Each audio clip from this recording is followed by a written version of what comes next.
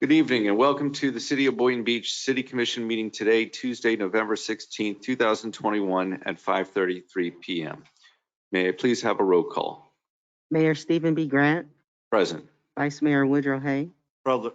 Commissioner Justin Katz, Here. Commissioner Christina Romulus, Present. Commissioner Typhon Surga, Present. Mayor Barnes. Thank you. We have on the agenda an invocation by Reverend Jack Kopis.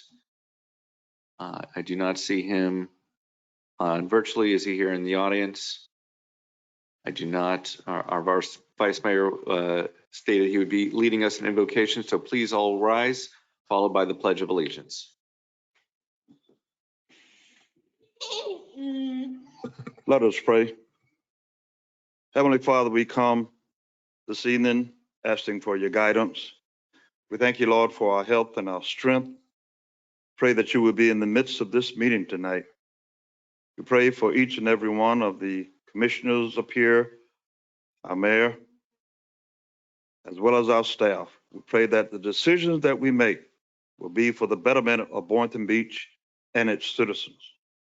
We'll be so careful, Lord, to give you all the praise and all the honor, for you are worthy to be praised.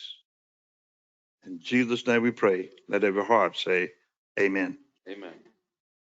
Pledge allegiance To the flag of the United States of America and to the republic for which it stands, one nation, under God, indivisible, with liberty and justice for all.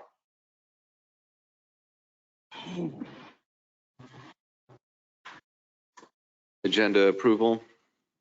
Any additions, deletions, or corrections? Mayor, Yes. I'd like to add an addition to today's agenda.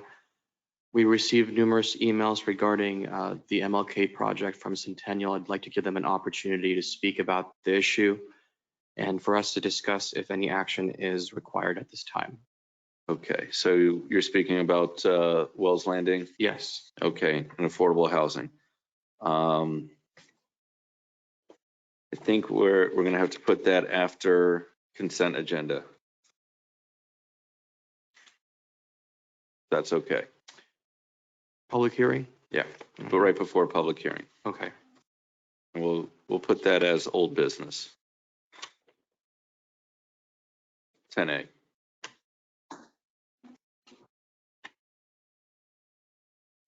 All right. There's a few things that I don't see on the future agenda.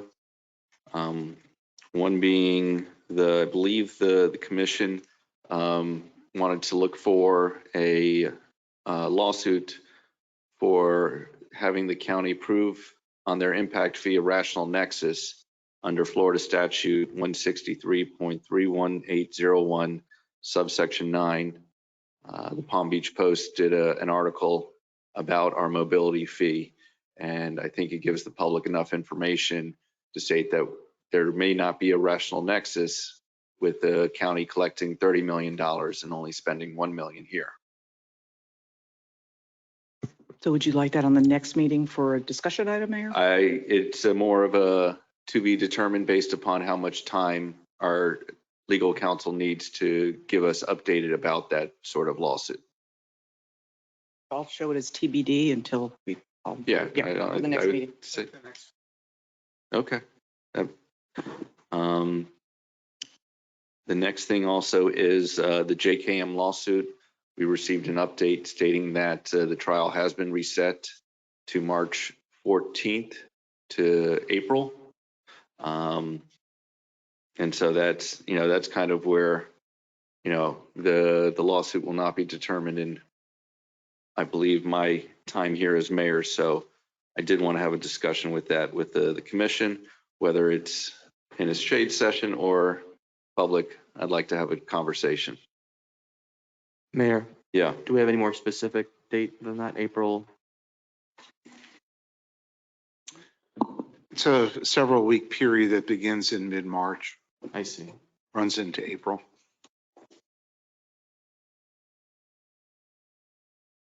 And so that's also to be determined.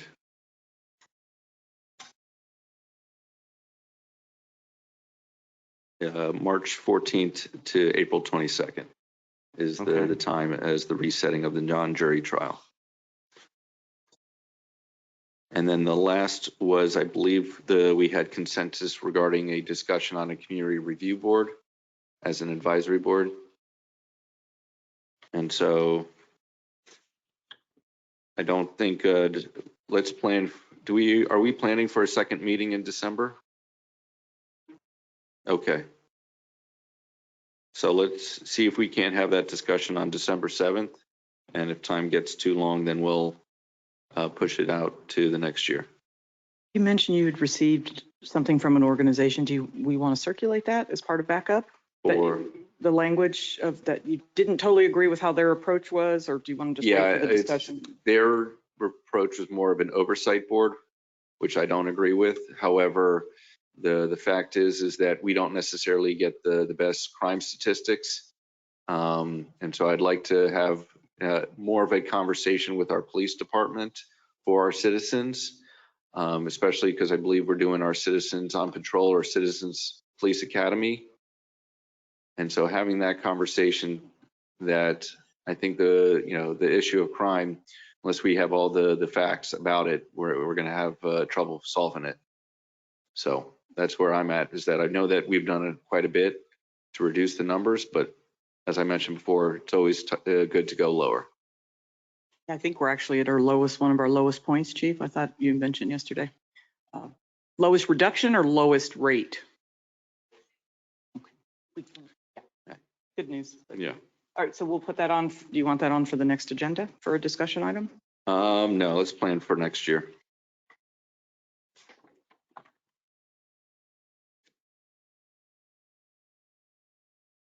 Mayor, Yes. what did you mean by we don't necessarily have the best data? I'm trying to understand what you meant by that. For which item? I believe you just said that we don't necessarily have the best data on crime. Do you mean the rate, or do you mean there's more information you're looking for? What did you mean by that? Yes, I'm talking about having the public review on a quarterly basis, the crime statistics, so that we have like a 1, 3, and 5 year look back, and on a quarterly look back, so that it's not necessarily coming in front of us on the city commission level, but is coming to the public because it does affect them. So Got it. that's kind of where it's that kind of a quarterly presentation, I think, is important to have. I know that we've had them in the past, and I'd like to get back doing that. Got it. I understand that better now. Thank you.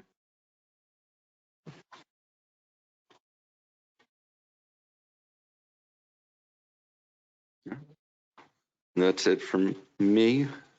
Would anyone else like to change any additions, deletions, or corrections to the agenda? If not, may I have a motion to approve as amended? So move as second.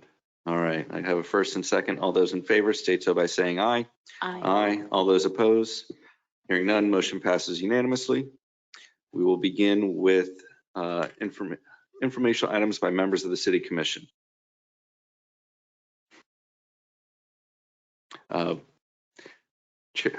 Commissioner Katz. Nothing to disclose at this time. Thank you. Commissioner Romulus. Yes, I did have a conversation earlier today with Bradley Miller regarding the item on the agenda. And other than that, I wish everybody a happy Thanksgiving for next week. Thank you.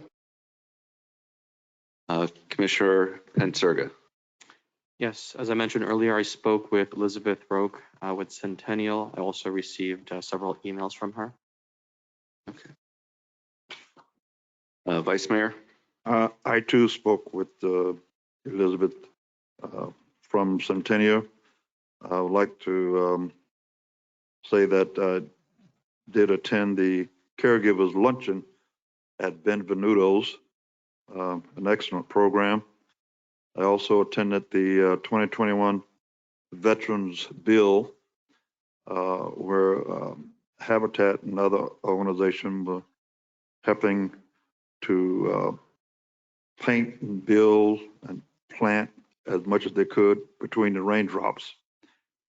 Also on Thursday, I was helping with feeding South Florida at Isa Hester Center. I also attended the Veterans Day celebration on the 13th. I went to the free community barbecue, which was where they passed out Narcan distribution. Boynton Strong was instrumental in the cooking of the barbecue and other organizations. It was held at the House of Kingdom Worship presented by the Trinity Counseling Center of Florida. I also attended the ribbon cutting of 500 Cafe Restaurant. We hope and pray that you visit them. Very, very neat and very well organized restaurant. And I too would like to wish everyone a happy Thanksgiving. As for myself, on November 3rd, I attended an event with the independent electrical contractors. On the 4th, I took a tour of our women's club and did a proclamation for Diwali. On the 9th, I also went to Healthier Boynton Beach's Caregiver Luncheon. On the 10th, I attended a walking session in the city's Galaxy Scrub, where the city partnered with the school district to have a walking path for education about the scrub and the native flora and fauna. That evening, I attended FAU's Entrepreneurship Tech Runway Innovator Space here in the city of Boynton Beach. I thought it was a very well-attended event and very excited about the future of our city hall. On the 11th, Veterans Day, I attended a ceremony at our Blue Star Memorial marker on Federal Highway, and also spoke to our veterans at Tom Kaiser USN Boynton Beach Veterans Memorial Park. I was pleased to see that the Florida Army National Guard was there, and speaking with them, I'm trying to have more of a partnership with the VSOs and the military for Boynton Beach. On Friday, the 12th, I attended a golf tournament for Habitat for Humanity and spoke with representatives of JKM. And on the 13th, oh no, I'm sorry, today, the 16th, I spoke with the city manager of Rauma, Finland. November 30th, we are trying to have a communication between the cities. And so I'm going to send out an email to our staff and to the Chamber of Commerce because we'd like to let them know what we're doing and how we can help do business with our sister city over 6 hours, was it 6 hour time difference away. This afternoon, I attended the Literacy Luncheon with the Literacy Coalition. I'd like to thank the city for helping support that, and our own Olivia, who works for the Homework Helpers, was a speaker there and talks about how great it is to be here at City Hall at the library. Last, I did speak with Elizabeth Roque regarding affordable housing. Is there any other informational items by the members of the City Commission? Seeing none. Let's move on to announcements, community special events and presentations.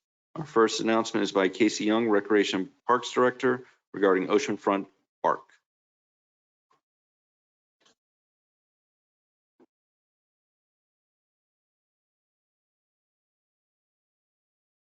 Good evening, Mayor, Commissioners. Casey Young, Recreation and Parks Director. I'm here to announce Oceanfront Park this Saturday, November 20th, from 9 a.m. to noon at Oceanfront Park, 6415 North Ocean Boulevard.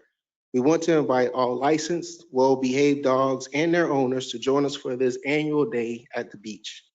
Dogs will be allowed off the leash in a designated area to enjoy the sand in the ocean.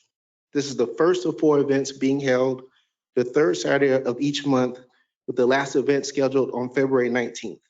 If you enjoy the beach and own a dog, join us this Saturday. For more information, contact the Recreation and Parks Department at 561-742-6221 or visit our website at wemakelifefun.com. And I got a question. Are we charging for parking during that time? No, all parking fees will be waived during the event from 9 a.m. to 12. Okay, thank you.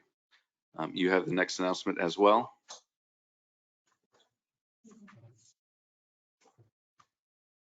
Good evening, Mayor, Commissioners. Casey Young, Recreation and Parks Director. I'm here tonight to announce the city, along with the Boynton Beach Veterans Task Force, is hosting a Pearl Harbor Remembrance Day ceremony at Tom Kaiser USN Boynton Beach Veterans Memorial Park, located at 411 North Federal Highway on Tuesday, December 7th, starting at 11 a.m. This event is in remembrance of the anniversary of the attack on Pearl Harbor and will honor all World War II veterans. The event will also include a reenactment of Franklin D. Roosevelt's Day of Infamy speech presented by world-renowned orator and Boynton Beach resident Delmas P. Wood Jr. This event is open to the public to honor all veterans. For more information, contact the Recreation and Parks Department at 561-742-6650 or visit the city's website at boynton-beach.org. Thank you. And will we be filming this for our social media? And we will work with the marketing department to find out if that is possible to have Okay. that filmed. I would like to do that. I do believe we spoke with the FDR representative, and he would, said it was okay. It's part of the aspect of our living history because, there's World War II veterans we're losing them at a great number each and every day. So if we have an opportunity to film them and their stories, I think we can't miss that anymore. We'll set that up then. Thank you. And now our next announcement is by Eleanor, Chriselle, Director of Marketing and Events.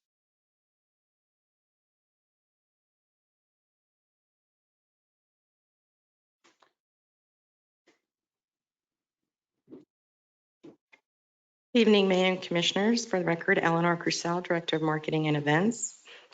In addition to lighting of the city's historic kapok and banyan trees in Town Square, the city of Boynton Beach is going back to a tradition and having a 30-foot holiday tree that will be placed in Centennial Park.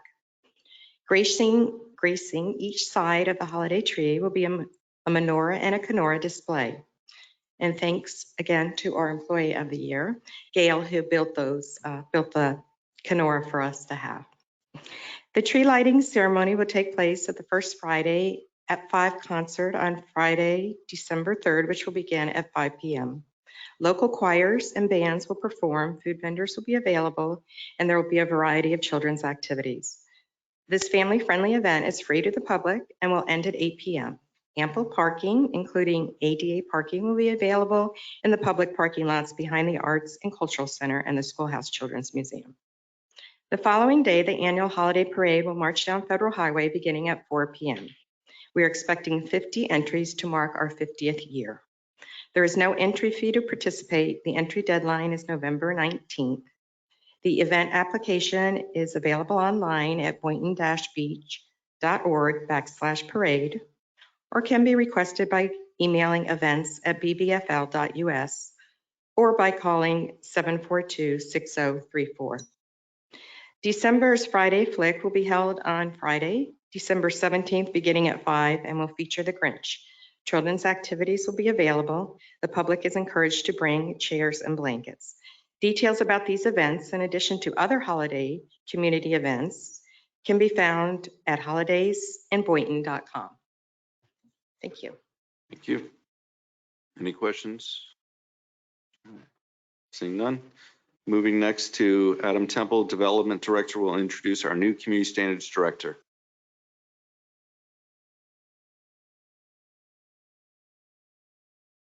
Good evening, Mayor, Vice Mayor, members of the City Commission, staff, residents of the City of Boynton Beach. This evening, I'm pleased to introduce Ms. Candace Stone as our new Community Standards Director. She's here next to me, joining me at the dais. Since joining our team last month, she's already hit the ground running. She's attended the Veterans Build in District 2. She's selected to Community Standards Specialist. And she's spent a couple weeks already out into the neighborhoods So she's really hit the ground running very quickly, and we're very pleased to have her join our team. And I wanted to just have the opportunity to introduce her to you all this evening and to the public. Good evening, mayors. Good evening, commissioners. I just want to say that I'm grateful for the opportunity to work with this city, a great team, and great residents as well. And I can't wait to continue my journey here. We'd like to welcome you and let you know that you are definitely director of one of the better departments, community standards. They have a great team, and I look for nothing but the best from you. Thank you. Thank you. Thank Mayor? you. Yes. If I may. First of all, I like your name. It's just strong and powerful. I love it.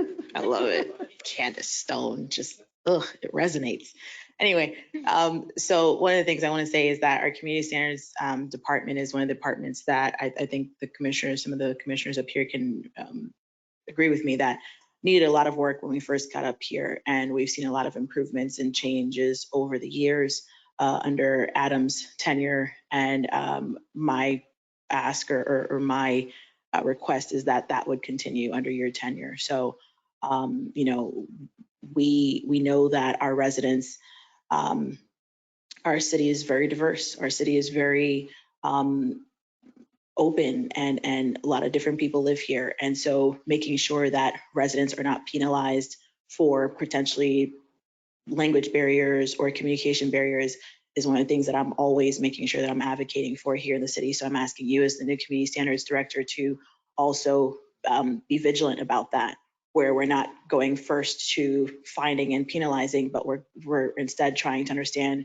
what is the miscommunication here with this resident, what can be done better, how can we make sure that our standards are met and done it in a way where it is inviting and welcoming, and people feel like they want to live here and they want to continue to live here in the city of Boynton Beach. So that is my onus that I'm placing on you in this new role. I know that, of course, you know, you already have the direction from Adam and Lori with your job description in and of itself, but that's for me the most important thing in your role. So I hope you are cognizant of that and that you'll be vigilant of that during your tenure here. Absolutely. And I actually do share the same mindset as Adam, and educating is the number one thing for me, and compassion too, because, you know, a lot of times it's just people don't know, residents don't know what the ordinances are, not necessarily that they're doing it on purpose. And yeah, I want to echo what Commissioner Romulus said with the language barrier. I spoke with HISPAC this past week, and they stated that it's great that our website is translated into 3 languages. However, the fact that it's under language, if we could have the 3 buttons for English, Haitian Creole, or Spanish. In addition, someone mentioned that our information, and I just want to clarify this with the city manager. If someone speaks another language and goes to our information, we're able to find somebody to help them with any issues that they have.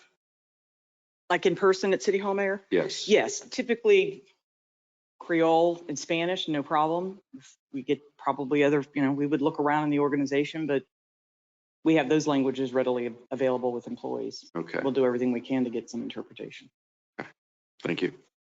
And community standards, we're pleased to speak 3 languages. So. Yeah. Excellent. Next, we have our Boynton Beach Department's 30 by 30 pledge, and watch a video of WPTV's news coverage of the department hiring initiative.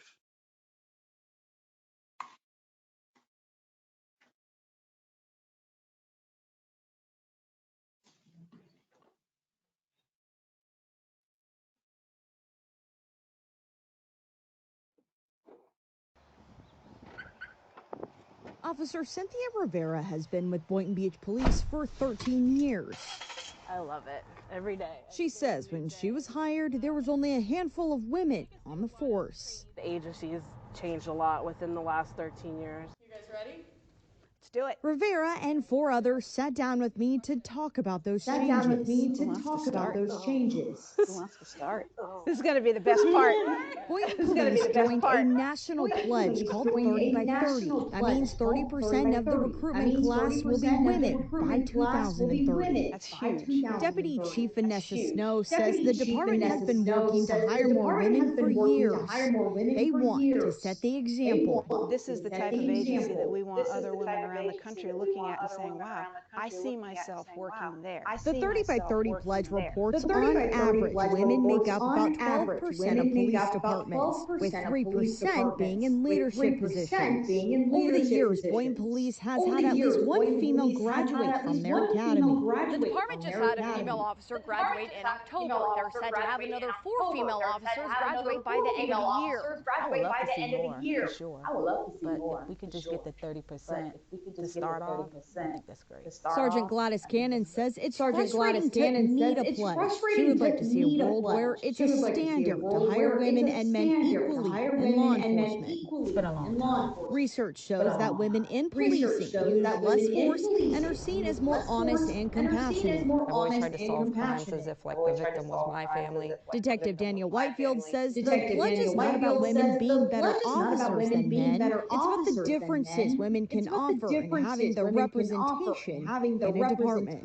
Coming from the detective side, when you're dealing with young children and victims of sexual abuse, sometimes they don't feel comfortable opening up to a male. Sergeant Christine Nolte says the perception around female officers is changing. It's kind of validating that, this is a position that we belong, that we can do the job just as well. I jumped that 6-foot wall and I jumped that 6-foot wall. I've seen you jump 6-foot fences too.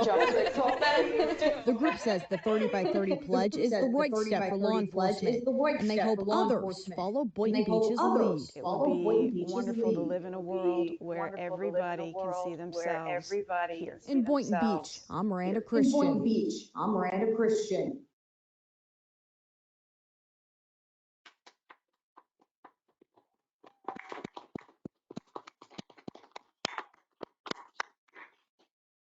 Mayor, Yes. the chief had shared that with the executive team, the clip. We often share clips when we have newscasts. And when I literally got tears in my eyes. I had not seen it. I knew it, I've heard of the pledge.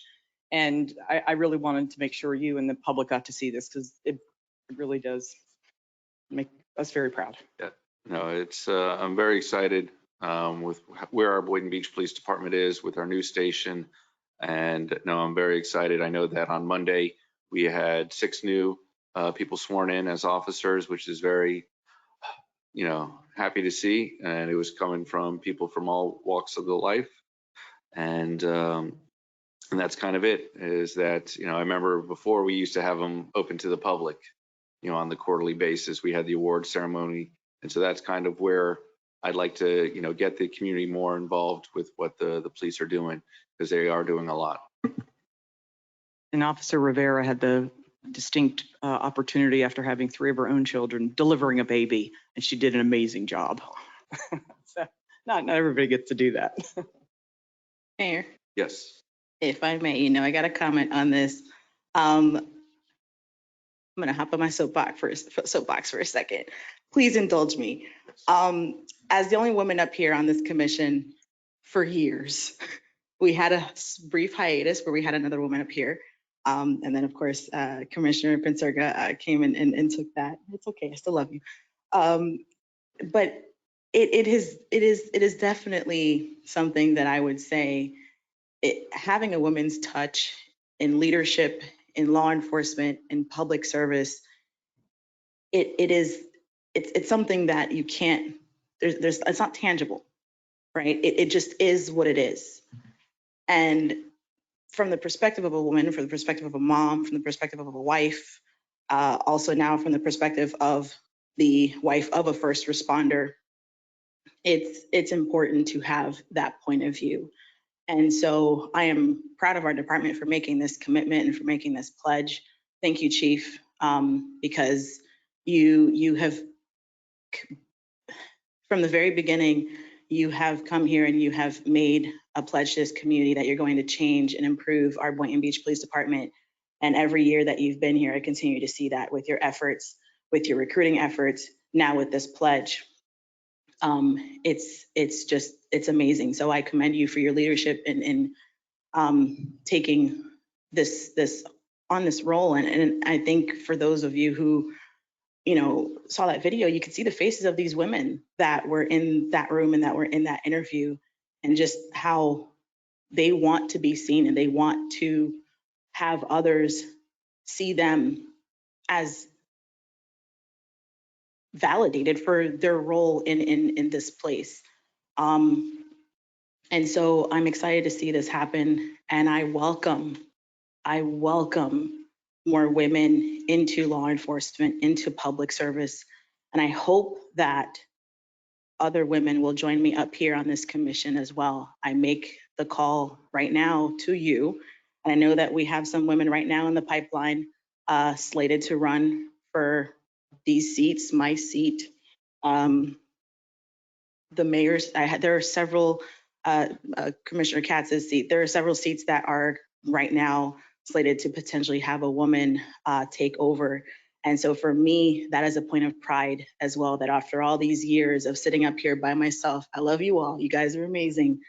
But it's going to be good to have some female blood up here, some estrogen, right? So I'm looking forward to that day where we continue to make it that it is not just, oh, wow, she's one of them. It's that, oh, there's just a bunch of women that are here and we're in leadership. And it's not surprising or amazing or she's the one or she's the only anymore. I want that to change. And this is just one more step in that direction. So again, thank you, Chief. Thank you to our leadership staff. I want to see that in our fire department, Chief. No, hint, hint. And just everywhere else. So thank you also to our city manager, because again, she just makes us look outstanding throughout the county, throughout the state. And I don't know if it's because she's a woman or because she's just badass, but she's just good. So that being said, let me stop because I'm cursing now. We'll stop talking. All right, thank you very much, everybody. No worries. Thank you. Any other comments from the commission? Seeing none, we'll move on to our next item is presentation of the city's community rating system improvement from a CRS Class 6 to a CRS Class 5 effective April 1st, 2022. Good evening. My name is Angela Primas, Senior Engineer with the Utilities Department. And I also want to congratulate the Police Department for a wonderful presentation. So I'm here to talk to you about the city's Community Rating System program. Next slide, please.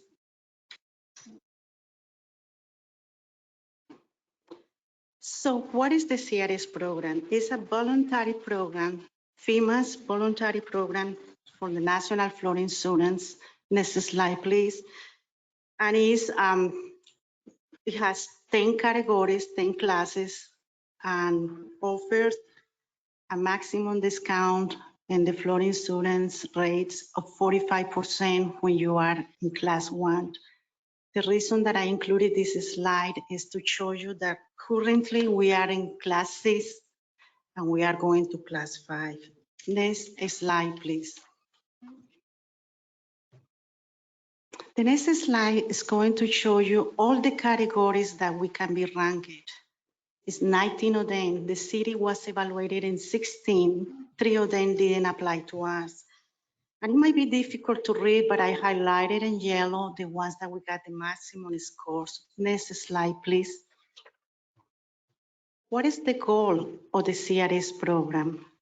The goal of the Community Rating System program is to foster comprehensive floodplain management, reduce and avoid risk, and support the insurance aspects of the National Flood Insurance Program. How do we do that? Communities conduct different activities, and we are supposed to conduct it in above and beyond the minimum expected standards. And 4 areas are allowed. One of them is outreach. The other one is for warning and response, that we have been working so hard with the outreach, with the public outreach, and also with the fire department when we do our drills every year. The next one is flood damage reduction that the city does so well with the proactive floodplain management.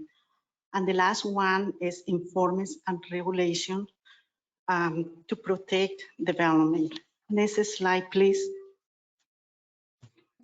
So during the January 2021 verification visit, the city went from having 2,096 points to 3,006 points verified by the Insurance Service Office, which is the administrator of the CRS program.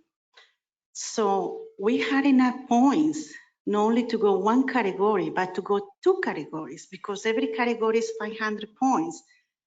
I was going to say, unfortunately, but it is what it is. The program, when you get to the threshold of category 5, they had higher requirements. It's not only points. So the city will have to get citywide watershed master plan. And before somebody asks, I want to let you know that we are in our way. We choose to do it in a different way, and instead of getting one big study, we are doing it in steps. We started prioritizing develop the neighborhoods that want to develop, like the Martin Luther King corridor and the areas that are very prone to flooding. Right now, we are doing Sandcastle, Boynton Estates, and Chapel Hill. So all these wonderful results are going to become effective April 1st, 2022. Next slide, please. So this slide might look a little busy, and it is indeed. But what I wanted to show you is, this is all the things that we did so well that we were able to go 1,000 points more. And I wanted to focus only on one, outreach again. We are very lucky to have a wonderful city manager's office handle the outreach with Eleanor. And what we did is we updated the program for public information. It was written initially in 2013, and we updated it by creating a community composed of stakeholders, citizens, and local businesses, and of course, key people, key staff in the city.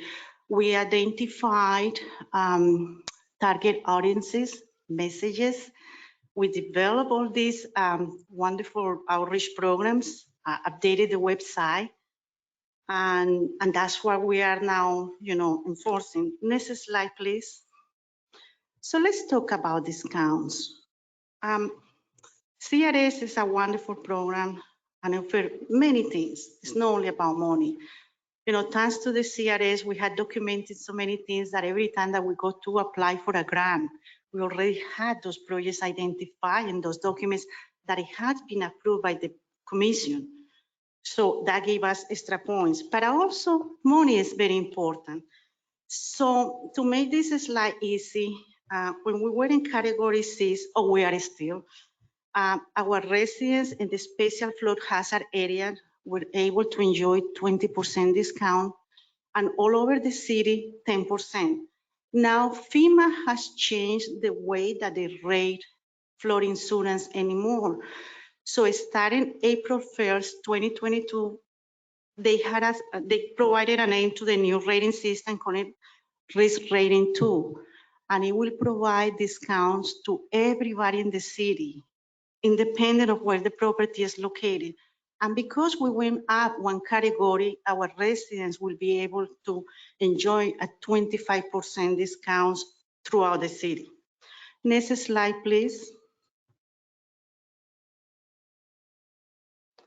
So in this slide, I wanted to show you the bottom line is everybody, you look in the bottom, everybody throughout the city will be saving 23%.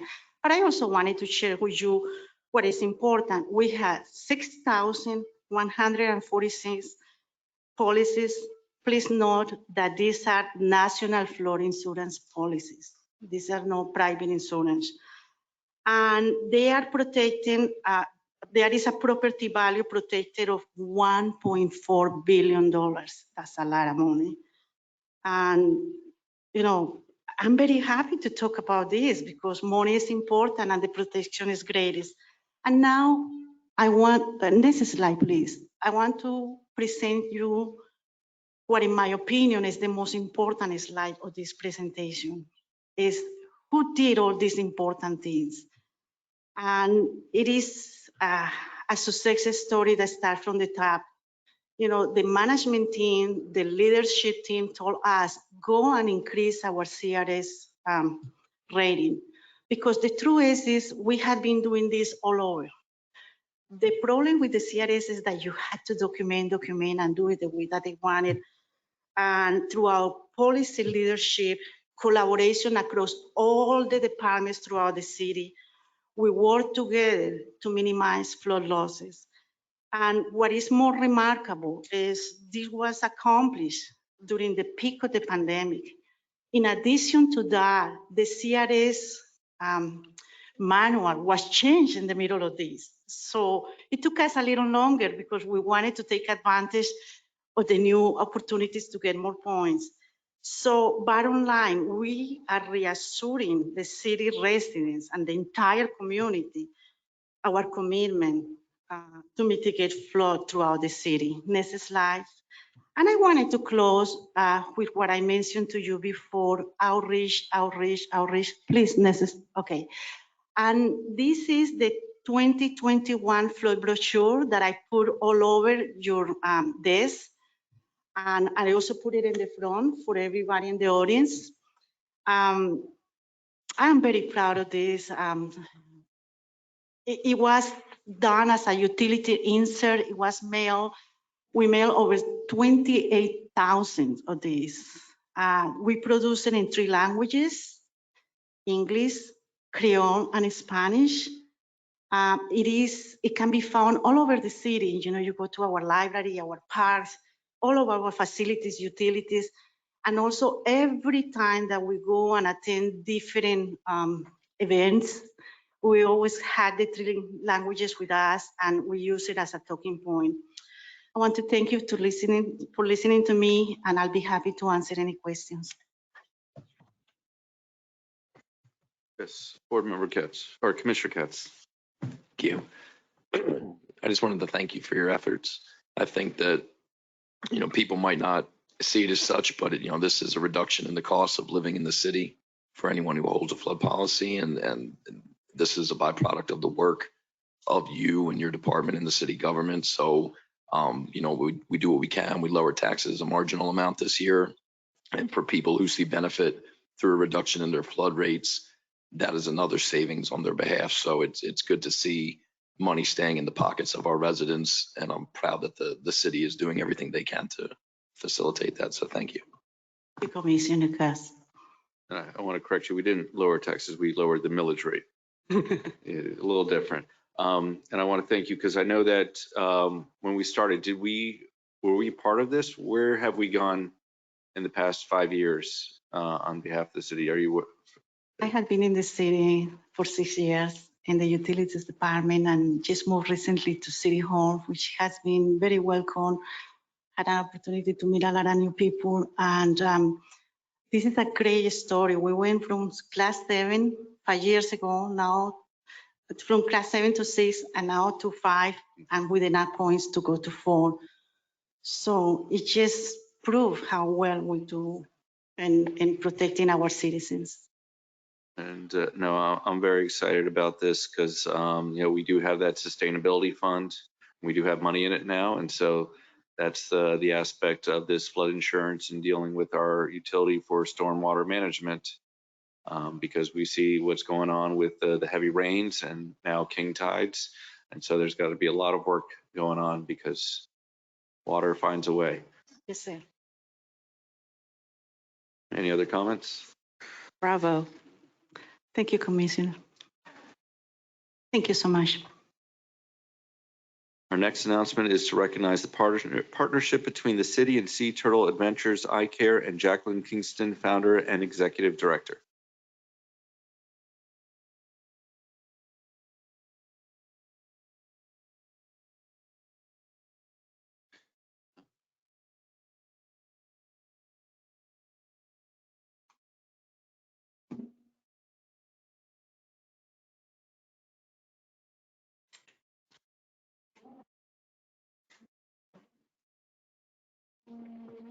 Good evening, Mayor, Commissioners.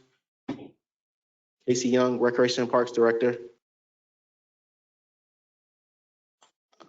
Yes, John, thank you for the presentation. I have just a brief presentation on the Sea Turtle Adventures Eye Care Program. I would like to thank Sea Turtle Adventures Eye Care Program for selecting the City of Boynton Beach Recreation and Parks Department parks to host their cleanups. Next slide, please.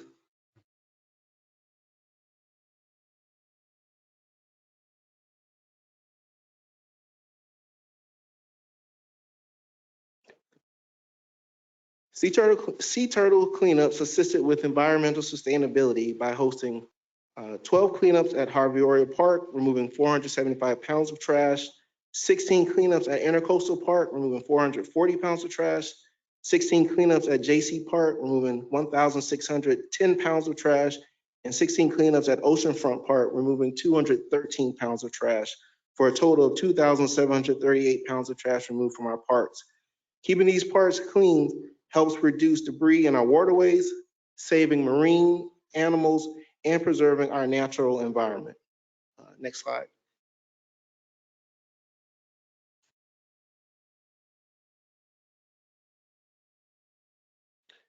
The Eye Care program helps with keeping the environment clean, but also inclusion, which is a core value of the department. We are proud to collaborate with Sea Turtles Adventures, which is one of the city's inclusion support partners who provides community programs for adults with special needs. I would like to thank Jackie Kingston, Sea Turtle Adventures founder and executive director, and her team for their commitment and value partnership. Jackie's here tonight in person. Wonderful. If she would like to say a few words. Absolutely, and we have a nice plaque for her as well.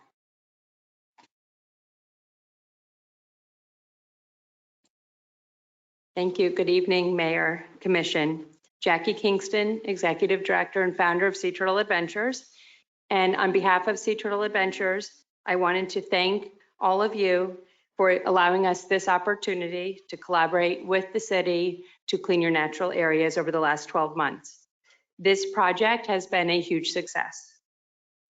Out of the 108 individuals that participated in these cleanups, 75 of them were adults with special needs.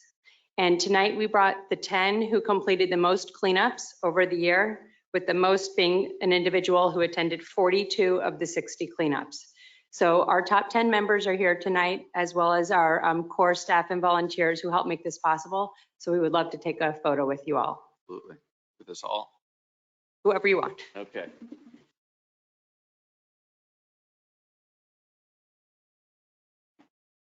Becky, Hannah, guys, come on.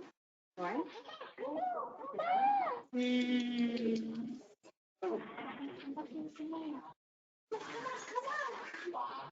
Okay, let me just get everybody. Yeah, you want to come in the middle over here? You want to come in the middle here? Perfect. You're right there. You're going to hold your phone for you. You're going to stay right there. So you're putting on your lips. You're in it. Come on.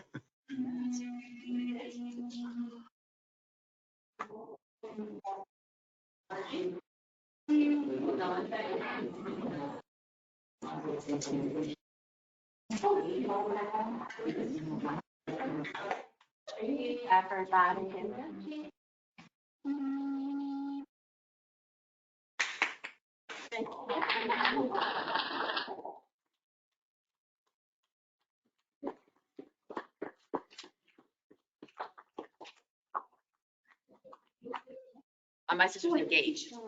Very nice, very nice. Okay, I'll just do one more picture. Kelly, if you can do it of the mayor and myself. Sorry. Sorry.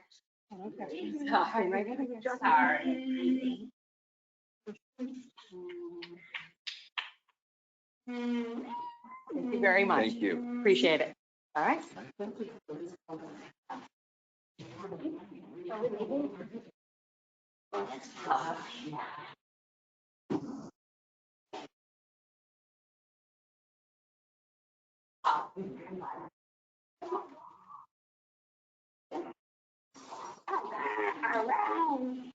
And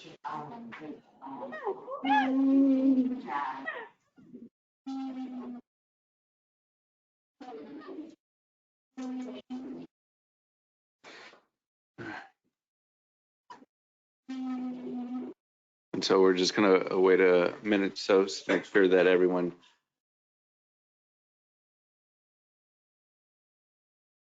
is quiet before we begin our next announcement.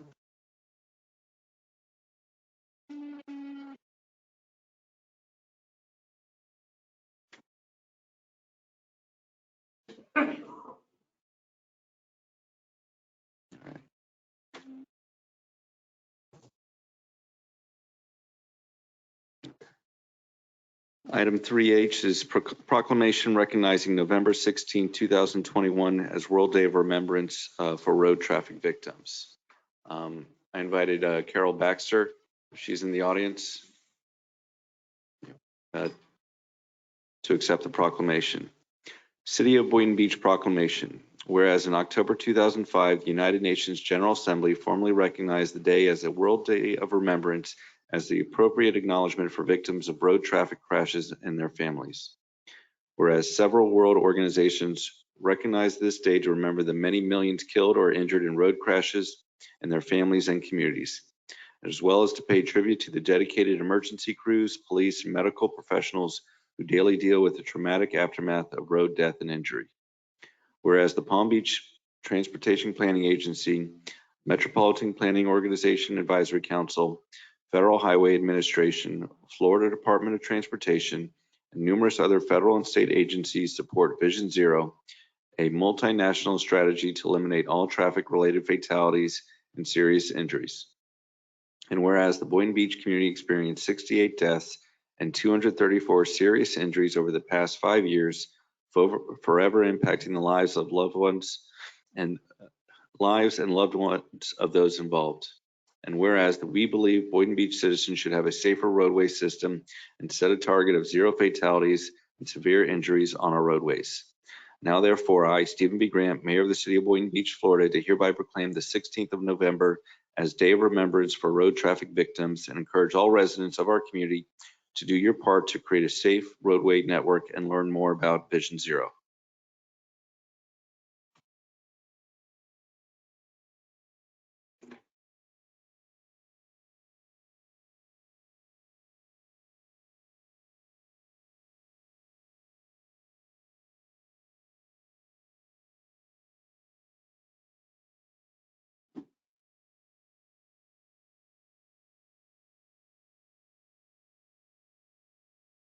Well, I hope that we do have more safety for pedestrians and bicyclists so that you don't have to have a Thanksgiving or Christmas without your loved one like we do every year. It's been really hard every year missing Timmy. And I hope that there's more done to stop pedestrians from being killed, even though he was walking across a crosswalk on Congress Avenue or on Seacrest Boulevard when he was hit by a car, and he was hit so hard that his boot went all the way across the road, 3 lanes, into the backyard of another person's. And I hope that none of you ever have to experience what that's like to get the call that your loved one's been hit. And I am thankful to all the police officers and EMTs that came out there to help with Timmy. And it was a really sad thing to do, but I hope that there was more money given to programs to prevent bicyclists and pedestrians from being injured or killed on the streets, because there was no way. It was a sunny day when he was killed, nobody on the road except one car, and she just didn't see the pedestrian walk. And that's how he was killed. Now there's a flashing light that goes up there where he crossed the road. And it's so much better to see that than to have to see, nothing there where someone else could get killed going across the road.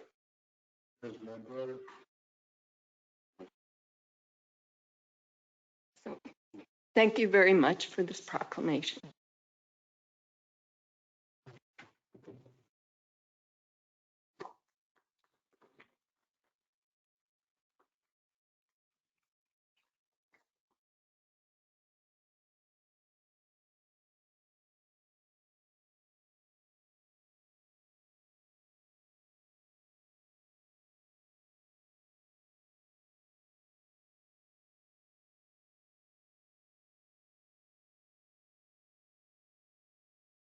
And we also have Alyssa Frank from the TPA who has some words as well.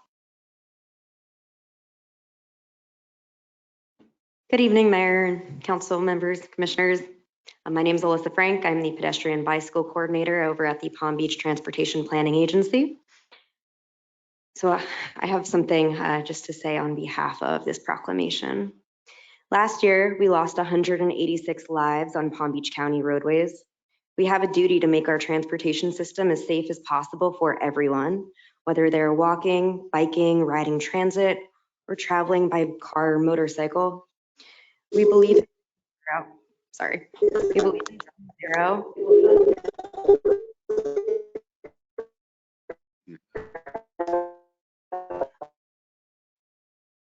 We believe in Vision Zero, that we can reach 0 deaths and that we all share the responsibility to create a safer system. We appreciate the mayor and city commission for passing this proclamation today, and we look forward to the continued collaboration of the city of Boynton Beach and the TPA on reaching Vision Zero in Palm Beach County. Thank you. You know, my time, with a lot of the different transportation associations that I spent on as a board of director, our governments, federal, state, county, and sometimes our own city are very reactive. And so that's kind of why we're moving forward with that mobility fees, because we want to be proactive. Our next announcement is to proclaim and recognize December 1st, 2021 as Impaired Driver Awareness Day. The proclamation will be accepted by Tracy Roloff, Executive Director of MAD, Carrie Gale, DUI Project Coordinator at PBC Victim Services, and DUI Officer Dennis Castro.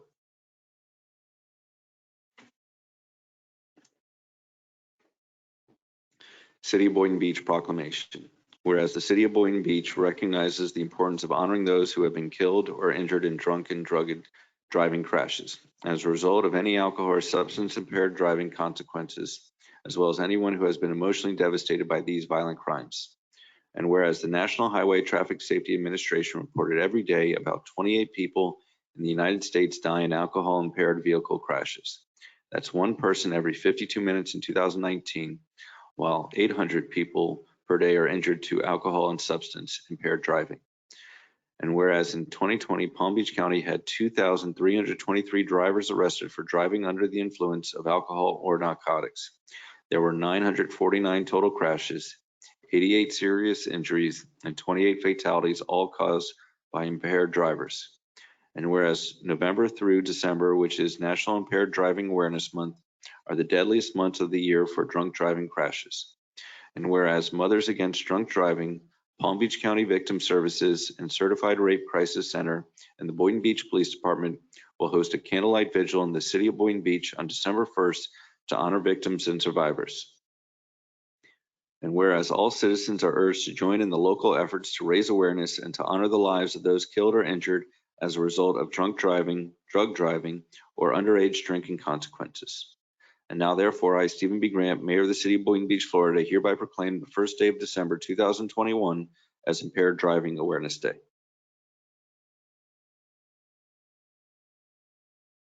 Good evening, Mayors, Commissioners. I just thank you for the opportunity for this, and thank you for the support that you guys have for us.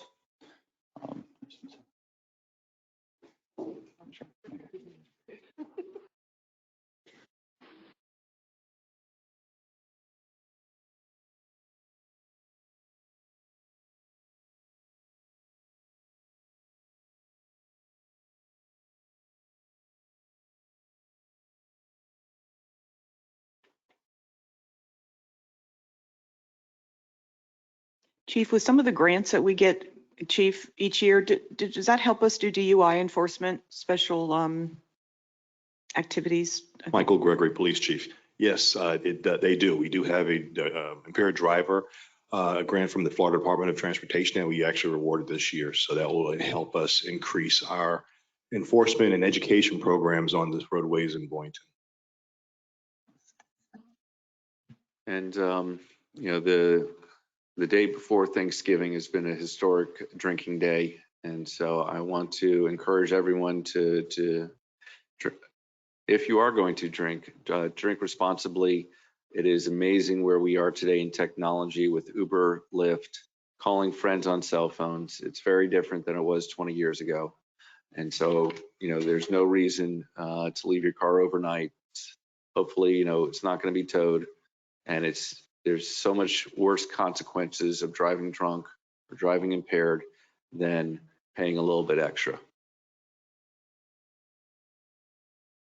All right. And our last proclamation is recognizing December 1st, 2021 as World AIDS Day. Katora Joseph from Faith-Based CDC will accept the proclamation. City of Boynton Beach Proclamation. Whereas the COVID-19 pandemic has changed our world immeasurably, and COVID-19 lockdowns and other restrictions disrupted HIV testing, and in many countries led to steep drops in diagnosis and referrals to HIV treatment.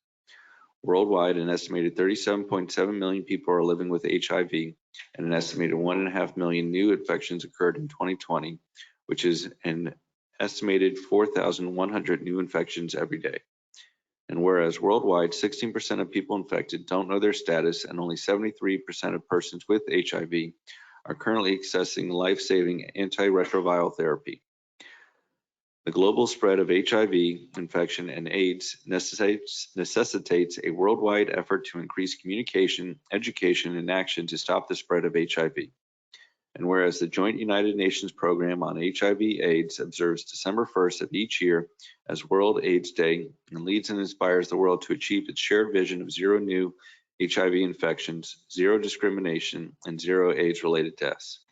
And whereas the 95-95-95 ambitious global plan to help end the AIDS epidemic has set its target for 2030, that 95% of all PWH, people with HIV, will know their HIV status. 95% of all people with diagnosed HIV will receive sustained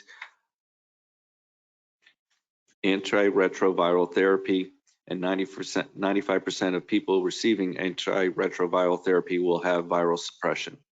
And whereas the World AIDS Day theme in the United States for 2021 is ending the HIV epidemic, equitable access, everyone's voices. And whereas in Palm Beach County, more than 8,200 persons are living with HIV, and that the Palm Beach County HIV Community Prevention Partnerships and the Palm Beach County HIV Care Council, through its partners, are working together to renew HIV/AIDS awareness and to expand and strengthen the local effort to stop the spread of HIV in Palm Beach County on World AIDS Day. Now, therefore, I, Stephen B. Grant, Mayor of the City of Boynton Beach, Florida, hereby proclaim December 1st, 2021 as World AIDS Day, and urge all residents of the City of Boynton Beach to take part in activities and observances designed to increase awareness and understanding of HIV/AIDS as a global challenge, and urge residents to join the global effort to prevent further spread of HIV/AIDS.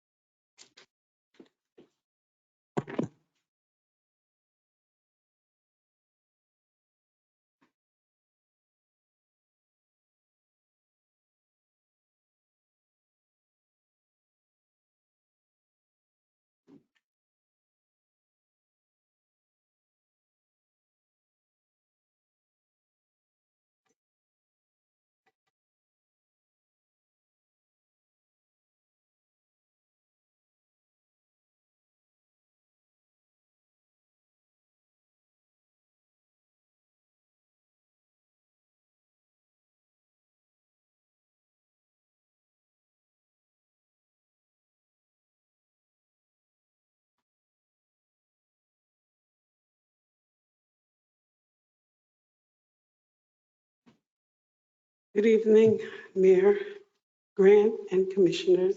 As some of you may know, I am not Katora Joseph. My name is Gloria Goolsby. I'm the project director for the Boynton Beach CDC. And right now we have a program that is called Where My Sister's At, which I go around the communities of our city, and I educate African-American women. It's specific to African-American women. At this level right now. We have a high rate in the city. And I just want to say that I'm proud to announce that we have educated 107 women over a 6-month period. And the program is going really well. And I would ask that you continue to support us. And I may be out of line, but last year we had the epidemic that came on us. And I just want to thank Mayor Grant for being part of our Saving Sisters Organizing to Survive event last year in March. We didn't get a chance to come together to thank him and appreciate him for Proclamation last year, and I'd like to do that. Thank you. Gloria, it was my pleasure. And I want to thank you for all the work that you've been doing in the community for a long time. Sorry, it's been a while that I saw you, but as soon as you spoke, I'm like, I know you. And yes, we will do what we can to make sure that, any epidemic or pandemic that is in the city, that we will do our best to end it. Gloria is very active in our community. She's also part of the mental health committee of Boynton Beach and doing an outstanding job in that area. Thank you, Gloria.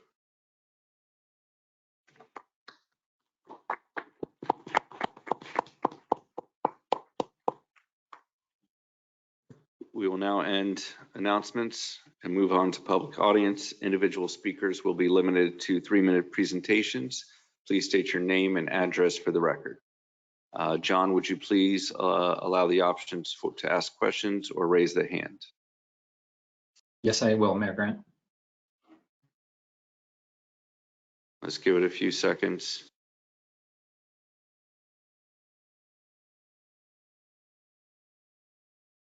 John, do you see anyone with their hand raised? Oh, I see one in the audience. So yes, I'm sorry, you're at the podium. Would you like to begin? So if there's someone who would like to speak next, please go to the next podium. Andrew, yes. Good evening. Good evening. My name is Barbara Reedy, 34001 Baez Bay, Boynton Beach, Florida. I am here tonight to ask for a good thing for our Boynton Beach Little League field. Of the almost 4 decades that I volunteered in the community, the Little League field is near and dear to my heart. All 3 of my kids played there. I coached my daughter's team. I ran the concession stand almost 10 years at the Little League field. What I'm asking for tonight is some sidewalks so that grandmas and grandpas and people in wheelchairs don't have to be dragged backwards in the grass. We have 4 fields, and it would be nice if we could access all 4 fields in wheelchairs. And also, I'm not sure if anyone's aware of it or not, but the bathrooms are not ADA. There is no stall available for anyone in a wheelchair to utilize the bathrooms, at least in the ladies' room. I have to admit to not having been in the men's room. So that's what I'm here for tonight. I would like the Little League field to be updated. And I'm grateful to the city for the Rec and Park program. We have a very wonderful Rec and Park program. And the Little League field is an asset, a huge asset to the city. Thank you. Thank you. Barbara Reed, it's just good to see you again. Yeah. But thank you for your observation of that. I've also noticed that, and but I'm glad that you brought it to our attention, and I'm sure that the city will do everything within our power to correct that. Thank you. It'd be nice. Another way to think of it is it's less grass to mow. And so I guess if staff could give us an update as part of our capital improvement plan. Yes, sir. I don't have that off the top of my head, but we do have a whole ADA plan of addressing all of our facilities. It's just taking years to do. Okay. I'll get you an update. The ARPA funds, Recon Park is an acceptable expense. Yeah, okay. But I want to see where it is in our capital projects too. Yeah. Commissioner Katz. And also, a couple of months back, a local resident who's also a sports agent, a professional sports agent, had come in and made reference to wanting to fund privately enhancements to that facility. I believe an indoor batting cage of some sort, but if there's an update that we can get on any conversations there, and also if that is something that in some way, shape, or form can move forward, there might be a way to marry these two projects if there's building going on there and enhancements at the same time. So if there's a way to get an update to us on any communications that have taken place since those public comments, I'd certainly appreciate it. Yeah, I need to check with Casey on that. We'll send out an email with both. Okay, thank you. Yeah, thanks, Mark. And I do see someone with their hand raised online. Yeah. I'm going to ask Sheila Joe Gaines to, your microphone is unmuted. Thank you. Yes. Sheila Joe Gaines, 2500 Contour Lakes Drive. On November 13th, 2021, Trinity Counseling Centers of Florida Incorporated partnered with community partners to host a community barbecue and a Narcan distribution located at Boynton Beach House of Kingdom Worship, Bishop Kenneth Jones, Pastor, 135 Northeast 7th Street in Boynton Beach, Florida. Trinity Counseling Centers was able to feed over 200 people and provide 238 doses of Narcan to the community of Boynton Beach, Florida. With the help of T. Leroy Jefferson Medical Society and Premier Medical Center of Boynton Beach, Florida, we were able to provide education on how to administer and store Narcan properly. Special thanks to Officer Dill, Officer Shrek, and Officer Revere, who drove the unmarked vans around Boynton Beach, along with Pastor Ray Whiteley of Faith in Florida and Kevin Choi of Harm Reduction Center to pick up our homeless population for the event. Unfortunately, the homeless population felt as though we were attempting to detain them and would not get into the van to attend the community barbecue in Narcan. The pivotal point was the attendance of the community of Boynton Beach. Every culture and every group was in attendance. We witnessed an audience, Black, Asian, white, Hispanic, LGBTQ, government, church, children, and the elderly. All were in the same space for this amazing cause. This is what matters. This is what Trinity Counseling Center's vision is. Building a community within and supporting and cultivating healthy mental health within our communities. We look forward to working with the Boynton Beach Police Department as well as the City of Boynton Beach for more community events, such as our past community barbecue and Narcan distribution. Trinity Counseling Centers and dedicated partners will dedicate our time to go into the Glades, Riviera Beach, and Lake Worth. In 2022, we aim to capture South Florida in its entirety. At Trinity Counseling Centers, mental health matters. Thank you. Thank you, Sheila. And if you could give more information about your organization to the city or to myself, I would appreciate it. Right now? Do you have a website that people could go to or an email? So we have our Facebook page, which is Trinity Counseling Centers on Facebook, and you can reach us at TCC Trinity Counseling Centers. We also have a phone number, 561-660-0237. Email, it's sgames. I apologize, I'm sorry. info@tcc@gmail.com.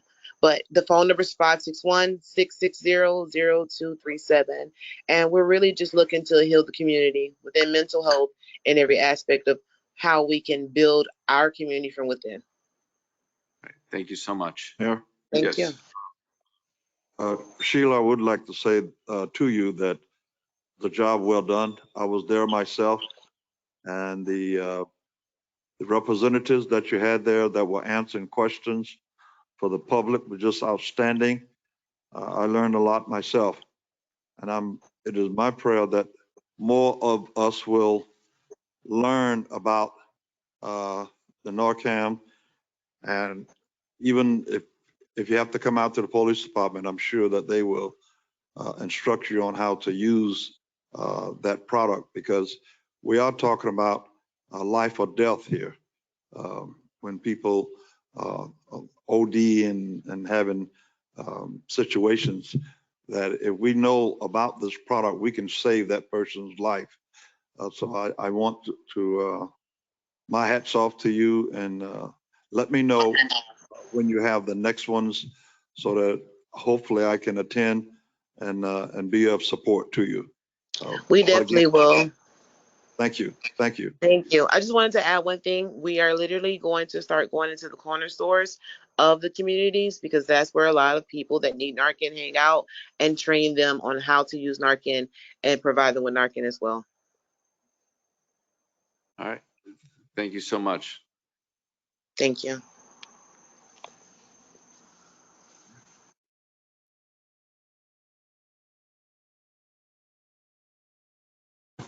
Ernest McNolly, 710 Northeast 7th Street, apartment 407, Boynton Beach, Florida, also known as Harbor Inlet Club Number 1. I'd like to say, since the building collapsed in Surfside, Florida, on June 24th, our building has a lot of problems for years. Before I moved there last year. And then when I started to ask the city for help, I come in and they tell me there's nothing we can do. There's nothing anybody can do. It's got to go to the county. And then I get calls from Boca Raton, from the mayor's office, who said, you know what, we're going to make an ordinance to inspect these buildings. And I said, are you really going to? They said, yeah, in August, and we're going to pass it and enact it. Then I come into these meetings, and the city lawyer, the city mayor, who's a lawyer, and this commission tell me, oh, you can't do that. Boca Raton was wrong. No, Boca Raton wasn't wrong. Y'all were wrong. And then when I try and really take the records of these meetings and go somewhere like to attorney complaint board, everybody's afraid of y'all. Everybody's afraid of the mayor who's a lawyer, the city lawyer who's a lawyer. Everybody's afraid of this commission. I'm not. But how come I can't get anywhere? How come you keep talking about a citizen review board or something to help with looking at the police, but you never do anything? Every time you come here, what do you talk about? You got this gentleman here, you're talking about problems. All he talks about is things from Delray Beach that nobody cares about here. We got children starving here. You got housing that's in terrible shape. And this housing department won't do anything to help anybody, no matter how many times you call them. And all they do is come up here and tell you untruths, and you just accept it. You know, Mr. McNolly, you don't know what you're talking about. These are certified engineers. Really? Really? You guys don't care. And that's where this city attorney comes from, right where that building collapsed. And that's where you're going to run for senator, right where that building collapsed. And that's where this guy comes from, Delray, where all the troubled lawyers and developers come from. And who's going to help Boynton Beach? Anybody? And I'm asking anybody who's listening to this, I don't care if there's 1,000 people listening. I need a lawyer and I'll pay, and I don't want money. I just want this city to be held accountable for what you're doing, especially since 624, and not helping us with these buildings that are soaked. And the mayor thinks everything is funny. And now I find out they just said the mask thing passed at 5 o'clock today. How about for the last 3 months with you, Mayor? All you do is stand up here and take pictures with no mask. You don't think anything applies to you. And why? Because you got this other lawyer here from Boca, wherever he's from. You want to comment? Thank you for your comments. Would you please have a seat? Oh, you want me to sit down? Correct. Okay. Comment, right?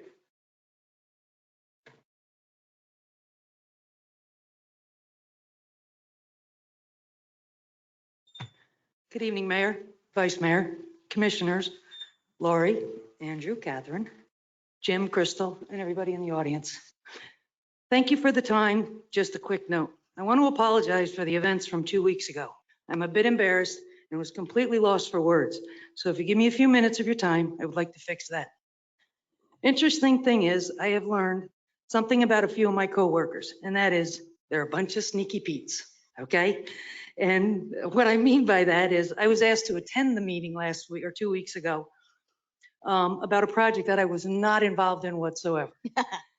So with my mind, as curious as it is, I went into overdrive to figure out why do I have to be here?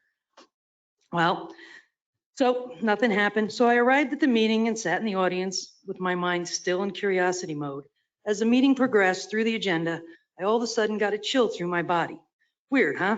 So sitting there and still trying to figure out why I'm here, Mayor Grant proceeds to change gears and move an agenda item up the list, the Tim Howard Excellence in Public Service Award. Now my mind shifts into a different thought, thinking who's going to get this award and I get to be present because this is so awesome. Then the mayor starts reading the nomination speech, and now getting a little more excited for this year's recipient and what an honor it will be for them. Mayor Grant continues to read aloud, and here it is, my name. Now I think, what? Are you kidding me? Did he actually say Gail Moots? Yes, he did. All I could think was, wow, wow, wow. And Lori and Mara can contest to the text afterwards. That's all I pretty much said. This is really awesome. Feeling a little numb, I proceeded to the dais, and my mind that was spinning 100 miles an hour earlier has come to a complete stop, and everything was moving in slow motion. What a long walk towards the dais from that corner to here it was. Lost for words totally. Now I'm thinking I was chosen to receive an award where I'm associated with a great man, Tim Howard, and now I stand here looking at this beautiful piece of glass and the inscription, totally silent and lost for words, which is very unusual for me if you know me. Thank goodness for Lori. She was able to have the moment last a little longer and talk about the dream I had had of Tim that very morning. Thank you, Lori. I appreciate you. And well, you all know how the rest played out because all I could say at that end of that was, thank you, everyone. Oh my, how embarrassing. But I now have the opportunity to fix that. So here I go. First and foremost, thank you to all of you that voted for me. I appreciate each of you. 8 years ago, in fact, Thanksgiving will be my anniversary. Another blessing to be thankful for on that day. I started a new chapter in my life. I was hired by the city of Boynton Beach. And for those of you who know me, when I introduce myself to others here at the city or at meetings, my name is Gail Moots. I work for Public Works Facilities Department. My title is whatever it takes, get her done.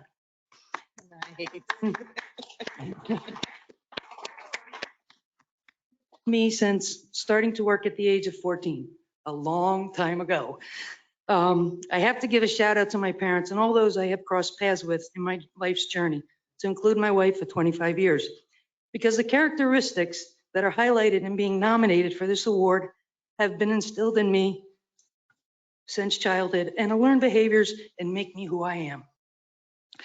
Old Mr. Webster could never define or could I ever express how appreciative I am. Sorry, I'm getting a little appreciative I am to receive such an award, not only being the first recipient or for who and what it represents, but just the simple fact you chose me. Thank you.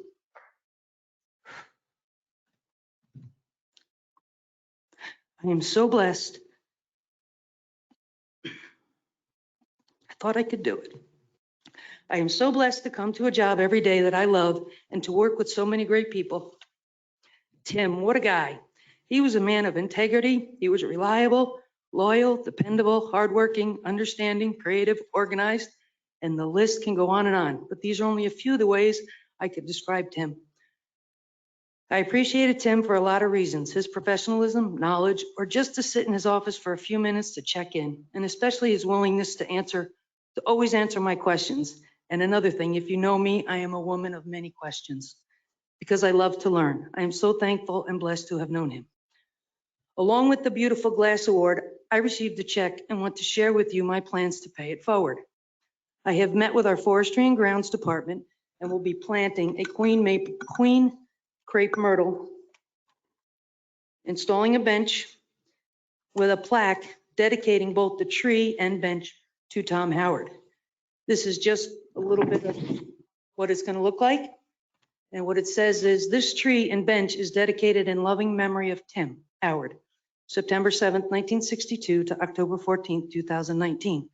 City of Boynton Beach Public Service, December 8th, 2019 to October, oh, I got to fix that date. It was a little bit earlier than that, to October 14th, 2019. Your life was a blessing, your memory a treasure. You are loved beyond words and missed beyond measure. Okay, I'm almost done.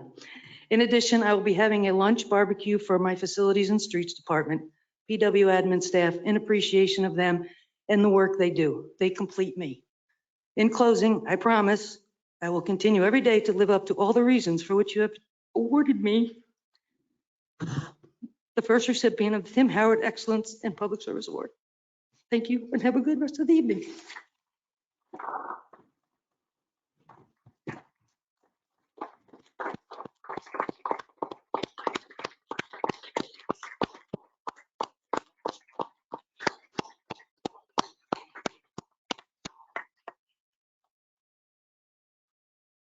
Wonder why she got the award. We don't wonder anymore. Mayor, if I may just comment on Gail's comments.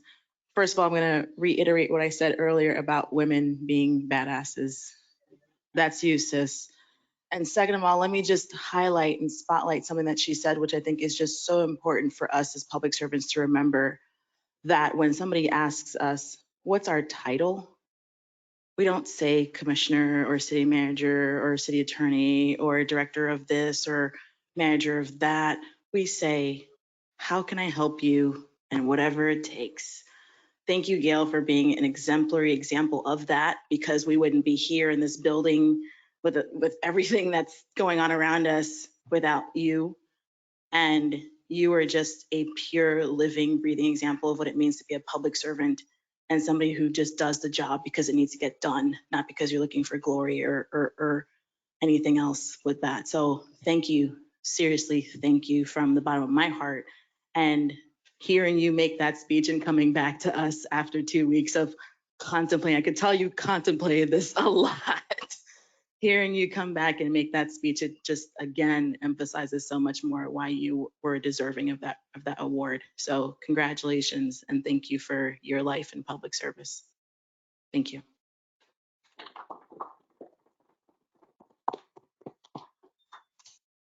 Hi, my name is Dave Beasley. I live at 190 South Boulevard, apartment B in Boynton. I know you've seen me before, and I'm back again for this, basically the same thing. After the last meeting, I really hoped that we would have a workshop meeting and with some contractors and try and work out some of these problems. I think that the big guys have the staff to make it through some of these things. I work mostly with the little guy. The little guy has a problem. You asked me, Mr. Mayor, last time, did they quote a code? About half of the comments I got on the last job were Boynton Beach Amendment 1702.1. That is basically the building official can tell you whatever he wants to do. That's not a code. That doesn't tell me anything. I'd really hope that we could do a workshop, and I'm really here to help. I would like to help resolve this and do a workshop. I met with Adam, or I called Adam. After the meeting last time, I met Adam. I called Adam, we set up a meeting for 2:30 on an afternoon. I went into the building department, I signed in on the computer. I got a phone call from the office. And John Koonsman called me, informed me Adam was there with me. I said, I thought I had a meeting with Adam. He said, Adam's here with me. Let's go through those comments. I started through the comments. The comments, number one, shouldn't have been a comment. It was on the drawing. But it was also said to comply with Boynton Beach Amendment 1702.1. Second comment was to do with square footage of the building. It may affect the impact fees. Also comply with 1702.1. It was on the drawing. When I pointed that out, I was told I should have called the plan reviewer. He would have eliminated that comment. That's not the point. The point is I have to take the time to address comments that shouldn't exist. And I really would like to work it out, but I don't know what else to do. Thank you. So, sir, before you head out, I appreciate you coming here again and saying that it's not fixed. And part of our agenda item today is, what we're dealing with our inspectors, because we have not, we got a lot of things going on. And we need to hire sometimes outside vendors to inspect things. And I'm assuming that Lori or Andrew, we're going to get a statement about where we are with our new software. And it's kind of in that sense is that there's some aspects of, planning and zoning that is subjective. Sure.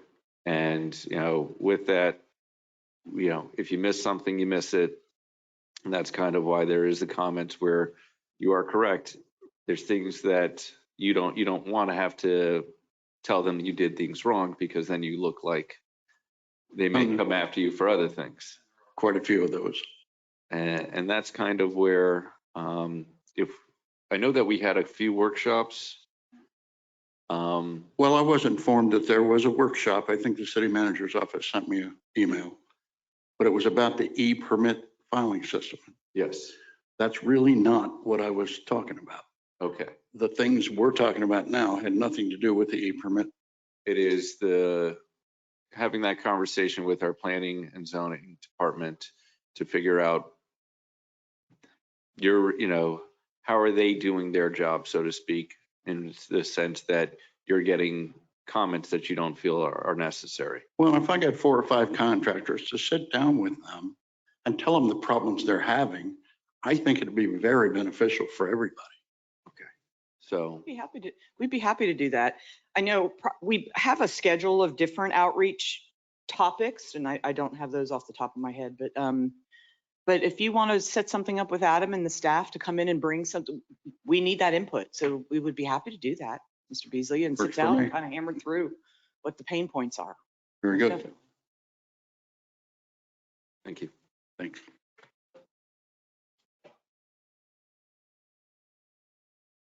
Yep. Mm-hmm. We'll have an update on the Sages Gov. I think it's scheduled for January, Mayor. Jacqueline Mataragis, 2620 Northeast First Court, Boynton Beach. I'm here tonight again because we had called our District 2 Commissioner, Woodrow Hay, for safety measures into our city street there, First Court. And he came, and then he brought an expert with him. He said, "You don't mind?" I said, "No, of course not. We don't mind. That's great. We're looking for safety." Because during COVID, many children in our neighborhood were on scooters, bicycles in the middle of the street. We have to stop our cars, things like that. So Gary Dunmeyer came with him, and we told him what we could do. Well, anyway, whatever they did is magnificent, which I had come before to say that. However, it's a work in progress that is working. It is absolutely unbelievable how it's working. I wish everybody could see during the day, because I watch this, of kids that are walking on the sides where the lines are. The people are coming in the evenings. Our Canadian residents have come back and they're overwhelmed. And that's what I was here to say. It is absolutely wonderful. And thank you so much. I'm sure it's going to save lives. And it's an amazing that the saving lives was there this evening. So thank you, thank you, thank you, thank you. Jackie, thank you very much. I wish I could duplicate you. But Jackie's from the Village Royale on Gateway up there. And when we met, it just shows you what can happen when the city works together with the residents, and we put our heads together, and we have someone like Gary Dunmeyer, who has a lot of great ideas, and we were able to agree on something that we felt would work. Well, boy, it does work, and the reflectors on the ground are unbelievable. Everything is just unbelievable. It works like a dream.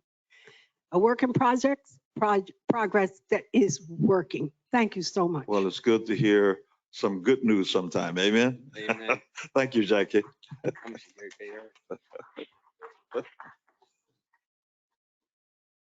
In addition, I received a question from Ray Whiteley, who is requesting to speak, so I'm unmuting him now. Mr. Whiteley? You're currently self-muted. Okay, thank you. Can you hear me, Mayor? Hello? Yes. Can you? Yes, we can hear you. Okay, good afternoon. My name is Pastor Ray Whiteley from 223 Northeast 12th Avenue. The reason for my statement tonight is I just wanted to read something into the record. An amazing event happened yesterday, and I just wanted to read this on behalf of Pastor Richard Dames and the Boynton Beach Coalition of Clergy. Boynton Beach Coalition of Clergy, in partnership with Faith in Florida, exists to build powerful network of congregation that will address the systemic racial and economic issues that cause poverty within our families. We believe that our faith calls us to unite our communities to speak with one voice and constructively engage the decision makers and institutions to address long-standing issues that put pressure on our families. It is through our model as clergy we have come to understand that the Boynton Beach is experiencing a tremendous economic growth, primarily because of the great work of David Scott, our economic director, and the CRA. This is something everyone wants. What concerned the clergy is that the development of Boynton was not being guided through an equity lens. The cliche, rising tides lift all boats, is not true if your boat got holes in it. And what if you don't have a boat, period? When development is not conducted through an equity lens, it places the residents of the heart of Boynton at risk for displacement. For the record, when I say HOB, I am talking about the entire historic Black community of Boynton. So you can begin to understand how excited the clergy became once we became aware that the city is leading the effort to create an equity initiative. What excites us most is the manner in which you chose to develop this initiative. Broad-based, meaning you have included all groups that face inequalities, capturing data so that the recommendation isn't based on emotion, getting feedback from multiple stakeholder groups, hosting town hall meetings, and finally, you will take those findings and provide an equity blueprint for key stakeholders to follow. This is spot on. With that said, none of us needed this study to know that the following as it relates to the heart of Boynton. One, the solutions are bigger than city government. Two, the heart of Boynton will have the highest concentration of inequity findings because of historic Jim Crow segregation policies. We are fortunate to have leaders from faith, civic, social services, health, and labor organizations that are already meeting and learn how we can work in a collaborative, not competitive manner. We are looking to ensure that the residents of Heart of Boynton will become resilient to the negative consequences of gentrification. We want to ensure that the Heart of Boynton develops without displacement. We know nobody is coming to save Can you hear us. me now? Hello? So, yeah, well, you passed your 3 minutes. So Okay. we would be happy to speak with you more about this at the appropriate agenda item, but the public comment is closed. Thank Or you. the public time has ended. Thank you very much. Mayor, this item is on the agenda tonight. Yes, it is. So, Mr. Reverend Whiteley, please feel free to finish your statement at that time. Thank you. Thank you, will do.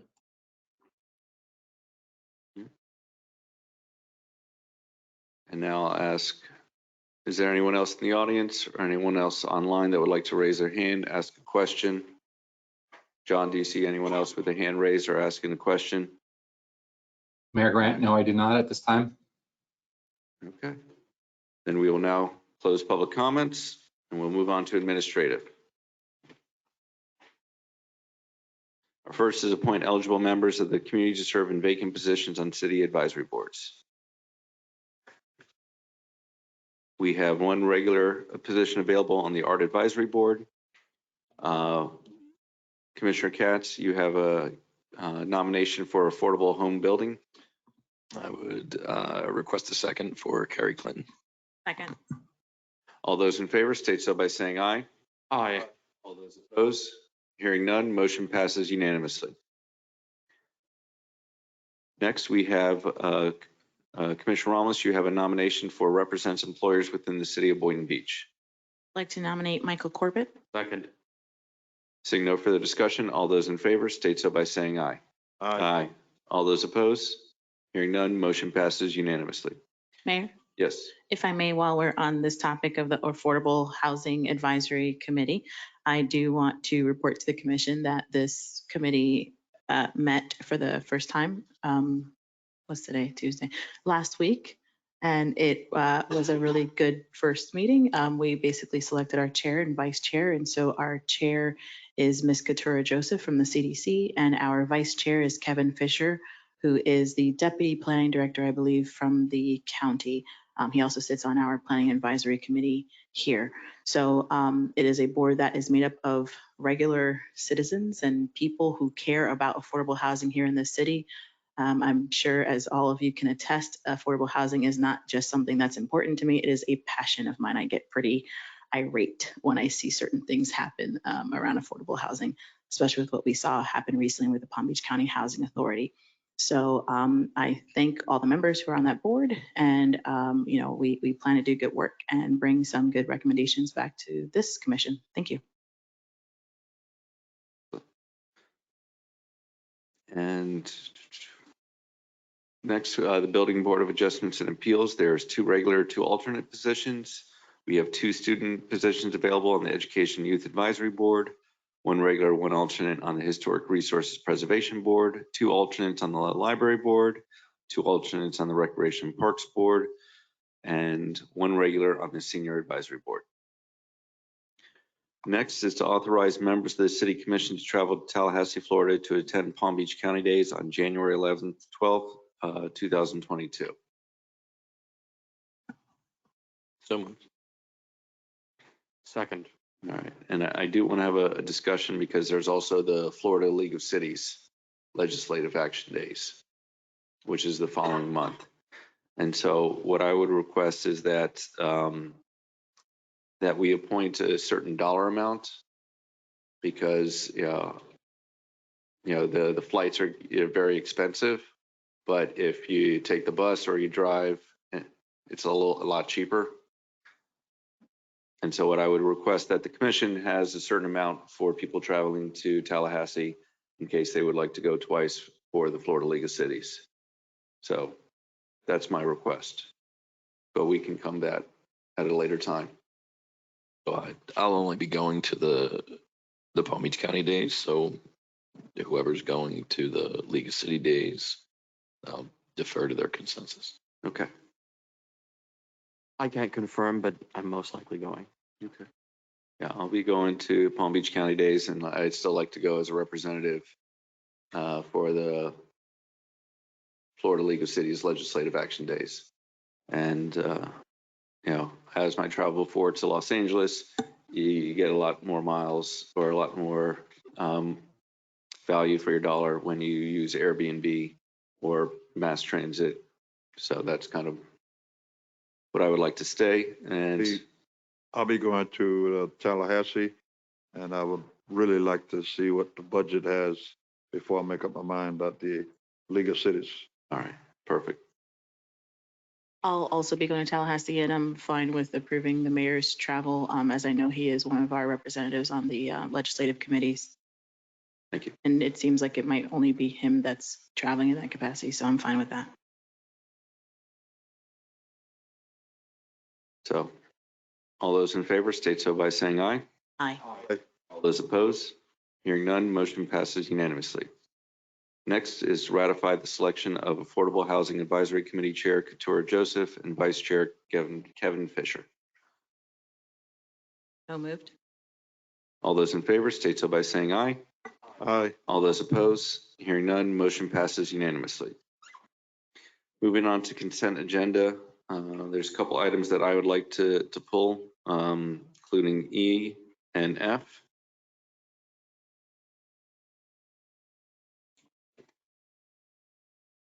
And O. Mayor, could we pull item G as well?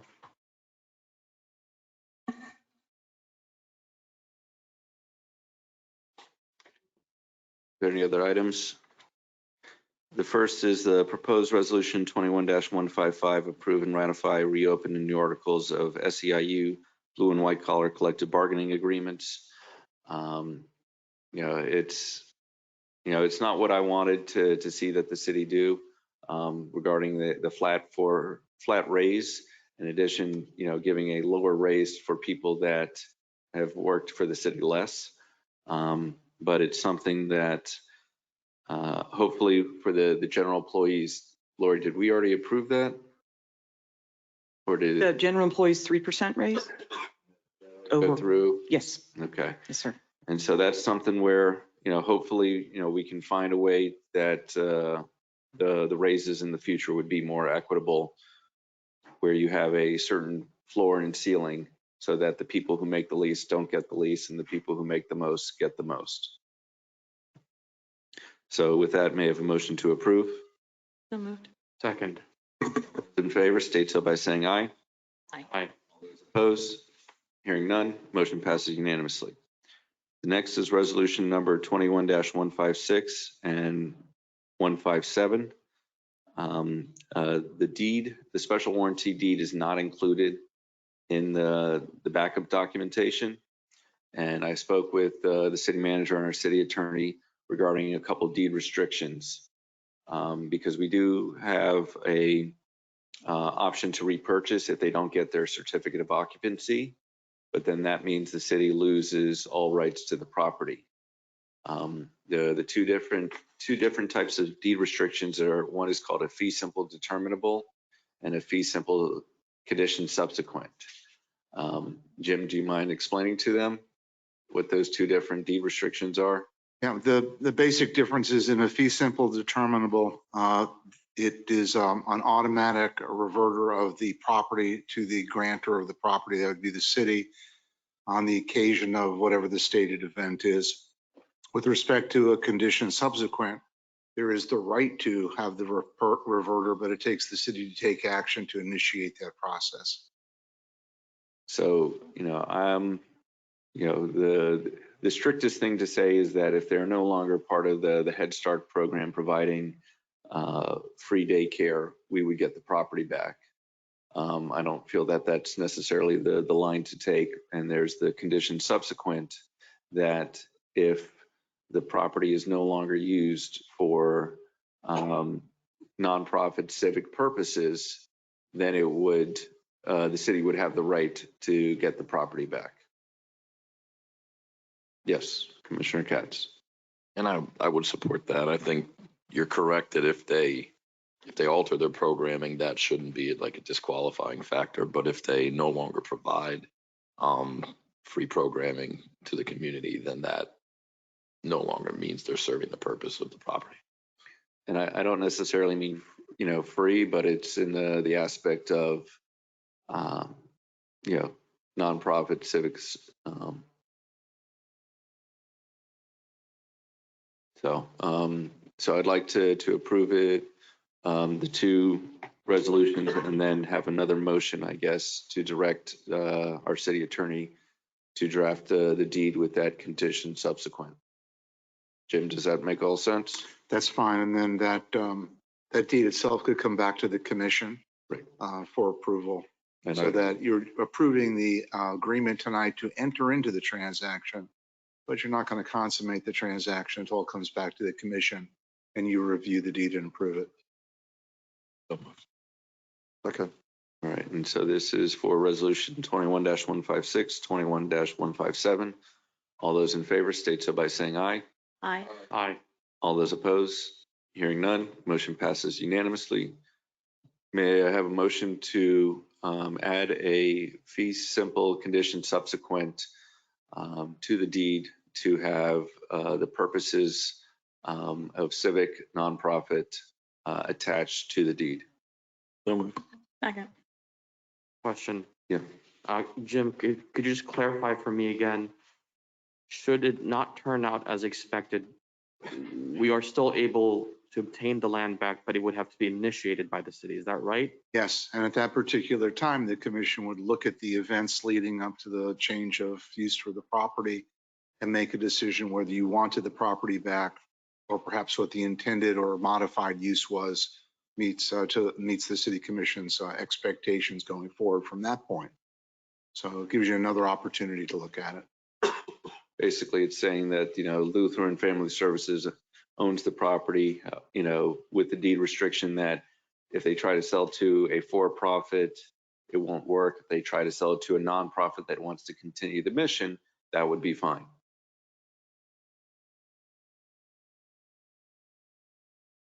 All right, is there any further questions or comments? We have a motion and second. All those in favor state so by saying aye. Aye. Aye. All those opposed? Hearing none, motion passes unanimously.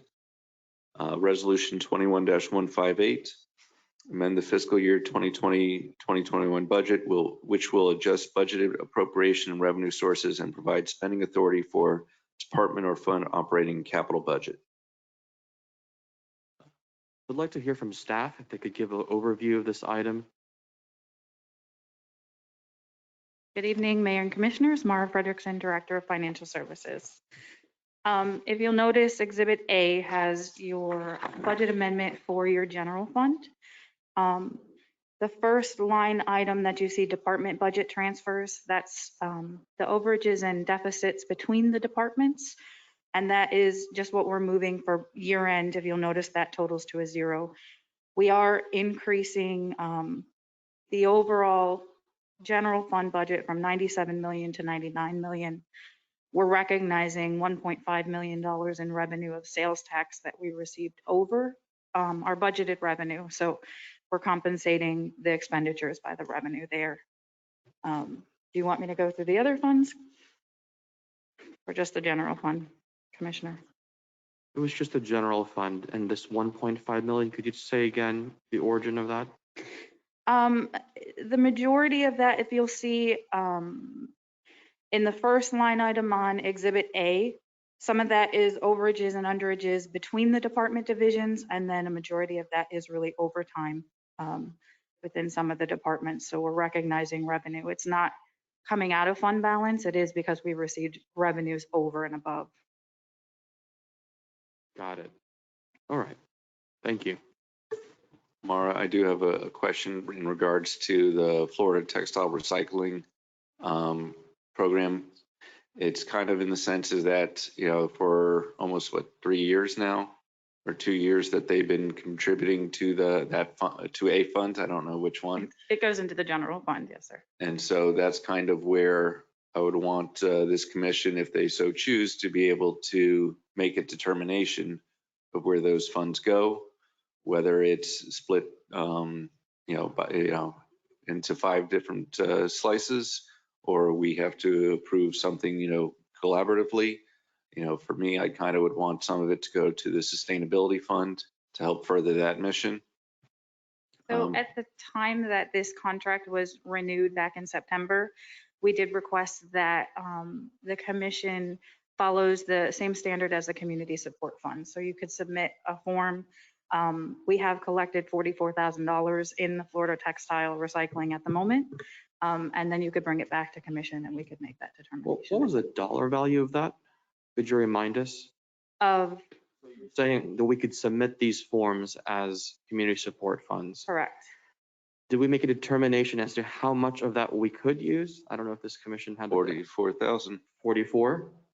Well, you've collected 44,000. I think at the time we recommended 10%. Yeah, we don't recommend, we're always looking for revenues, general revenues. to assist us in the budget, I'd be careful allocating the whole thing. I mean, I feel like that was the point of it, though, is that it's meant for the community.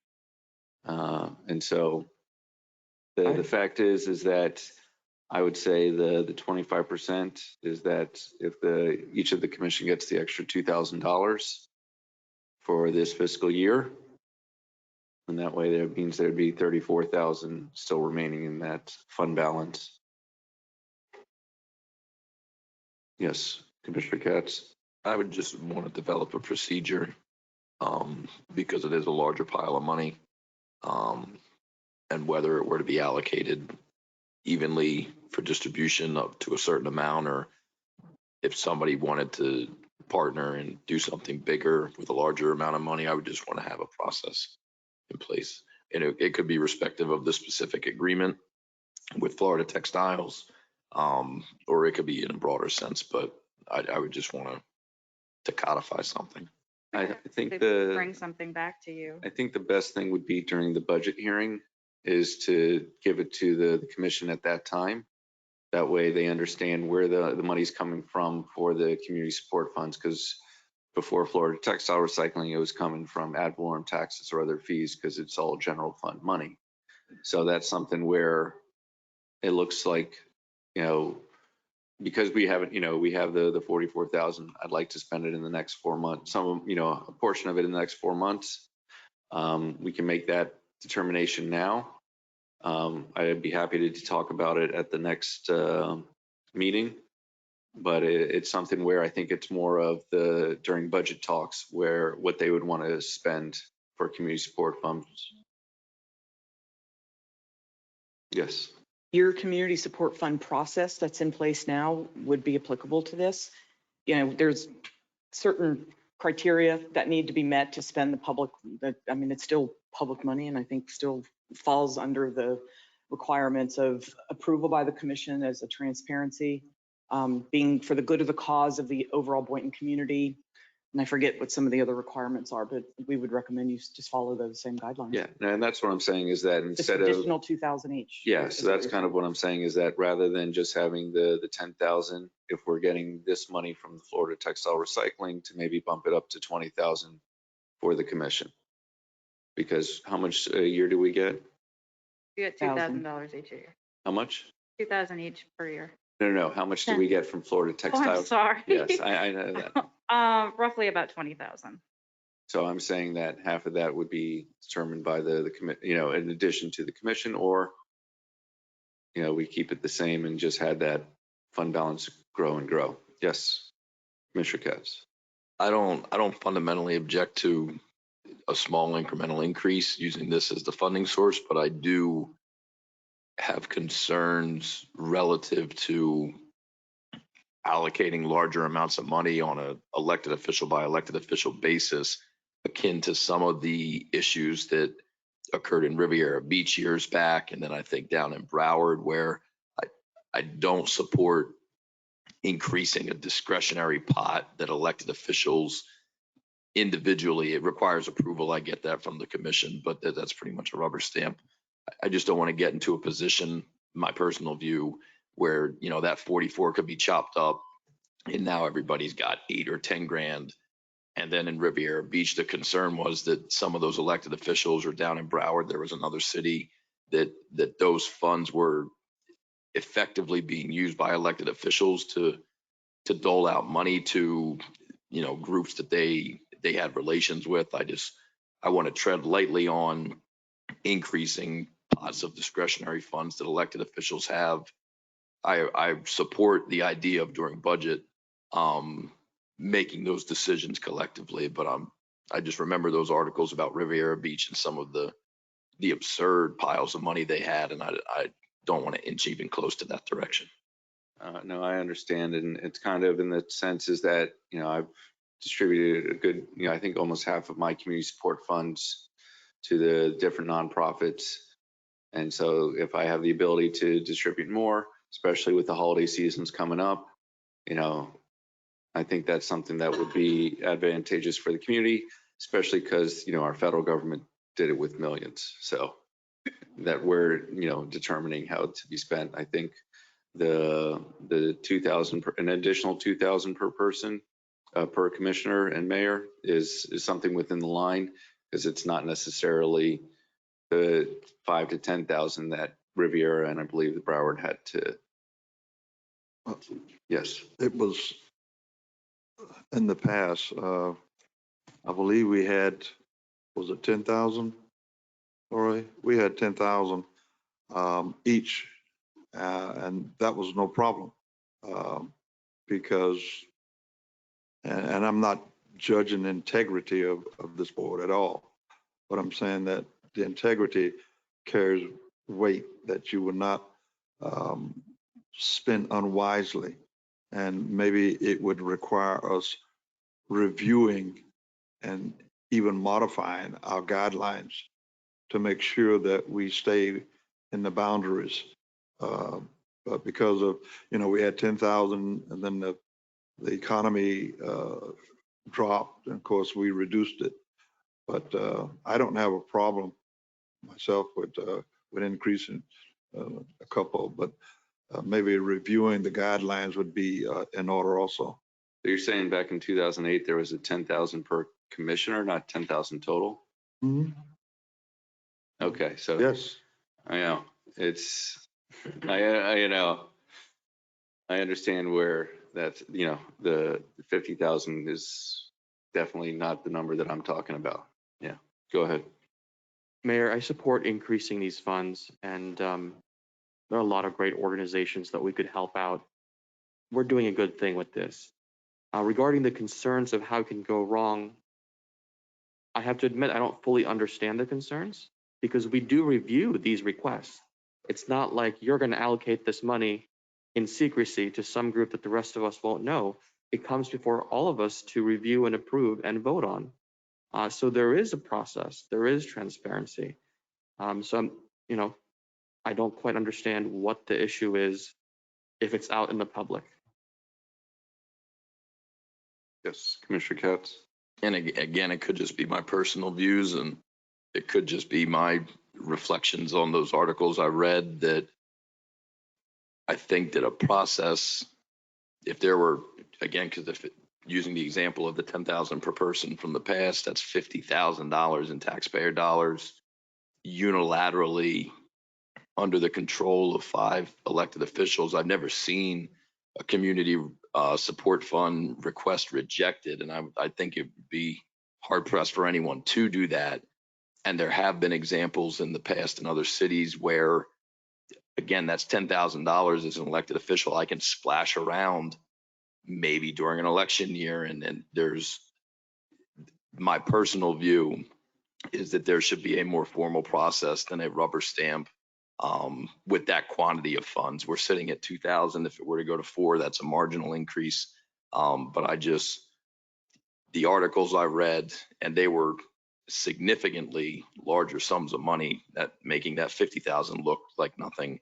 I just think that in an open budget process, if there was $50,000 for nonprofits and they had an application and they could submit it and it was competitive versus me just having 10 grand and I could say I'm giving this 10 grand to this group or that group. It's just my personal views that it muddies a line that you can't clearly define between an elected official using taxpayer dollars to support legitimate causes or support causes that they might get something in return for. That's just because I've seen that happen. That was the argument in Riviera Beach. I think we'll have the discussion a little bit later at the next meeting, hopefully, to see if we can increase it. Put that on the agenda item. So I'll ask for a motion to approve item 6G. So move. Second. All those in favor state so by saying aye. Aye. All those opposed? Hearing none, motion passes unanimously. And then may I have a motion to discuss, what is it? Community support funds from franchise agreements. So move. Second. Seeing no further discussion, all those in favor state so by saying aye. Aye. Those opposed? Hearing none, motion passes unanimously. All right. And the last one was item O that I requested to pull. approve the vehicles, equipment submitted by Public Works Fleet Maintenance for disposable using various means such as the JJ Kane online auction and govdeals.com. We are getting rid of our 1953 Buick Cruiser. And it was very interesting, the comments that the city manager made to me, because back in 1953, this city was a very segregated city. And that's something where I don't want to get rid of the vehicle just yet, because the aspect of it being a historic vehicle and understanding the history of Boynton Beach is tied into that vehicle. I kind of want to get a little bit more information and see if we can't ask one of our mechanics or body shops that would want to restore it first before putting it up for the auction. So I know that we do this on like a quarterly basis. So I would request that we get some time to see if there's another option for that Buick Cruiser, in addition to get some more stories about the history of the Boynton Beach Police Department, both good and bad. So if I could get a motion to amend item O to remove the 1953 Buick Cruiser. So moved. Second. Is there any further discussion from the commission? Seeing none, all those in favor state so by saying aye. Aye. Opposed? Hearing none, motion passes unanimously. May I have a motion to approve the remainder of the consent agenda? So moved. Second. All those in favor state so by saying aye. Aye. Opposed? Hearing none, motion passes unanimously. So consent bids and purchases over 100,000. There is a typo regarding item 7A. There needs to be a resolution of 21-165. Is that correct, Jim? That's correct. Is there anything else in the body of the item that needs to change? No, sir. Okay. There's two other items. Would someone like to pull any of the consent and bids and purchases over 100,000? Motion to approve the remainder. Mayor, I'd just like a brief explanation from staff why we're seeing this increase. For 7A? Yes. Okay. So 7A, approve an increase to the approved annual contract expenditure for building division supplemental plan review and inspection services from 350,000 to 525,000. Good evening, Mayor, Vice Mayor, Commissioners. Adam Temple, Development Director. Commissioner, response to your request, the department utilizes contract services for some of our peaks and valleys. They cover for vacancies and in our staffing. So they help augment our building department. So the increase that you're seeing is actually commensurate with previous years. However, in February of this past year, we just went under contract. That contract had a not to exceed $350,000. However, we're just trying to correct that to bring it in line with the past 3 years of spending. So these funds are budgeted.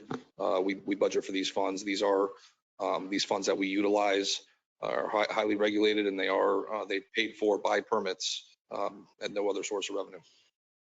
The original PO should have been entered at the $500,000 amount, and staff made the error of doing it lower, so we're fixing it. But we've historically spent about almost $500,000.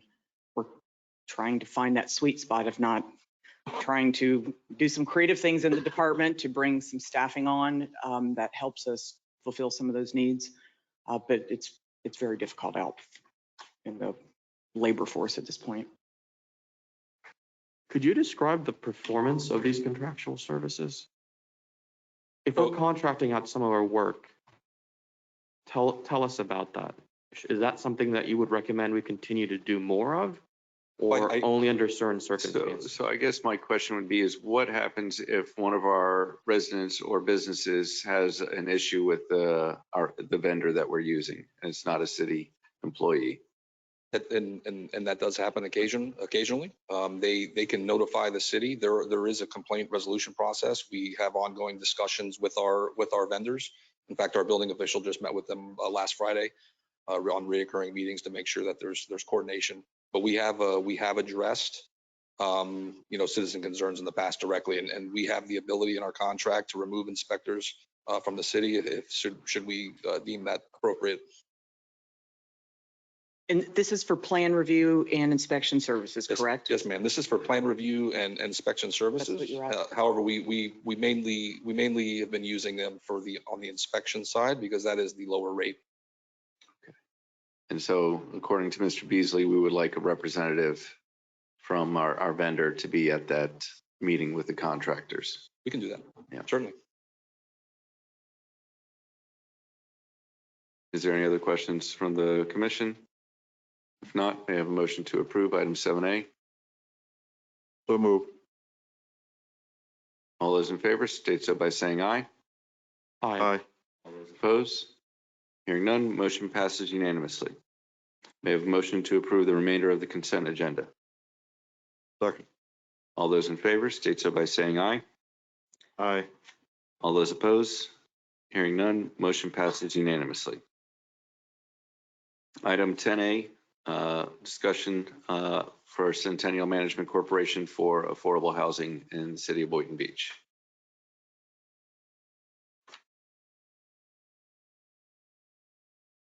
Good evening, everyone. Thank you for putting us on the agenda tonight. I really appreciate it. I'd like to start off by saying it was very important for us to be on this agenda tonight. We postponed a closing that we were supposed to have November 15th. A lot of people were aware that we were supposed to have this closing. We have been dealing with the City of Boynton Beach staff to request $2,083,000 from the American Rescue Plan. We thought that this money was going to be coming to us from this plan. And as of October 9th, we had received an email just basically saying, how are we going to figure out how we're going to get you this money? I saw on November 1st a document that had us kind of slated for $2 million, which still left the American Rescue Fund approximately $3.7 million in their fund after giving us this money. So right now I'm basically here because we need these funds to close. And this isn't something that we ask lightly. We have over $2 million in this project of our own money right now between buying lots and architect fees and permit fees. So we have a lot of skin in this game. And for us to have not been on this agenda tonight was actually very shocking. And I was kind of hurt by it, to be perfectly frank, because we have really put a lot in time and money and effort and heart into this community and into building the heart of Boynton Beach Village, and AKA Wells Landing. And I'm here to ask tonight if the board will approve this $2,083,000 from the American Rescue Plan so that we can close on our loan and move forward with this project. And so the issue that we see with some of the documents that I've seen is that part of it is that the loan you were trying to pull was reduced by $1 million. Is that correct? Yeah, oh, okay, yes. The issue that we had was when we were originally moving forward with our money, yes, our loan was reduced from our bank by over $1 million. Yes, that's correct. And then on top of that, we had a lot of cost overrides with just construction cost increases on top of utilities from the city, which were nominal. And I could pull out my list if you'd like. But bottom line is we are still short this money, and we need to be able to hopefully get it from this American Rescue Plan. And the fact is that the CRA and the city were trying to spend $1 million for affordable housing within the Cherry Hill area, and that money is currently tied up because we have not gone to closing with the one lot that we were trying to purchase for $66,000. In addition, the housing authority, or through the auctioneer, stated that there were 4 other properties to issue a sealed bid.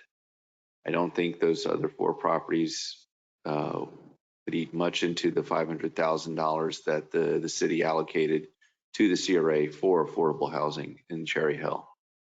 You know, the issue is that how do we get you that $2 million?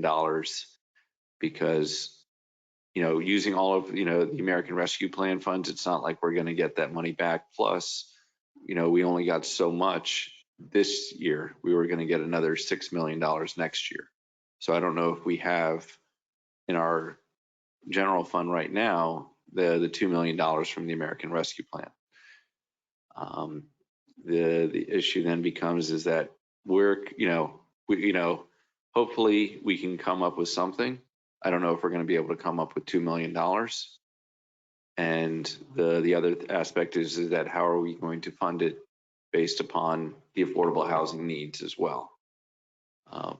You know, for me, there is that aspect of the $500,000 that the city gave to the CRA.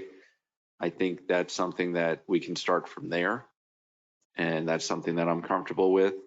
The other aspect of the fact is that the loan that you were going to take out from the bank, they were expecting an interest rate return over so many years. Is that correct?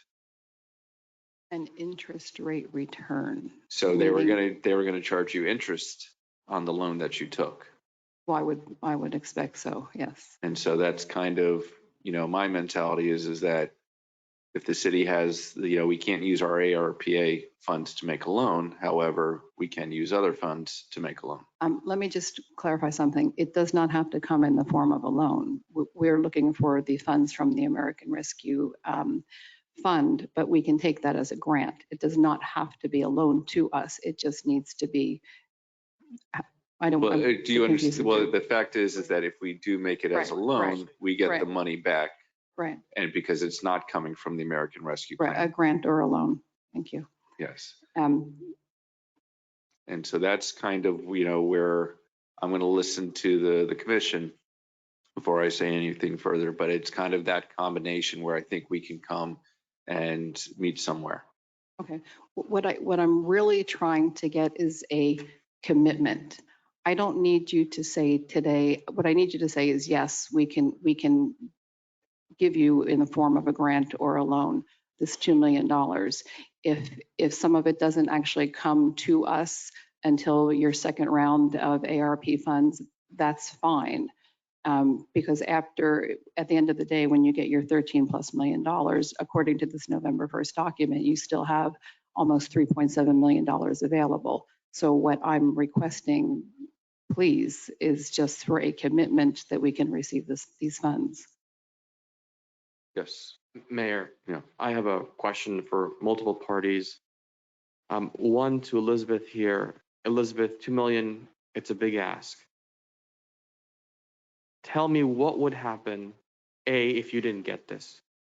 What does that future look like? And number two, now, and this goes to both you and staff, because I do want to hear staff's point of view here. You've been going back and forth and ideas were thrown around. I'd like to know what those ideas were. Now, for example, I had heard that perhaps you could look for the county. The county has a fund and maybe they could assist. What's the update on those discussions? Because I would love to hear on that. But first, I'd like to hear what is the consequence if we don't get this?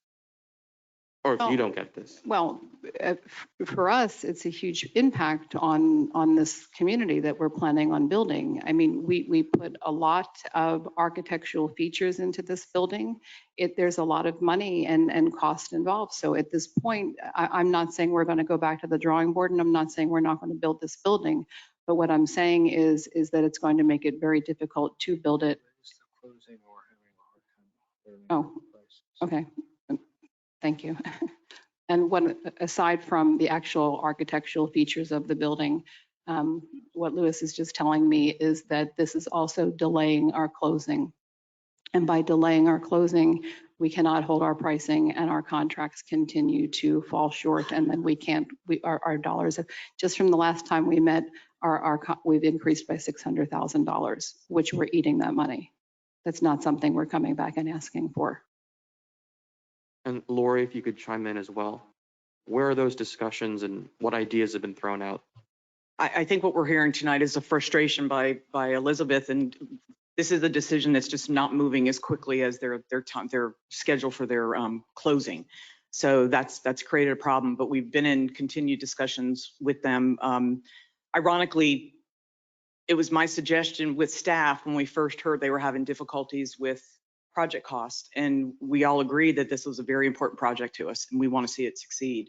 And we brought up the idea of maybe we could use some ARP money. Fast forward, 3.5 left in the fund for us to do the many things that we would love to know in this community is a drop in the bucket. So when we had initially, I think Twee mentioned it, and the extent of discussions, there's never been a discussion here at the City Commission, but the CRA board, Twee had mentioned some of staff's discussion about maybe trying to use some of the ARP money to help out.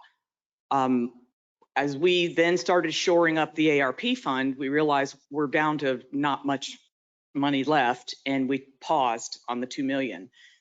We continued discussions, and I think staff was working more with you, Elizabeth, I know, with delaying, if the closing was to be delayed, other ways the CRA was going to participate. And then I reached out, it was probably 2 weekends ago, I reached out to Virginia Baker at the county and said, maybe, they've set aside 60 of the 200 million they're getting for affordable housing. So I texted Virginia, I'm like, hey, we have a really good project in the city. They need some help. Costs have gone up. It'll eat up all of our money. Would you guys be willing to perhaps use some of your ARP money and help us out? And she said, I would be interested in that. Send me some info.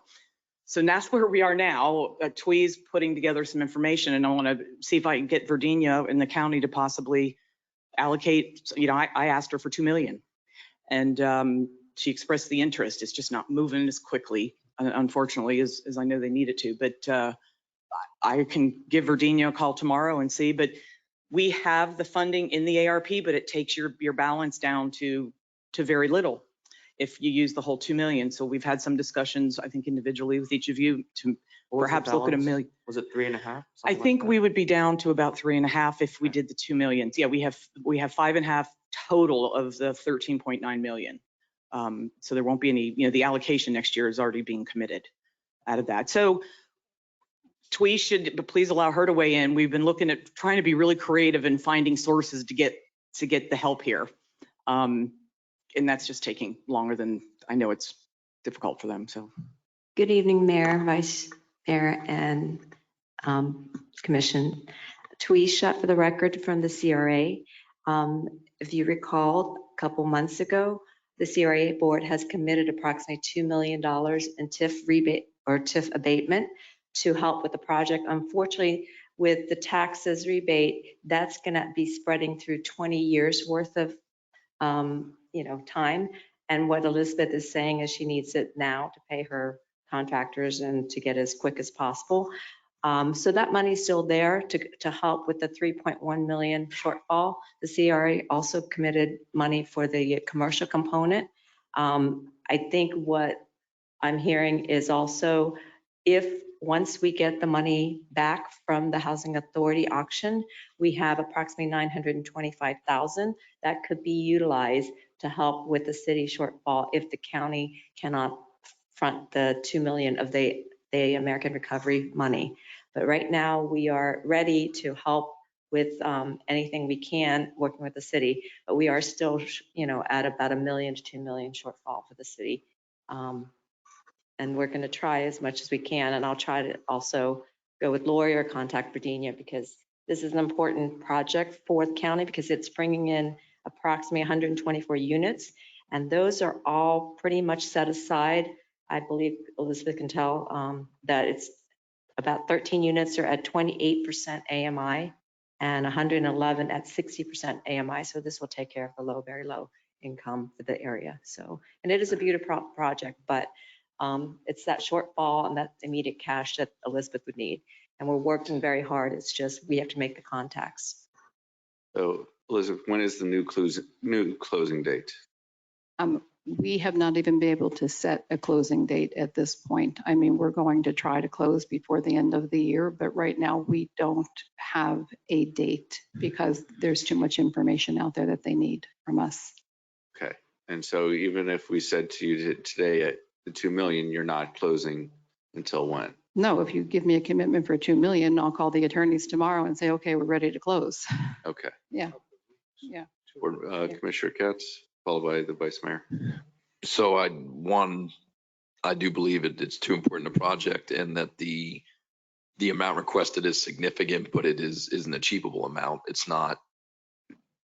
Our town square issues hinged on like 20 something million dollars. This is $2 million. So I do want to find a solution to this, and if time is of the essence, I want to find a solution soon. We have that sum of money for the affordable housing that the Palm Beach Housing Authority didn't go the way we wanted. I personally would rather see those funds guarantee the development of this project than acquire vacant land to do infill housing. So for me, that pool is a definitive amount of money that we can work with. Even in my opinion, foregoing resubmitting bids on random properties that bidders backed out of, because again, those are infill and isolated. This is a significant project that we've worked on for years, and the community knows will happen if we get to this finish line. Regarding the rest of the potential funds, I know obviously it's in your interest to get a grant. It would be in the interest of the CRA or the city to issue a loan, because then we would get those funds back. But so is there a way, and this would be, I guess, a question for staff or for TWE, that I don't know how long it will take to solicit the county and for them to agree, if they're inclined to support this project, but are we able to identify funds? And if the county comes through, then that means it's a grant. If the county doesn't come through and we allocate the funds above and beyond the 900 or so that I previously mentioned, that would be a loan. Because then for me, this is just my first thought, that half of the funding would be a grant, the 900 or so from the CRA and city infill projects, the remainder a loan. If the county supports the project, then it becomes a grant. That's just my trying to get all parties to a finish line, but I'll take staff's comments. So the 925,000, we're only committed to that project for 67,000. We are not committed for the remaining 4 second bids, so to speak, because we don't need to carry through with that. That's just a backup for them. So definitely 925,000 is available for this project. We just need to make sure the money, either through a separate ILA or through separate, we can return the money to the city, and the city can give it to Centennial, the 500,000, and the CRA board will probably roll that into some kind of a, amendment to the development agreement that we have already with Centennial. So that's easy. That's an easy fix. As far as the county's concerned, I would imagine I don't work for the county, I know, but I would imagine they would directly, I worked there for a while, but they could directly enter an agreement with Centennial, provided they have certain information. That way, we don't have to go through so many steps of our, government pool of money. So that's something that we would probably seek Virginia's advisor, her staff's advice for that, to fill the gap. Well, if there's 900 and I think you said $75,000, 975? 925 available now. If we can then just draw from the American Rescue Fund for the balance of that, all of a sudden we come down to about 1.1 and we're there. Well, 500 of the 900 is ARP money. Right. All right. So we understand. So we transferred over to the CRA for the auction. So they had a total of $1 million. So that would normally come back. So we're saying keep that. So that's ARP, half a million of ARP with the balance that the CRA had budgeted for the land acquisition. And then we also have the $1 million available through TRFA for a period of about 10 years. Right. So if we can reduce that would reduce the TIF to the 1 million over 10 years. But that's not money that brings us to closing. That's just basically money that's coming in over 10 years of approximately $100,000. So we can try with the county to fill in for the $1 million, or if they can give more, that's even better. Vice Mayors, unless you want to continue your questions. To, I guess, amend my previous statement, if we go to the county, the request would be for 2. that way we're made completely whole. Yes. If somehow that doesn't go, some middle ground where grant/loan, in a perfect world, they give the two, it gets to you, we're done. So I concur with Commissioner Katz 110%.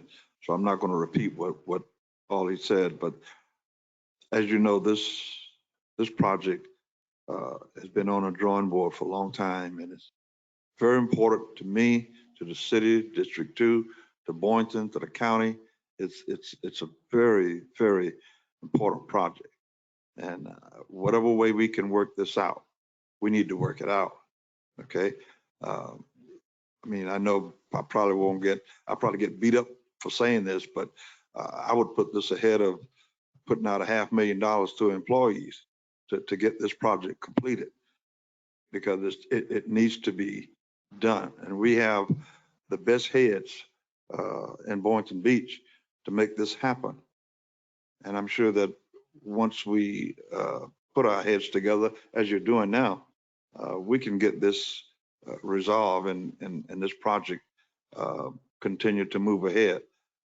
So if we can get the 925 and then get the remaining, we certainly can make this happen. I think I heard you say, Lori, we still have what, over 3 million in the ARP, or was it?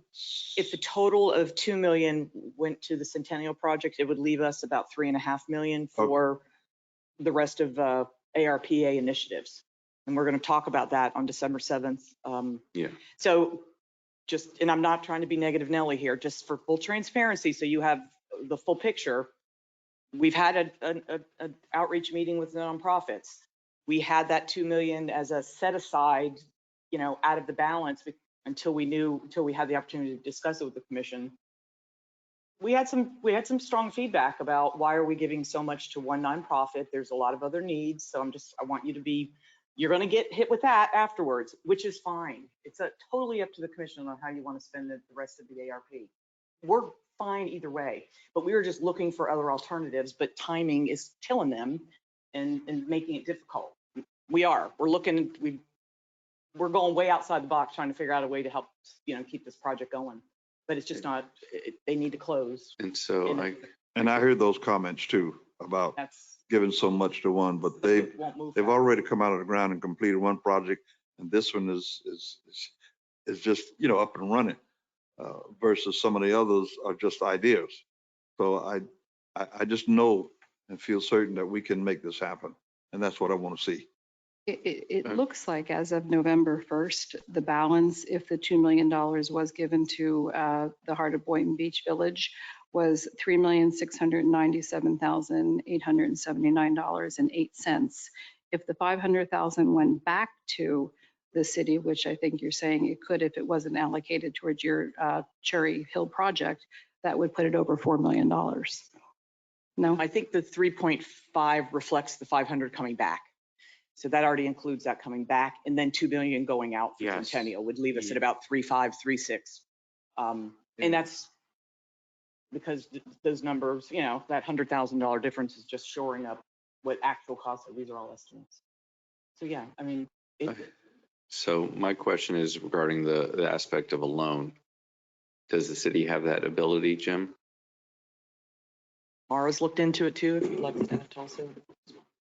Mayor, I can't answer that tonight because this subject matter was not on the agenda and I've not been briefed on the details of it. Loans can be very problematic under the state constitution. And prohibited, but I don't know the details of this transaction. I will find out and be able to answer that. I believe that the American Rescue Fund money is supposed to be given out as a grant. No, I'm not talking about the American Rescue Plan Fund. The fact is that every year we looked at the reserves that the city has or other things, and that's kind of that aspect of it is that I'm pretty sure that we can state at tonight's meeting, the 500,000 But that's kind of it for tonight's meeting. The CRA will have another meeting on November 30th, and then the City Commission will have another meeting, the first Tuesday of December. And so that's kind of where we're at today, is that, I don't know how the commission feels about allocating the full 2 million at tonight's meeting. But I'm comfortable with allocating at least $500,000 tonight, and to see what we can do to try to get help from the county or whatever else. But that's my call, and I'll let the rest of the commission have their vote as well. Thank you. Yes. Mayor, could we have some clarity on what the proposal was? What I heard was that the CRA could give in, what was it, 900? No, the CRA has 500,000 of the city's ARP funds. Okay, so the CRA has some portion that could be allocated for this. That's what I heard. And I also heard that the city, with our ARP funds, could cover the remainder. Is that the proposal that's being discussed? I want to make sure I understand this, with the understanding that we are communicating with the county with the request that they then refund us. Maybe that's not the right term, but that they transfer over their ARP funds to make up the difference that we would be giving forward. Is that the understanding? I want to make sure I understand the proposal. Yes, Commissioner Katz. And if that's not possible, please feel free to chime in. I do think that is the view of it, that there is approximately 900 in combined CRA funds and previously allocated city recovery funds. And then the goal ultimately would be to solicit the county from that $60 million pot to put $2 million in, I think, reimburse or whatever the appropriate word would be. I would personally be willing to, if the city could set up meetings, lobby each member of the county commission. We have interactions with them through the course of our work. I've known many of them for years. This is a direct item that they have allocated $60 million for. I think we have a compelling case given what has happened to us with regards to our funds that go to the county and come back to us in small quantities. The Palm Beach Housing Authority and their recent profit-making endeavor versus affordable housing. So I would be willing as soon as possible to do everything I can to speak to members of the county commission, whoever up there. Virginia, everyone has the relationship with her and administration. If they've made that decision to allocate that $60 million, we have a shovel-ready project, 100+ units. I do believe it's the time to go to them and try to get this $2 million. And I guess the way it would work, as you described, we would be making a commitment. That's why I mentioned if we make a commitment for a loan, and then if we got it from the county, that loan would convert into a grant. So I have a technical question. Let's say the county agrees. Will the county be giving that to the city, or will the county have to give the money directly to the developer? In which case we would need to get our money back, right? So how would that work? How would the transfer of funds work? I want to make sure it's even possible. Yeah, I don't know. We would have to talk to Virginia. And I do worry if I'll just, that a reimbursement may not be something that they're all that interested in. I don't, we just need to be careful. I will call her tomorrow, and I would love for, if I can try to get her to just sit down with us and have Elizabeth come in, and we'll go over, because she understands it's a good project. But we have to be careful how that transaction is structured with how the expenditure physically happens of the ARP and their, whatever their other rules are. If they can't give it to us, or they can't reimburse us and they have to give it directly to them, that would be a possibility. Then we need to create a mechanism to take some of our money back. So this way, financially, they still get the amount they need, but then we're not doubly spending, if that makes sense. And we're exploring all that, but it's not fast enough for what I'm hearing Elizabeth and Louis say tonight. We're agreeable to all that. We've been doing it. It's just government, and it's not going to be a quick decision I'm being completely honest with working this out. So I what think they're if- looking for an Right, immediate so what if relief. we could get the commitment tonight from the city with the hopes of the county being able to give the money back to the city, or if it has to come to us, that's fine, and we can reimburse the city with the funds. But at least this way we get the commitment to be able to move forward and close on this project and start building a community that is so needed, and to be able to start doing our marketing and to be able to start doing our lease ups and letting people know that, listen, we haven't forgotten about you, and we are really putting these shovels in the ground, and MLK Carter is really coming to life. So Elizabeth, though, I think that the issue is that we need legal language drafted before we make a commitment. Like, I'm comfortable moving forward, but not by virtue of a vote tonight to say we are giving $2 million absent any document. We can't do that. Right. The best that somebody could walk out of here with tonight, that you could walk out of here tonight, is conceptual approval only. There is nothing on the agenda that would authorize the commission to make a commitment per se, a legally binding commitment. Right. That's a matter that would have to come back to the commission, as suggested one of the previous commissioners' questions. You know, the devil's in the detail in this transaction. There are no details before the commission, and therefore the commission cannot act other than conceptually. Right. So Ms. Lewis, would you like to? It's fine. He was just saying that based on what you were saying, that there was nothing really on the agenda tonight other than basically us saying, hey, there's money in the American Rescue Fund. Can you please just allocate that to us? It's there, it's available. And if you can vote on that tonight, great. Thank you very much. And we can get going. I know there are legalese and there are other things that are involved in this, but time is of the essence. I'm not standing here because we don't want to build it. We can't hold our prices. The banks are getting antsy. We have a problem. Okay, so what you're saying is that you would like us to conceptually, which means there's no obligation to approve the $2 million. Well, I mean, sure, why not? I mean, I don't know if conceptually really means anything to our bankers when I call them up tomorrow and go, well, conceptually, they said maybe.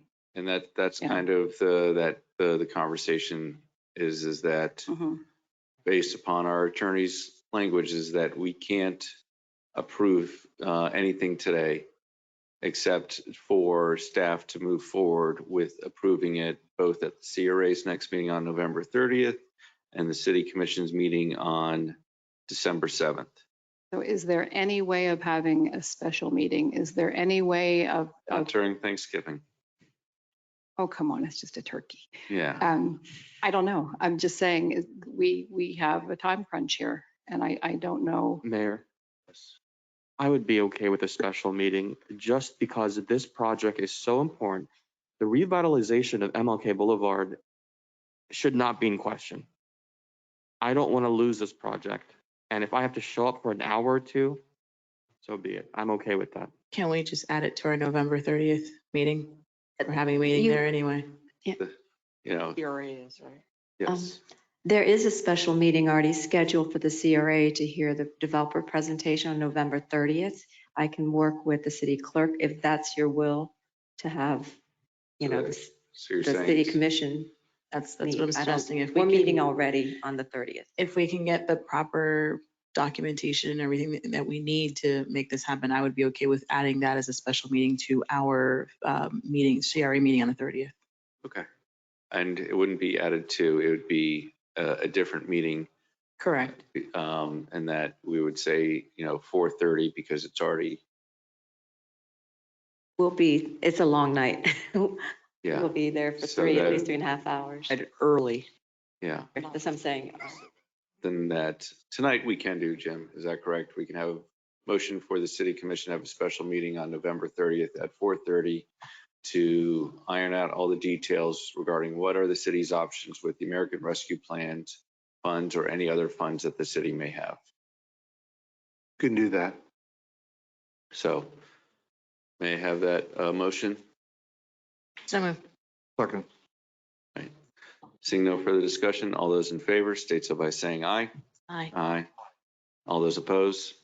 Hearing none, motion passes.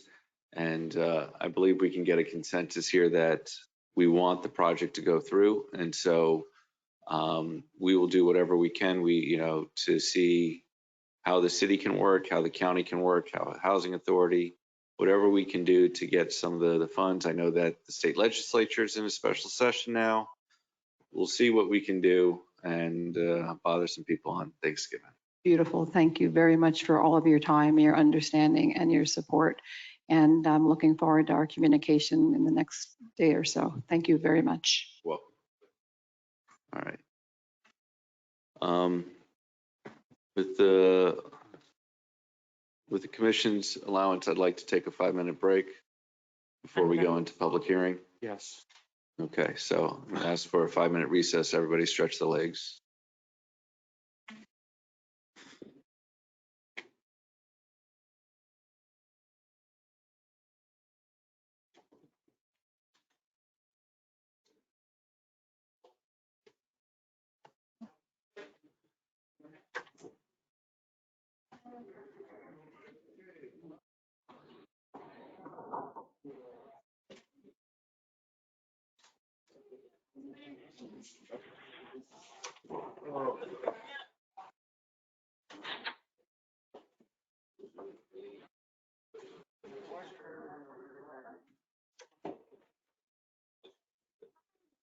Yes, brother. Thank you. Thank you. So everything, we'll do bring the debuff, but that's just, I mean, I'll try and get the language so you guys can look at it. Next step is just once we get the deed, just get the. No, next thing is I gotta get, the mayor's gotta sign the contract and then the lease, we'll get it to you guys and then we'll schedule a closing, but I gotta bring that.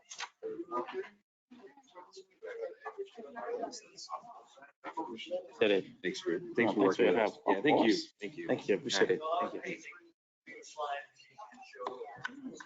you. How do I get on that? I can't believe how you let people not on the agenda come up and take an hour and they're begging for $2 million. How?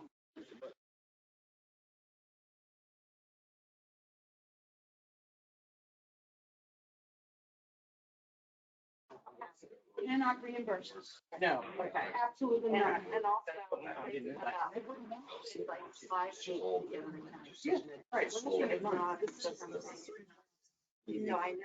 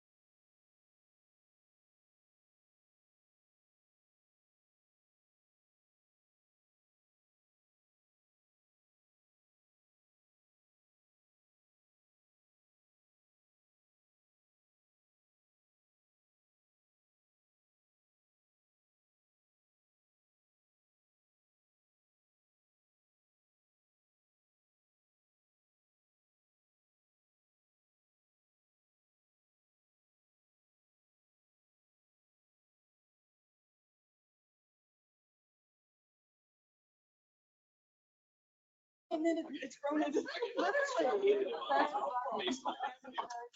But anyway. Lori, we don't have anything.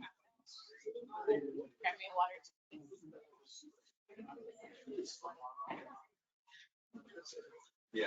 Sorry, I didn't, yeah.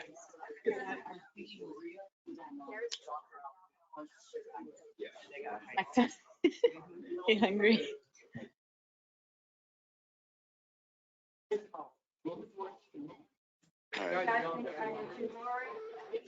We tell, did David catch you in the hall?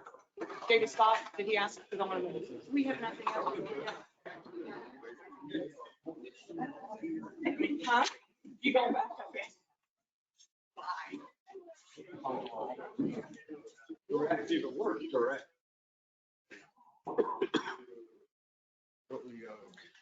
Yeah, that's so wild. Don't know. All right, 30 seconds. John? Yes, Mayor Grant. All right, we'll begin when you're ready. We're still rolling live. Okay, you didn't pause it for the 5 minutes? No, I turned off the audio. Okay, so let's turn on the audio. We're good. All right, thank you.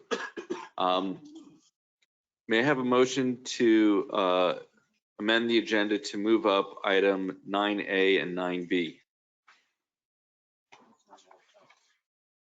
9A and 9B is the presentation from FIU regarding our diversity and equity. So moved. Second. All those in favor state so by saying aye. Aye. All those opposed, hearing none, motion passes unanimously. We will now hear a presentation by Dr. Susanna Bruns-Ali, Professor, Department of Public Policy and Administration, Florida International University. First, I want to thank everyone for giving us the opportunity to be a part of this project and to be a part of all of the amazing change that Boynton Beach is leading.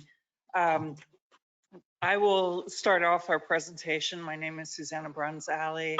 I'm an associate professor in the Department of Public Policy and Administration at Florida International University, and also the director of the MPA programs there. I'm going to then turn over the presentation to Dr. Meredith Newman, who's also a professor in the Department of Public Policy and Administration and has led this component of this project for the benchmarking report. I also want to take a moment to note that we have our department chair, another member of our team is Dr. Xiaoming Cheng, who is here tonight, and one of our doctoral students, John South, who is also on the benchmarking team. And then virtually, I believe we have Dr. Agatha Caraballo, who is the director of the Maurice Ferre Institute for Civic Leadership, and then a faculty member in our department who's also on our team, and another of our doctoral students, Ariel Powell, who was a critical member of the benchmarking report. So that's our team. We come here today, and I think we have slides. Are they up? Yeah, we can go to the next slide. We are a piece of the broader puzzle that you guys have brought FIU on to do. And I say you saw the newspaper reports and that came out, and we heard from our public speakers earlier today about the external efforts to engage in the community and do the community assessment. And our team is supporting that by looking internally at what your city is doing as far as your procedures, your processes, your efforts to make sure that the staff is experiencing the same support for diversity, equity, and inclusion as you are offering to your committee, with the firm belief that by facilitating a healthy internal organization, it positions you to do the work to serve the community more broadly. This is an innovative approach. This is something that we see as a real leading role that we hope to hope to bring to national recognition. It's rare that you have organizations who understand that link between what's happening inside and what's happening for the community. And so by creating this strength, we see you as having the capacity to make long-term substantive change, both to your internal city and to the community at large. So we want to commend you for that. If we could move to the next slide, please. I want to go through sort of some central premises that guided our work. And the first is that this work is uncomfortable at times. And that's a healthy thing. That's a good thing. If we were offering only conversations that everyone liked and no one felt a moment of awkwardness, it would mean that we had not gone beyond the surface. And one of the key interests of ours at FIU of engaging in this effort is that it be real and it be authentic and it be substantive. So at times there will be awkward conversations that come from these efforts. This is the first piece that we're giving you tonight, is the benchmarking of the broad HR policies and procedures. This will be followed by a training of the full staff. And then the second stage is that we're going to dive into specific departments and mirror the same process, but at the department level, giving tailored trainings to departments as well. That being said, this change requires a wholehearted embrace of actions. So we need to know that you are going to continue with the commitments that you have made thus far. Because that's the way that we can be sure that what we give is really received, and your support as a commission is the first signal to the staff and to the community about how serious these efforts are. So we thank you for that effort that involves the commitment of time and resources towards building a community and a culture of inclusion. We also want to highlight that if you had the opportunity to look at our report, it's really short. It's only like 127 pages. So if you have had the opportunity to look at that, you'll see that there's a disproportionate discussion of race compared to other forms of diversity. And I want to highlight as we begin why that is. The first is that there's just a lot of more information. There's a lot more history. There's a lot more to work from at when we look at these issues. The second is that our research consistently found, and Dr. Newman will go into this more, that race and discussing race becomes a gateway for dealing with additional issues of diversity. So that's sort of the big one in the room in US culture. But by doing those conversations well, facilitating that, by getting into those issues, it lets us get into all of the other versions of diversity. And I will also state, we're not talking just about things that you check on a box or a form. We're moving beyond the straight demographic ones, often to groups that aren't, that are hidden groups, about sexual preference, orientations, religious groups, disability status. Think about veterans' preference. And you can go and extend that definition of diversity as far as you want and as wide as you want, because all of us are configurations of lots of parts of life. So we would just want to be clear that this is the starting point that builds a structure and a culture that can be embracing broader definitions. We also want to make sure that when we begin this, we are starting from a place of recognizing this as a position of strength. So when we went through Boynton Beach's current policies and procedures, we found that they were very solid. You are starting from a place where you're already in full compliance of everything you need to be in compliance with. This is about taking it beyond compliance and beyond doing just the sort of straightforward right thing to a full embrace. We also wanted to take a moment and commend the city staff. It has been an extraordinary opportunity for us to work with a team of people who really is committed to this. There's not been one interaction where we walked away and said, okay, they just kind of want something on paper. This is a very real, very authentic effort that the staff has really demonstrated their receptiveness and openness to this process, and been incredibly responsive and participatory as we've gone through.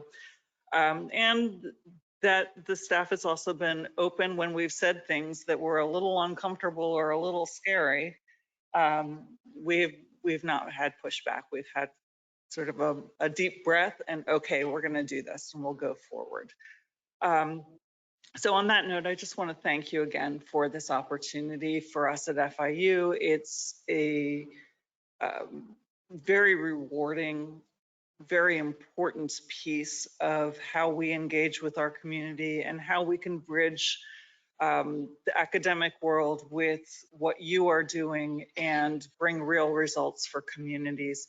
So we appreciate that, and we look forward to continuing our partnership and also making sure that the world knows about the good things that you are doing here in the city of Boynton Beach.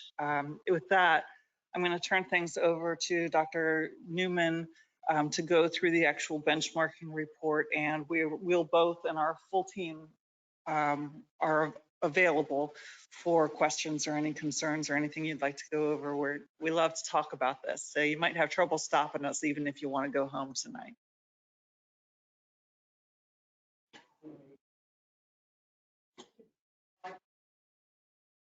You check your microphone.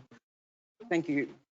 I'd like to state my name for the record, Dr. Meredith Newman, Florida International University. Good evening, Mayor, Mr. Mayor, Vice Mayor, Commission and Commissioners and City Manager and other colleagues. So as Dr. Ali said, my role this evening is to walk you through the highlights of the benchmarking report that was Dr. Newman, can you just define what benchmarking means? Certainly, yes. And that's a great question, Mr. Mayor. When Dr. Ali invited me to serve with her on this project, I didn't exactly ask her that same question, but rather I said, sure, I can do that. And then went into the research about how best to do a benchmarking report, which is focusing on looking at what the city of Boynton Beach is doing in terms of its workforce policies and procedures, and comparing and contrasting what you are doing with what we did in here is 4 best-in-class cities. So we are comparing and contrasting what the city of Boynton Beach is currently doing with our research into what other progressive cities are doing, and we got some regional balance around the country, and I can spend more time on that later on. But that's the purpose of that's the function of benchmarking, is to compare what we are doing here with best in class, best practices. Thank you. So the scope of the assessment is to do, as I mentioned, as Dr. Ali mentioned, the citywide internal assessment. And here we took a deep dive into your city's HR policies and procedures. We then compared what you're doing here with other cities. We came up with policy recommendations for your consideration and developed a proposed diversity, equity and inclusion plan. And this plan is intended to narrow the gap between what the City of Boynton Beach HR policies and processes are those that are in force, and selected best-in-class policies, and then to set forth actionable policy recommendations with measurable key performance indicators. Next slide, please. And the report, all of 125 pages, is structured as follows. We first examined the academic literature on diversity, equity and inclusion in governmental organisations. And I'd like to recognise John South, our PhD candidate, for his deep research into the academic literature. We then looked at national associations, the Society for Human Resource Management, the International Public Management Association Human Resources, and the International City and County Management Association. As you know, each of those three associations, which each of us is a member of, focuses on best and smart practices, both nationally as well as internationally. So this research that we conducted over the summer months really took advantage of both the academic literature and then the professional national and international associations doing this work. We also found that it was important to look at the historic and socio-economic context, because this is where your workforce comes from. And we felt it was important to lay that context out for you. Again, then we went into the city's policies and procedures, focusing on workplace policies and procedures, HR, and then benchmarked those, compared those findings to best practices in 4 cities. We also then came up from that research and interviews with the 4 city personnel, which I'll speak about in a moment, to develop the recommendations and the diversity, equity and inclusion plan. Next slide, please. So the data sources, here we have for the primary sources of data, document review of selected professional associations, academic lit review, and then interviews of administrators who have responsibilities for addressing workforce equity and the city's current HR policies and procedures. We also interviewed the Government Alliance on Race and Equity, which is a network of national, a national network of city jurisdictions who have engaged together to support one another in these efforts to advance an equity and inclusion lens in a workforce. Next slide, please. So focusing now on the city, next slide, please. The demographics of the city workforce. This won't be surprising to you, perhaps, but over half of the total population of the city of Boynton Beach is female, but women only make up 28% of the city workforce. So there's some discrepancy there. 30% of the officials administrators are women. Although the workforce by race and ethnicity is mostly consistent with the total population of the city, there is still room for strengthening Asian, Black, Hispanic, Latinos, their representation in the workforce.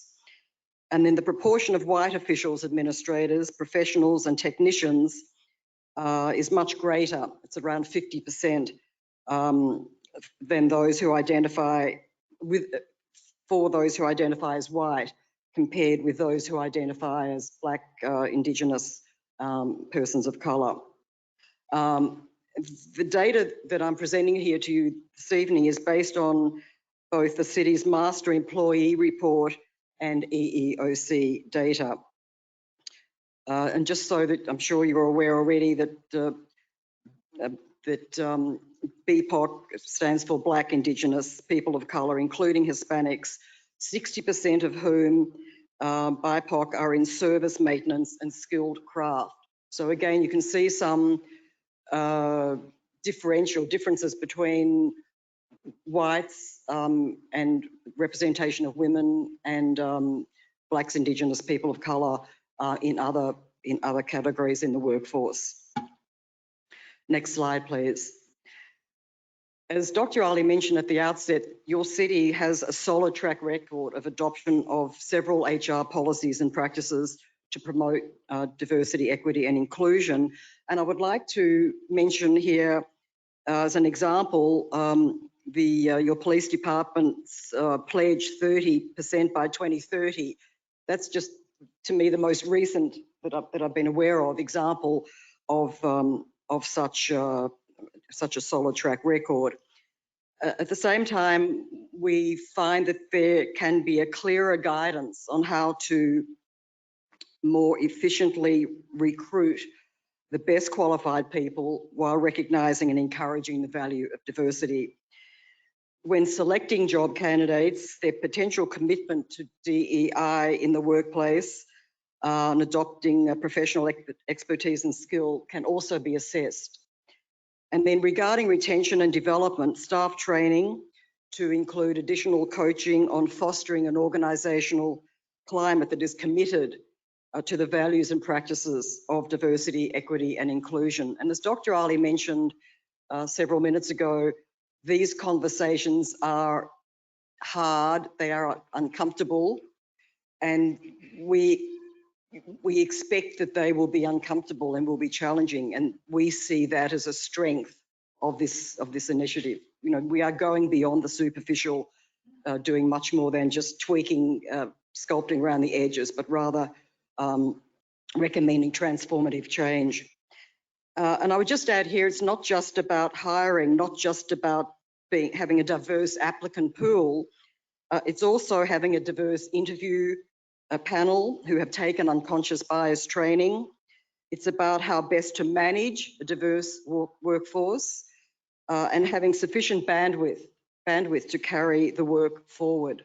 So it's in that combination of strategies. Next slide, please. My next several slides set forth the systemic recommendations for your consideration, followed by the more tactical recommendations. Let me just state at the outset that the prerequisite of your leadership support, this is in place already, which is a testament to working with FRU collaboratively on this initiative. Certainly a solid foundation upon which to build. The best practices for building equitable and inclusive workplaces, clearly for one jurisdiction, won't fit neatly into any other jurisdiction, and adjustments will be made for the uniqueness of the city of Boynton Beach. So the first of these is to integrate equity into the city's strategic plans.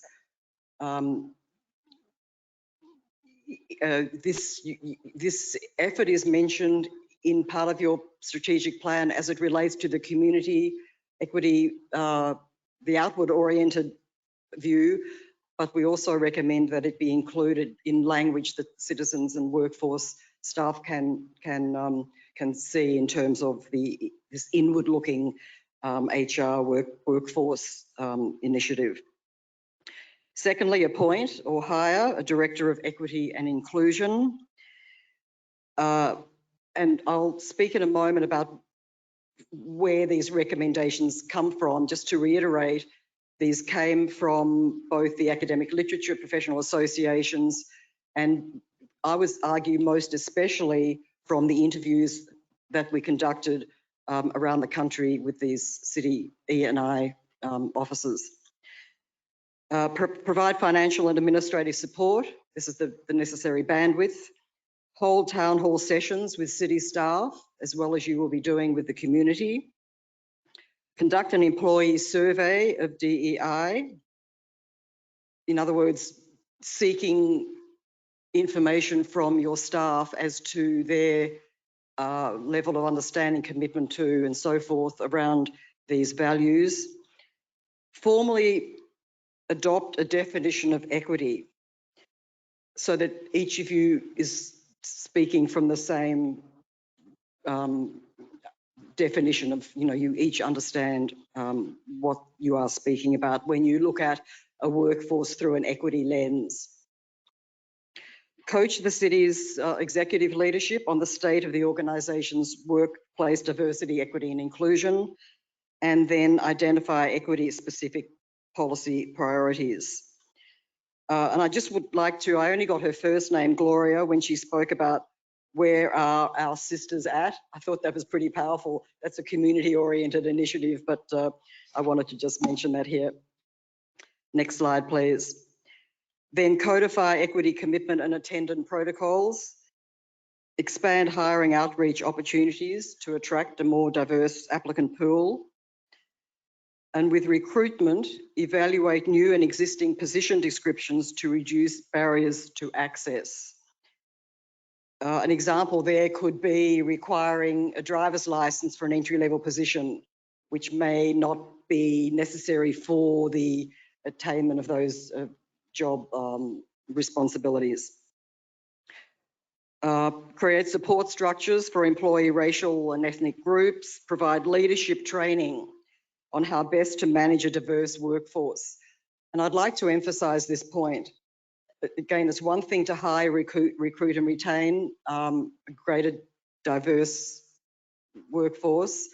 It's another step then to have strategies to best manage an increased a diverse workforce. So we found that this was important.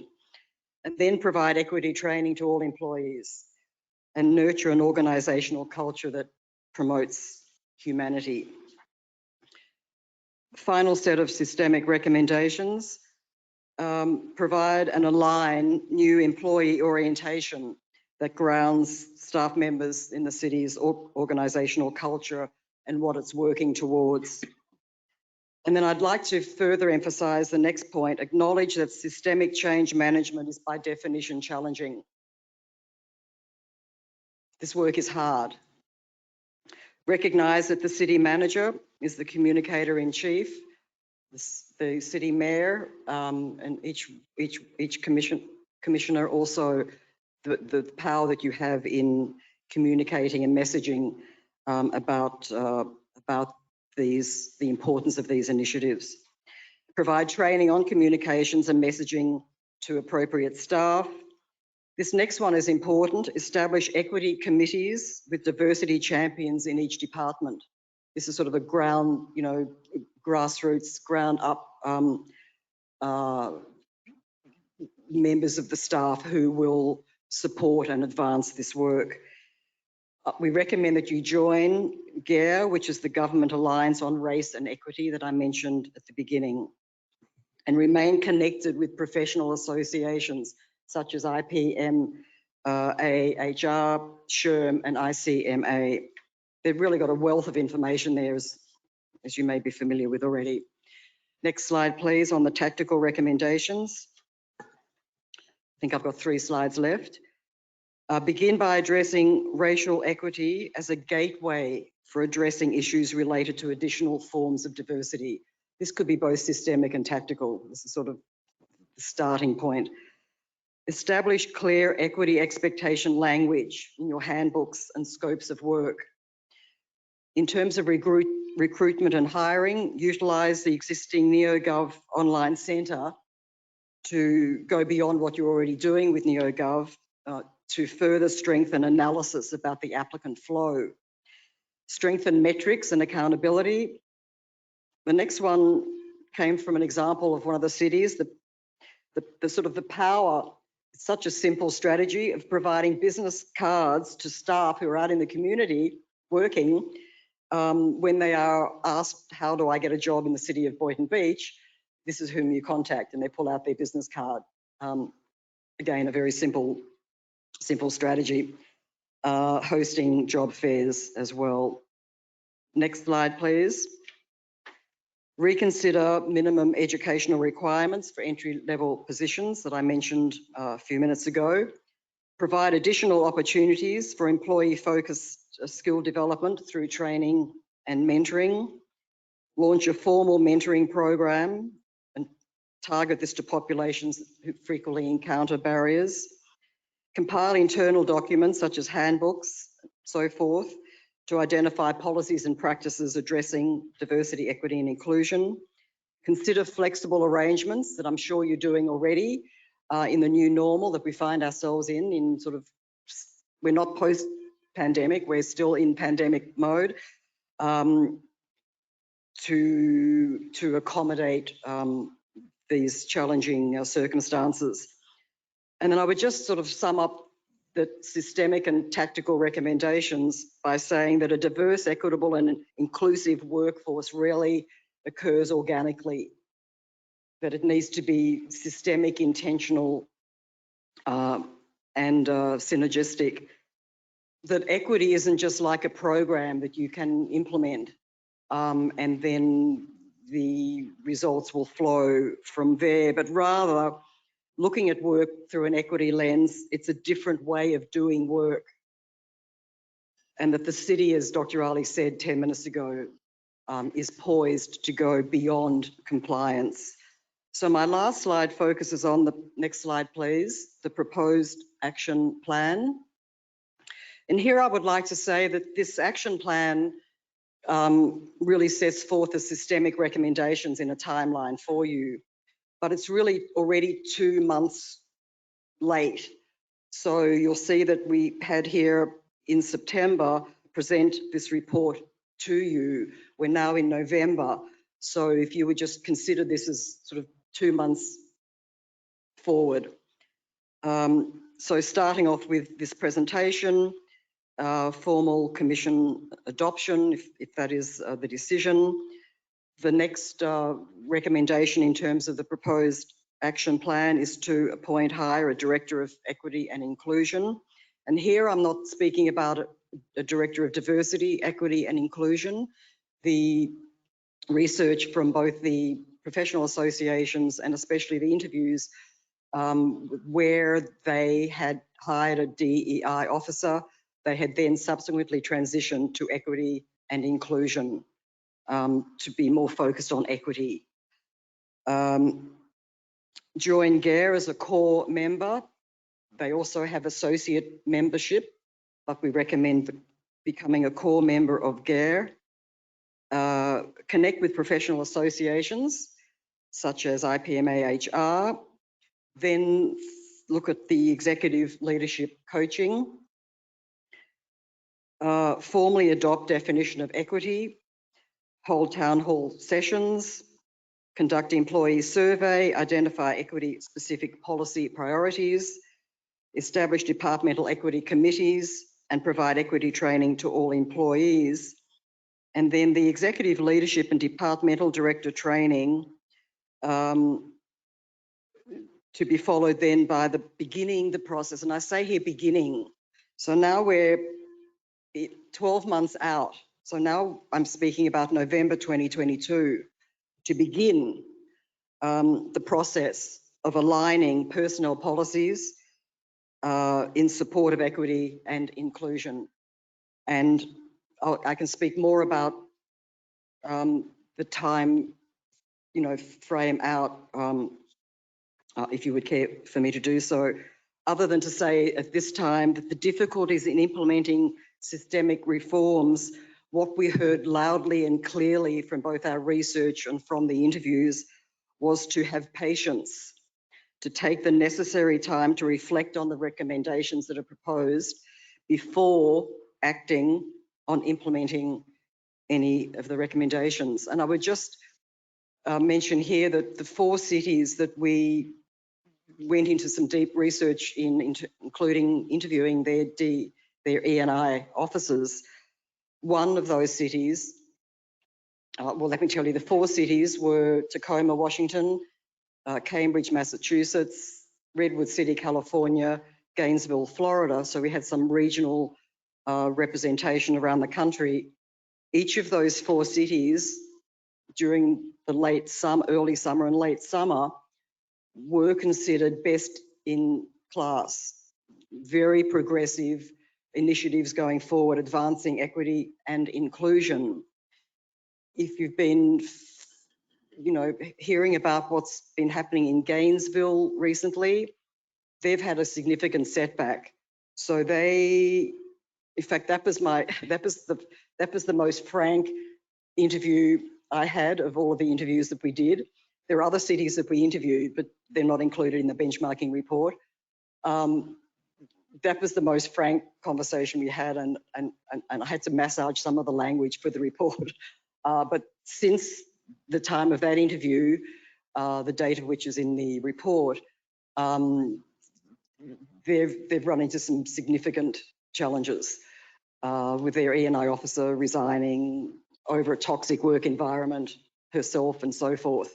So my point in mentioning Gainesville is to say, you know, several months ago, they were still able to be considered best in class city, and it went south very quickly.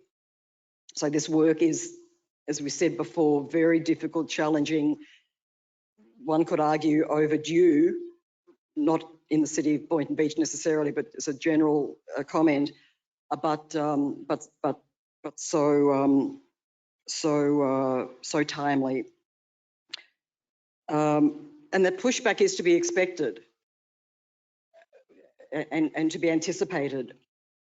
And further recommend that the city should show an early success to build momentum going forward. And I'd like to join Dr. Ali in closing by saying that, you know, I thank the city for this opportunity to collaborate on such an important, timely, valuable and rewarding project. And you know, and your willingness to move the diversity, equity and inclusion needle forward. And I welcome your questions. Thank you very much. Thank you, Dr. Ali. And just to sort of close things out, and then I really want to have the conversation with you. What we know from public policy is that the more you embed a policy in an organization, the better chance you have of keeping it there. So if you create a structure that you can extract, you can cut off a piece, you can amputate, it will be amputated as it moves forward. If you create a structure that has the strength, that has leadership, that's reporting, for instance, directly to the city manager, that's part one of making sure that this is an effort that can sustain. Part two is making sure it's embedded in every part of the organization. So there's someone whose voice is speaking to these issues throughout each department. There are policies in place that it is so interwoven in what you are doing that it cannot be denied, it cannot be forgotten, it cannot be extracted. And so that, I think, is where I would like to leave things, as in addition to thanking you again and welcoming your questions. Yes, Commissioner Conserga. Thank you. First of all, I want to thank both of you. That was a wonderful presentation, and there's a lot more for me to learn. I'm looking forward to it. For now, my first question is, one of your recommendations was this director or officer of E&I. Did you call it E&I? Could you describe to me what their role would be and why that is an independent role? Why is that a separate job and not part of something else that we all do? Help me understand what that person would be doing. So I'll start, then turn it over to Dr. Newman. What we find is that that has to be a unique commitment, because without that level of commitment, you're not signaling to your organization that this really matters. If it's a token thing that's added to someone's existing role, that means it's not happening. So that it's first a signal of commitment. Second, it's a level of follow through. If this is someone's sole responsibility, then they're going to be working with each department, each piece of the organization, each element, top to bottom, to ensure that this is happening, and also to give a voice, give a place for people to go if they individually have concerns. I would just add to Dr. Ali's points by saying this person will have responsibility for this holistic, systemic and synergistic effort, this transformation of the way that work is done through this equity lens.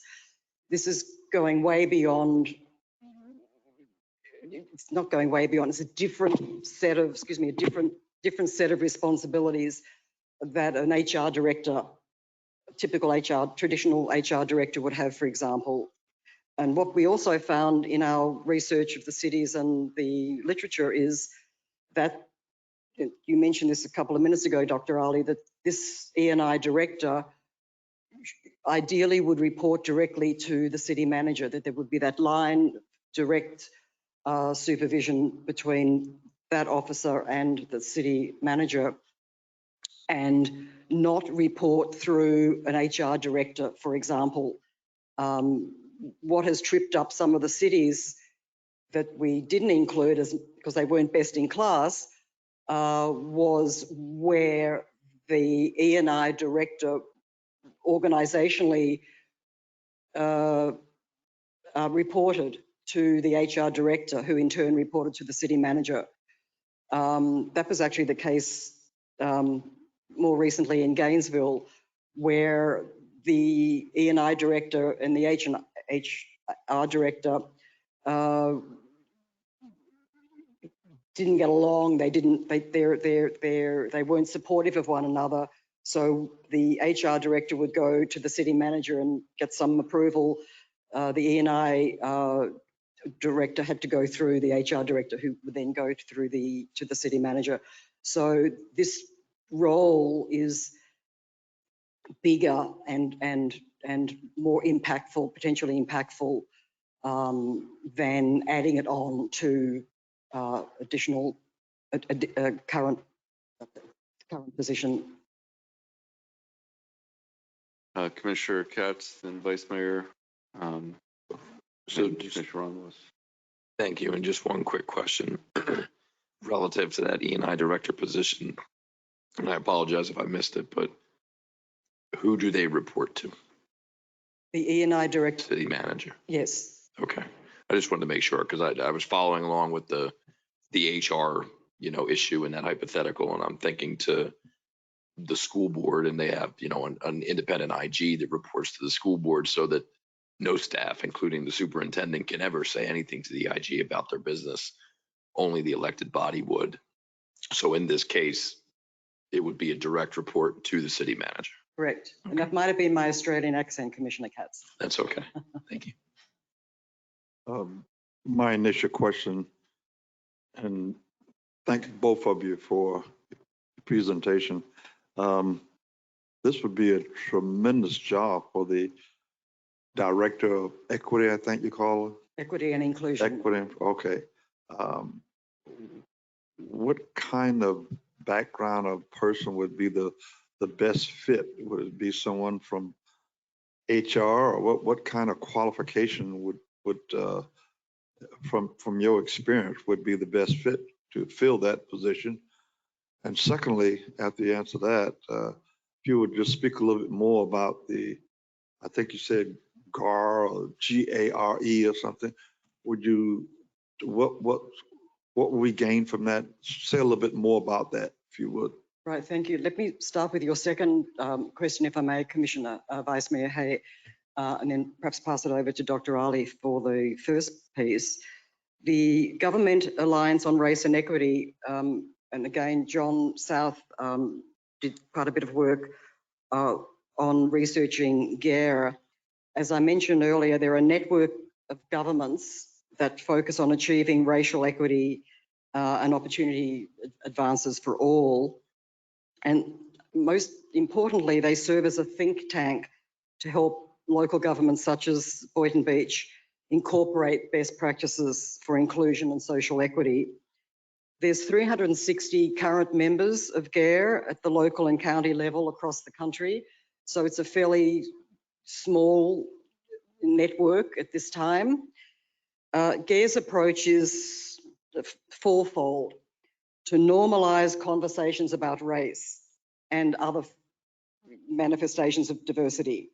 But again, their lever into these conversations is through race. Operationalise equity, to Dr. Ali's point, have it be embedded in all of the policies and procedures within the workforce. Organise within the jurisdiction by building skills and capacity. So normalise, operationalise, organise, and then finally visualise what a transformed organisation would look like. So becoming a member of GARE will allow the city to engage with them directly. It will also provide an opportunity for the city to engage with other like-minded cities who are themselves working in consultation with GARE.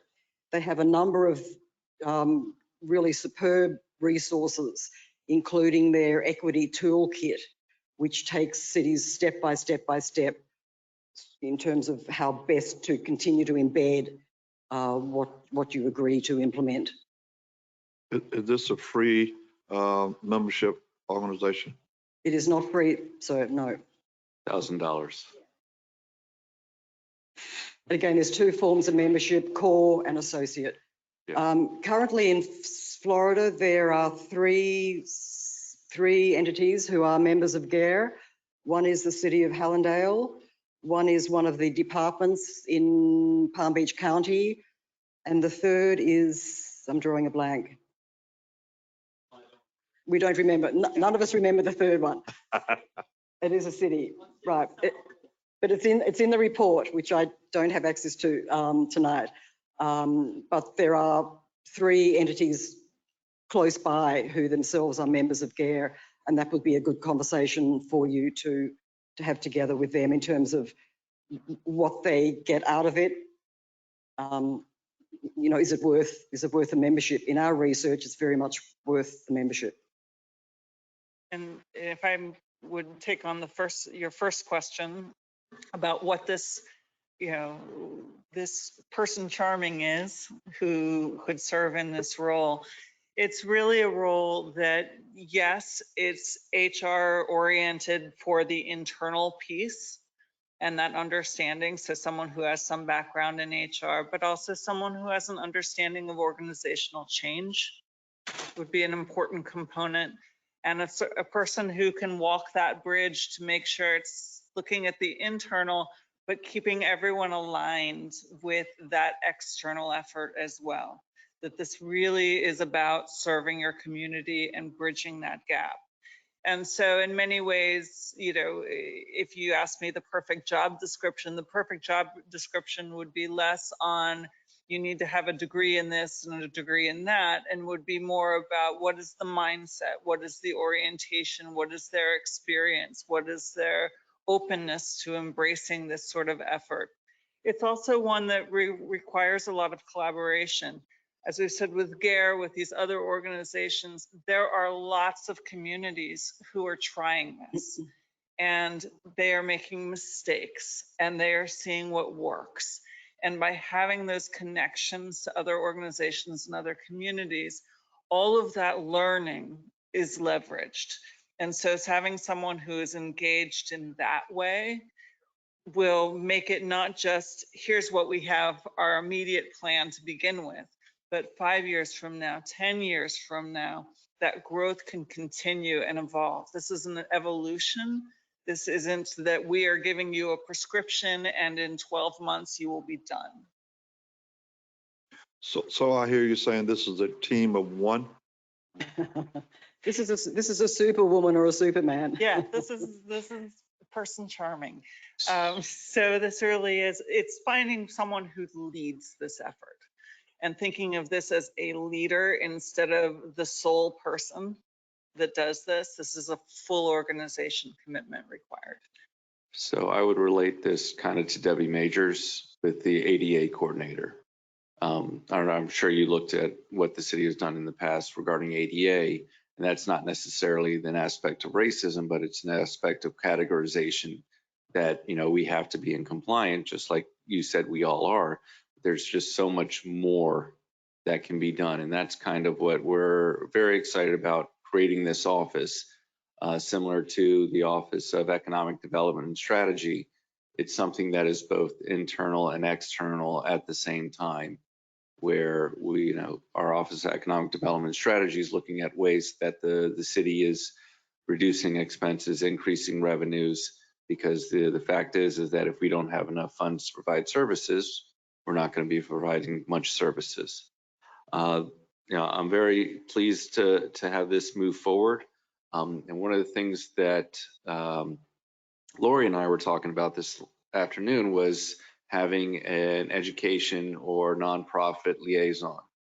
The situation is that we have 8 Title I schools here in Boynton Beach.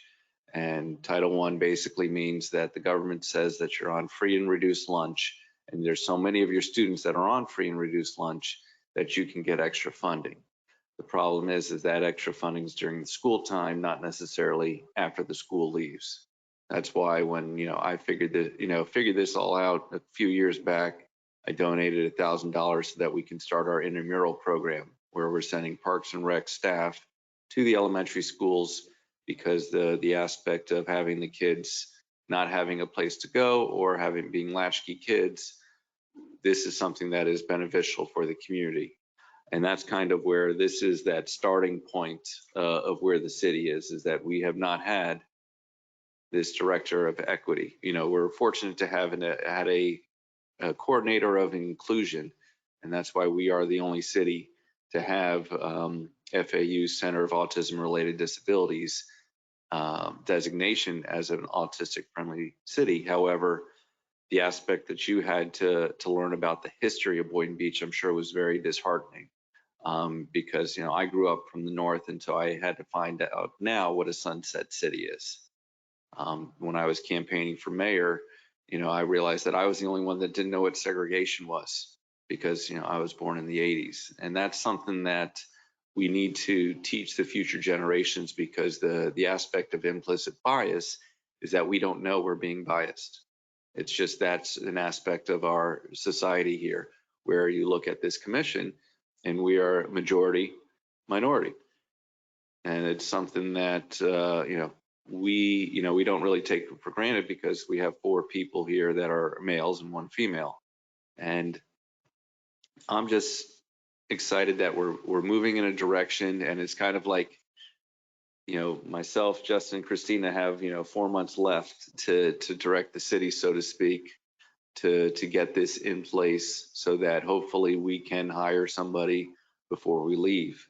But that's kind of it. And no, I'm excited to have that extra branch that now you got 15 people on your executive team. No, we have 7.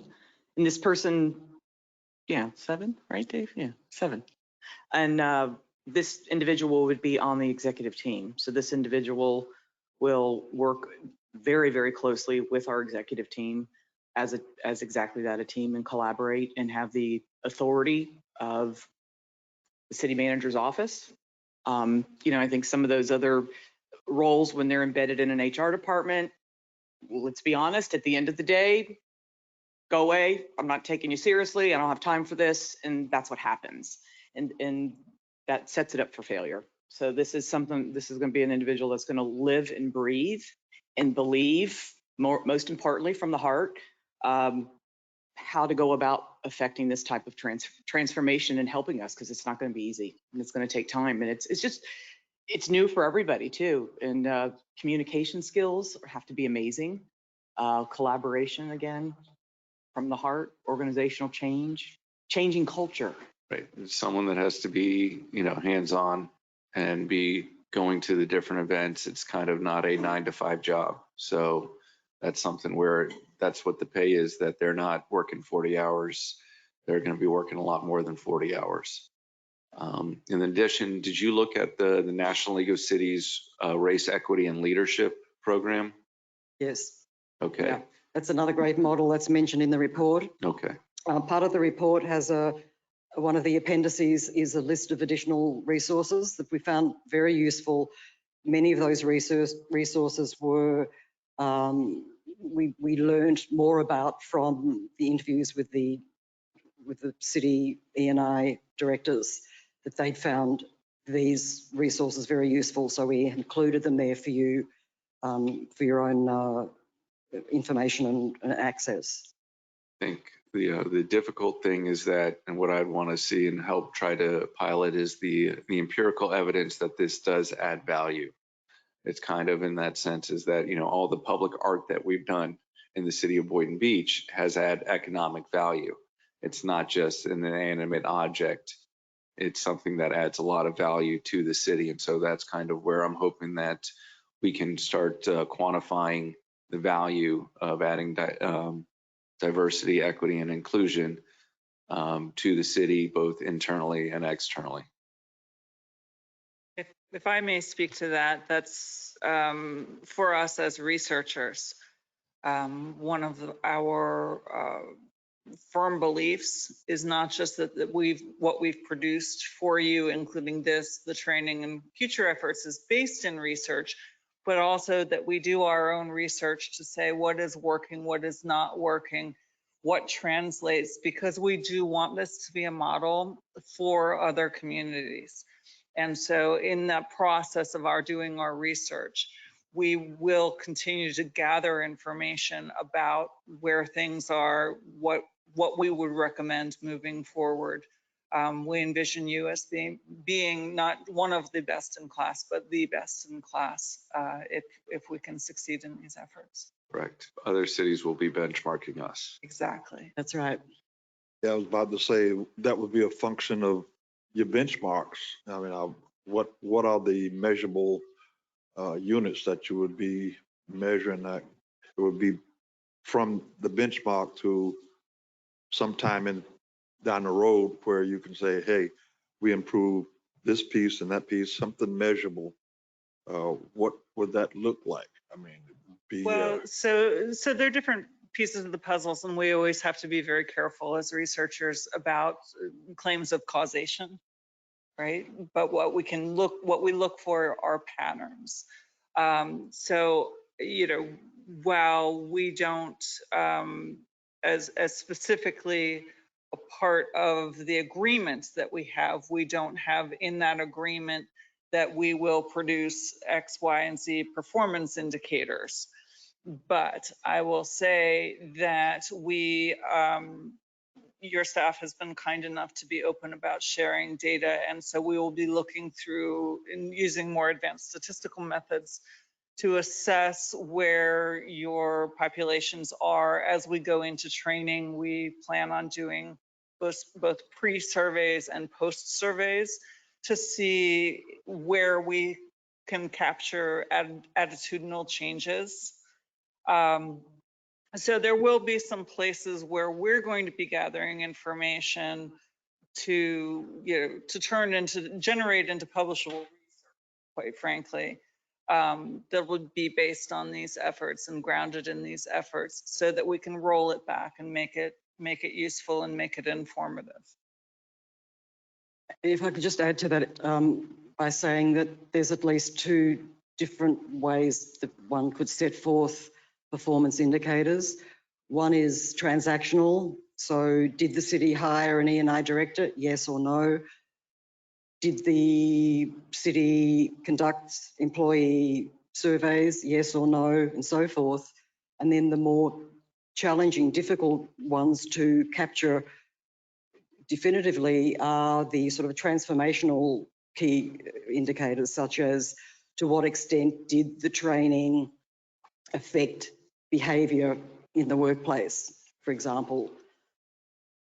Yes, and beyond the quantitative pieces of it, we will also be conducting qualitative interviews and really talking to people and making sure that we're capturing things, and also recognizing that as we go, part of doing this successfully for an organization is knowing when to pivot, when to make adjustments. And as a research team, we embrace the same concept.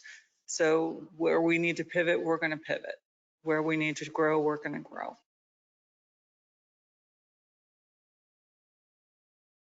I see us having a long-lasting relationship with you guys too. It's not a thanks for the report, catch you later. It's continuing to help.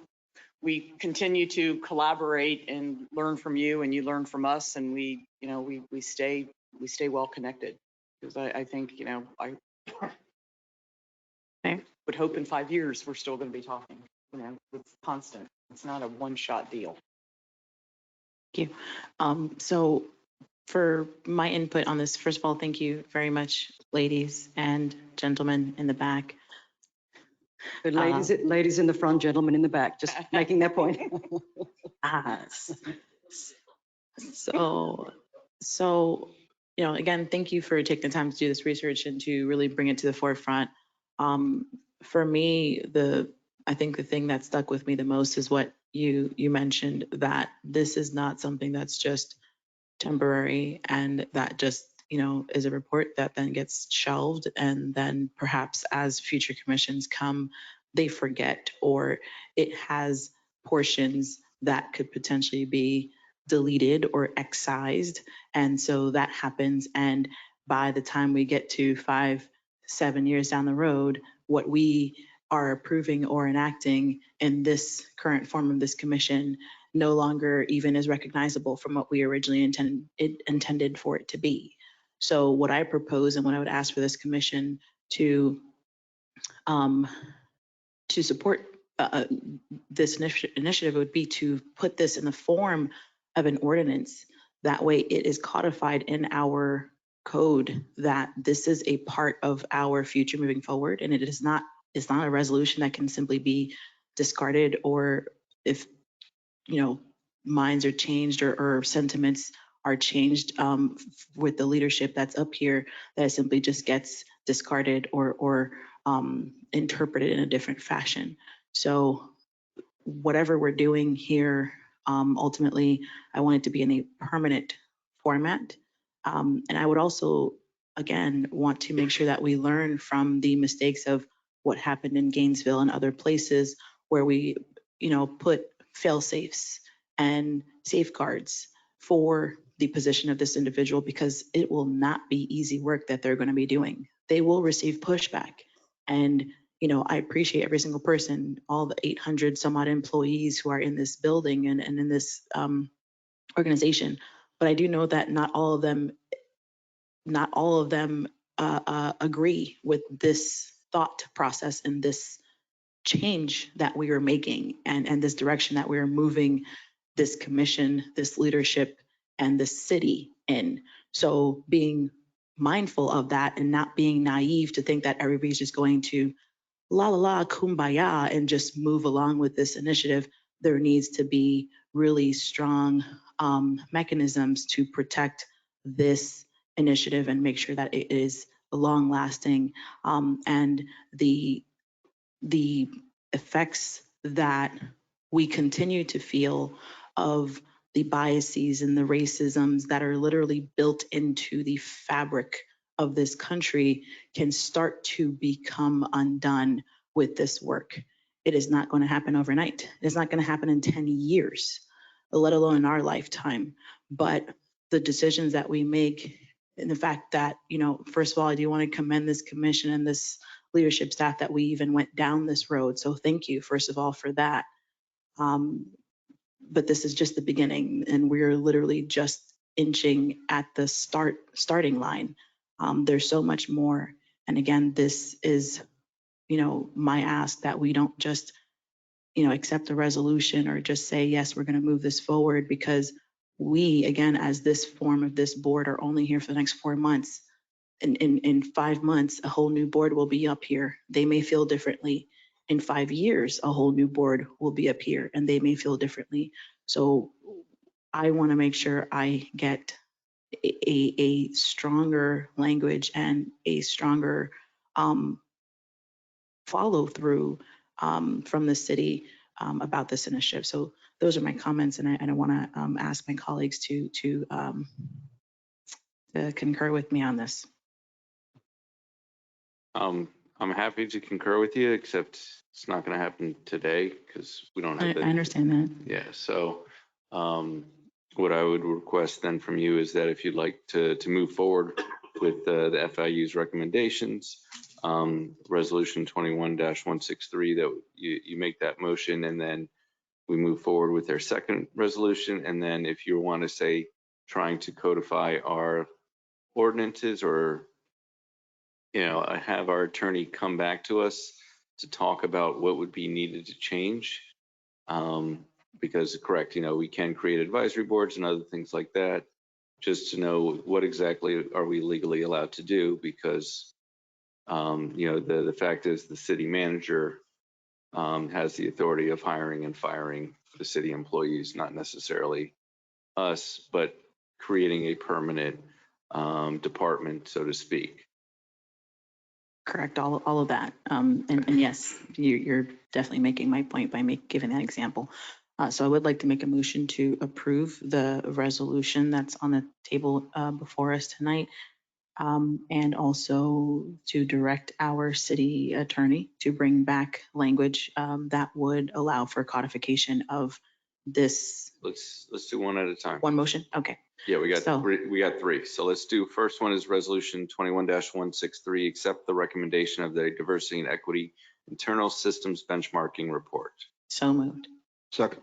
All right, and I'll ask if anyone here or online would like to make a comment. Please raise your hand. I'm not seeing any. All those in favor state so by saying aye. Aye. Aye. All those opposed? Hearing none, motion passes unanimously. Resolution 21-164, amend the ADA and inclusion fiscal year 2021-22 budget, which will adjust budget appropriation, include a new position titled Director of Equity and Inclusion, and rename the department to Office of Equity and Inclusion. So moved. Second. Seeing no one with their hand raised or asking a question, all those in favor state so by saying aye. Aye. All those opposed? Hearing none, motion passes unanimously. Ms. Ramos, would you like to make another motion to change our ordinances? Yes, please. Mayor, ask that we ask for our city attorney to bring back possible language to help codify this discussion that we've had tonight and these resolutions or this, I'm sorry, my words are all jumbled, these suggestions as made by FIU for the board's consideration. Second. Seeing no further discussion, all those in favor state so by saying aye. Aye. Aye. All those opposed? Hearing none, motion passes unanimously. Thank you so much for all the hard work, and we continue working hard. Thank you so very much. Thank you. We appreciate the partnership. Thank you for your work. Thank you. And now we will do public hearing, 6 p.m. or soon thereafter, as the agenda permits. Ordinance items 8A, 8B, 8C. And so, Mayor, yes. I would like to comment that you've been asking for items under public hearing for a very long time, and ask and ye shall receive, right? Yep, that's it. Here they are. Yeah, it's exciting. So, Jim, I'll ask you to read, or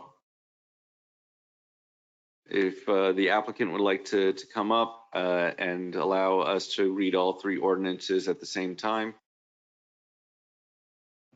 That would be my preference, yes. Bradley Okay. Miller for the record.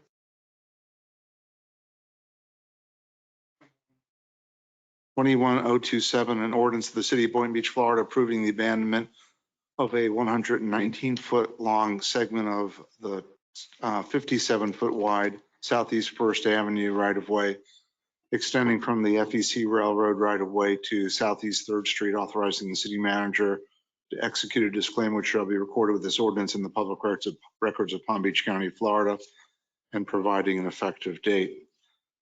Ordinance 21028, an ordinance of the city of Boynton Beach, Florida, amending ordinance 8938 by amending the future land use element of the comprehensive plan for property commonly known as CLM apartments and described herein, changing the land use designation from medium density residential to high density residential, providing for conflicts, severability, and an effective date. Ordinance 21029, an ordinance of the city of Boynton Beach, Florida, amending ordinance 02013 to rezone a parcel of land described herein and commonly referred to as CLM apartments from multifamily residential R3 to IPUD infill plan unit development, providing for conflict severability and an effective date. Good evening, Mayor, Vice Mayor, Commissioners. Bradley Miller from Urban Design Studio, 610 Clematis Street in West Palm Beach. And no, I don't enjoy saying that address after being here for so long, but you got to move on. Anyway, here representing the applicant on this project, and I think it's a planning strategy that if you wait and you end up being the last item on the agenda, you quickly know who your opposition might be in the room, since it's all staff and Mrs. Hay. there could be someone online. But with that said, I'm going to jump ahead. John, bear with me here. I don't have a clicker. If you could go to the third slide, I'll be quick with this presentation. This is a 0.86 acre parcel after we abandoned some right of way that's not being used for any public access. There's the slide is showing that this property has 2 buildings on it already with 8 units. What the proposal is here, there's 3 parts of it. There's a land use amendment, which takes it to a density of high density residential, which is corresponding to the CRA recommendation plan. And then the zoning changes to IPUD so we can fit it in there. This is an existing site that it needs an upgrade. These buildings have been there for a while. My client here has owned the property since 2019 and has made some gradual improvements. This will bring an upgrade to the entire site by building an additional unit or an additional building that will be 4 more units. There's going to be, we're doubling the amount of parking spaces, landscaping, lighting in the parking lot, security lights in the parking lot, and security cameras. If you could move forward, I'm jumping around here. John, if you could go one more slide.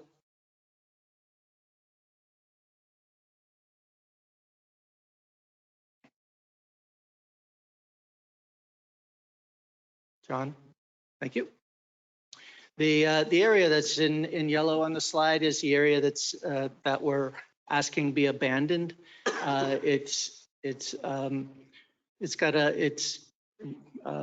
Mike Rump clarified it in the P&D meeting. It's really owned by the public, but it's city controlled. There's not going to be any cross access going over the railroad track. There is some utilities in there, and we're granting an easement back over it. So half of that area will go into our project, and then the southern half will go into the property owner to the south. There's a driveway that's in that area now that leads to the property owner to the south, and that'll get reconstructed. So it's solely onto that southern half of the property. You can go on to the next. This is just showing that those 2 areas, the blue going into the property itself, and the orange area would be going to the south. One more, please.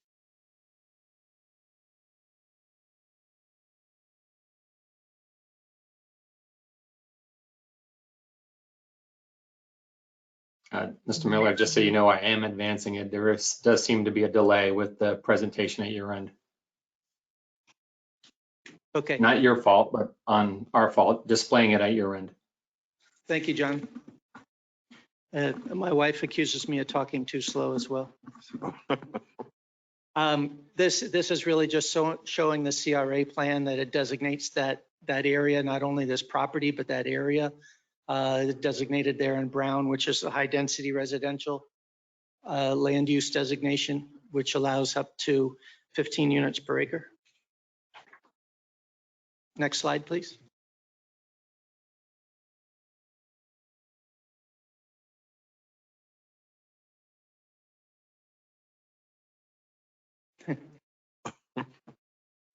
Keep going. There you go. Actually, I'll tell you, just to hit the slide now. Now I'll talk while it's moving forward. So the slide on the left is showing the land use going from medium density to high density residential. And then the slide on the right is showing the zoning going from R3 to this infill PUD. And I really just, maybe we can move forward to the site plan to show you what it is. I know you usually handle that at the second reading. This is going to require 2 readings, but the site plan is very simple to go through. Actually, if you can go to one more, the colored one's going to show better. So on this, you see buildings A and B. Those are the existing buildings, and then building C is what's being added. between buildings A and B, there's 13 parking spaces there now for 8 units. We're adding building C, so that takes it to 12 units total, and we're adding another 13 parking spaces. So there has been some concern in the neighborhood of cars parking outside of the parking area. So this is going to help that situation out. We've got landscaping that goes all the way around the property, drainage areas. The IPUD requires rec area of 2,400 square feet, and we have 3,700 square feet of rec area. So it's a vast improvement. We're extending a sidewalk along 3rd. It's an upgrade throughout the whole thing. The new building will be constructed, and then the two existing buildings are going to be painted in the same colors as the new building to give it a more vibrant flair. Next slide, please.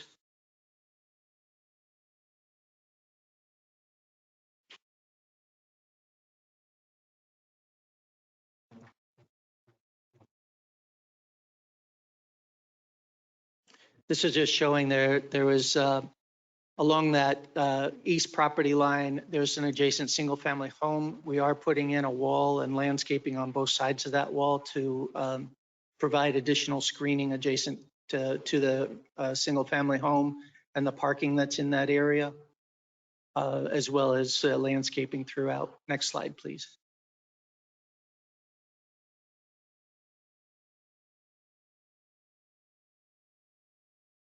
This does do better when I've got the clicker.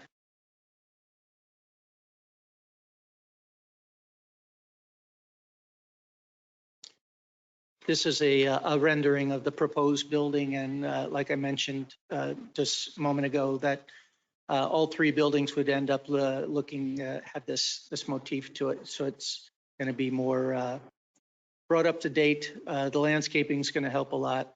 Parking is going to help a lot. Lighting, again, security cameras throughout.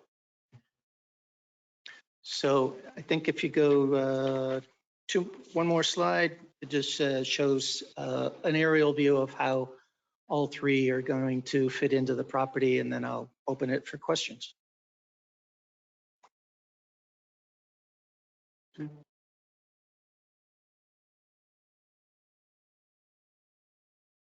So 2 quick questions regarding environment sustainability. Will there be an electric charger for the tenants?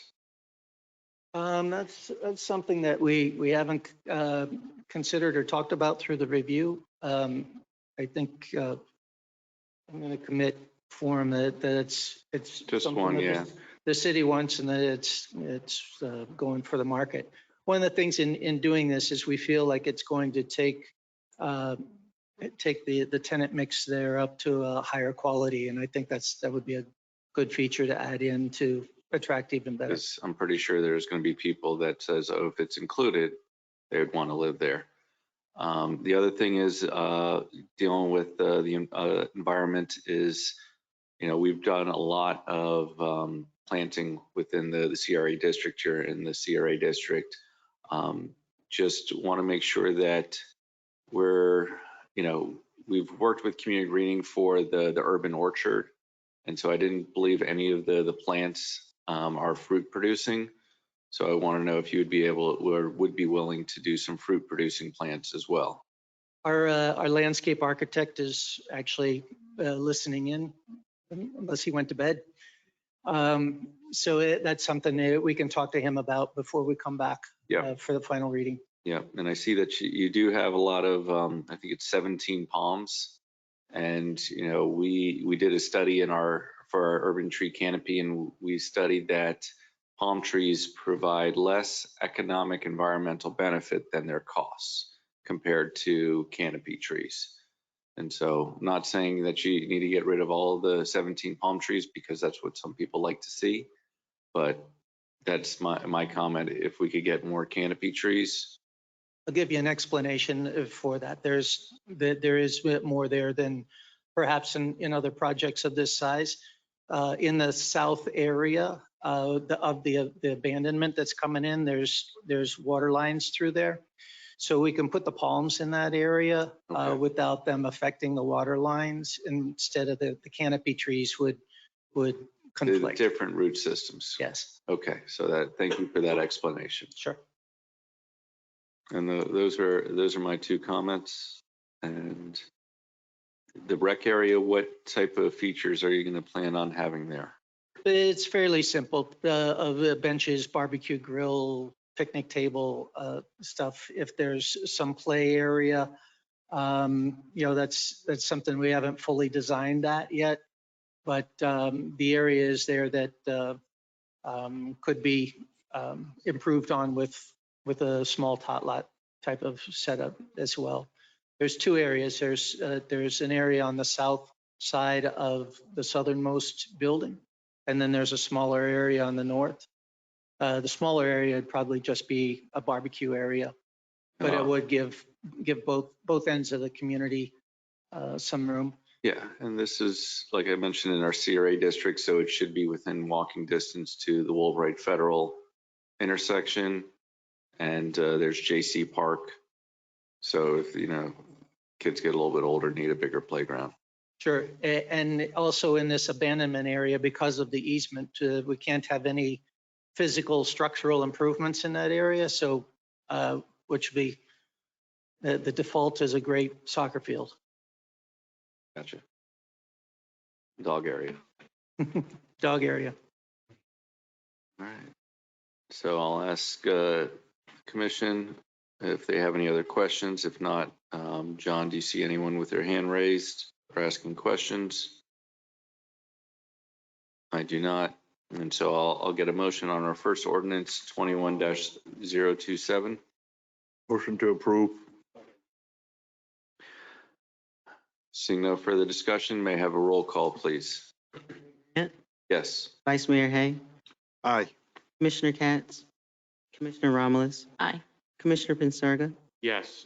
Vote is 5-0. Ordinance number 21-028. Motion to approve. Second. Seeing no further discussion, may I have a roll call, please? Mayor Grant, Yes. Vice Mayor Hay, Aye.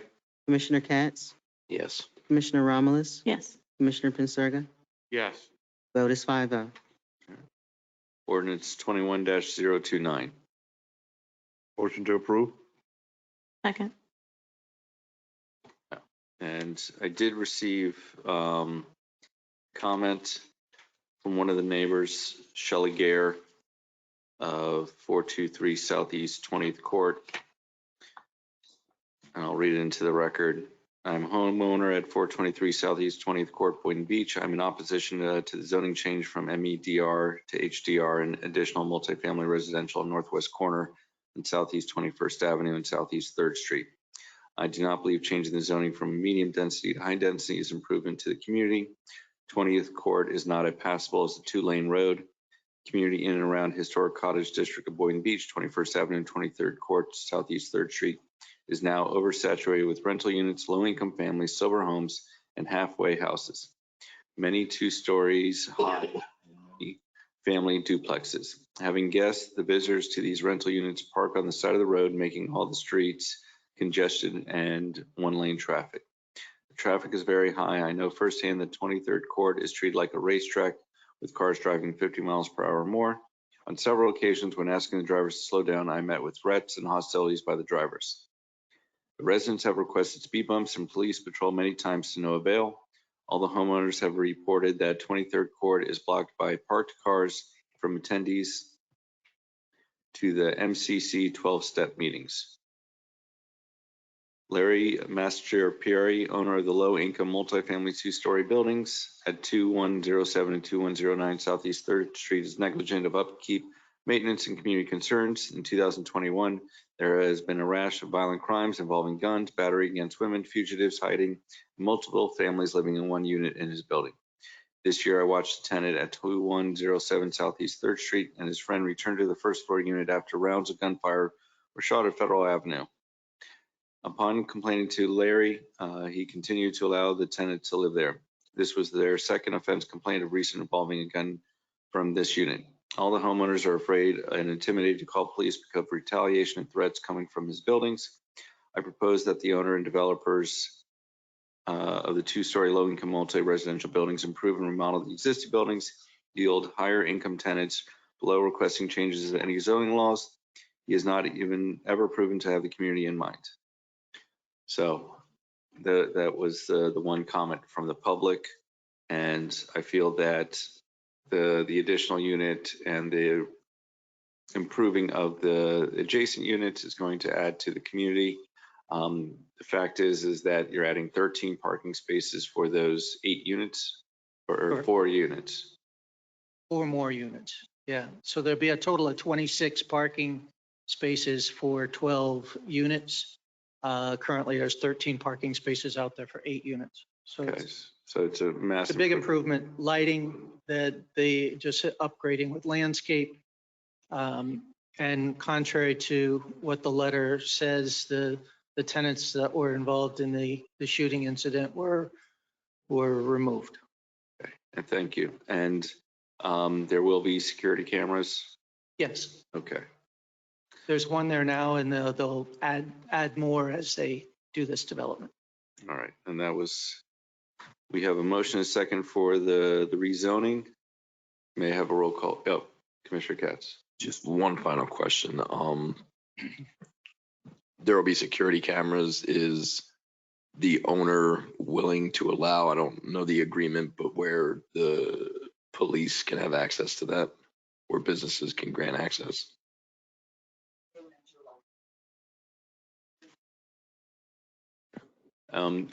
More or less, I think in our real-time crime center or the no trespassing.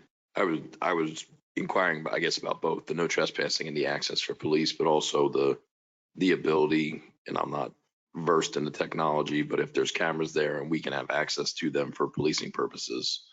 Sure, absolutely. All right, thank you. Any other comments, questions by the commission? Seeing none, may I have the roll call, please? Mayor Grant, Yes. Vice Mayor Hay, Aye. Commissioner Katz, Yes. Commissioner Romulus, Commissioner Pincirga. Yes. Vote is 5-0. And I'll ask to table item 8C to the next meeting. So moved. All those in favor state so by saying aye. Aye. All those opposed, hearing none, motion passes unanimously. Thank you. Happy Thanksgiving. Thank you. We'll see you next month. Item 8D, ordinance 21-026. May I have a reading, please? An ordinance of the City of Boynton Beach, Florida, amending the Land Development Regulations, Chapter 1, Article 2, definitions, amending Chapter 4, Article 10, flood prevention requirements to remove requirements for manufactured homes in flood hazard areas and to adopt requirements for accessory structures, providing for applicability, severability, and an effective date.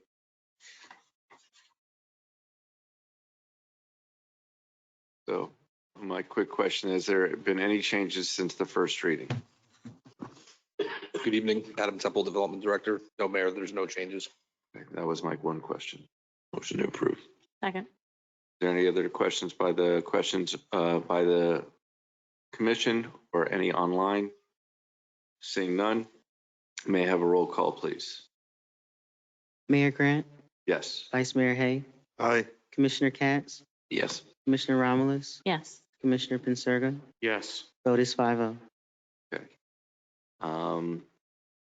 Going on to 11A, discussion regarding the end date for the hybrid model of meetings given the declining severity of COVID.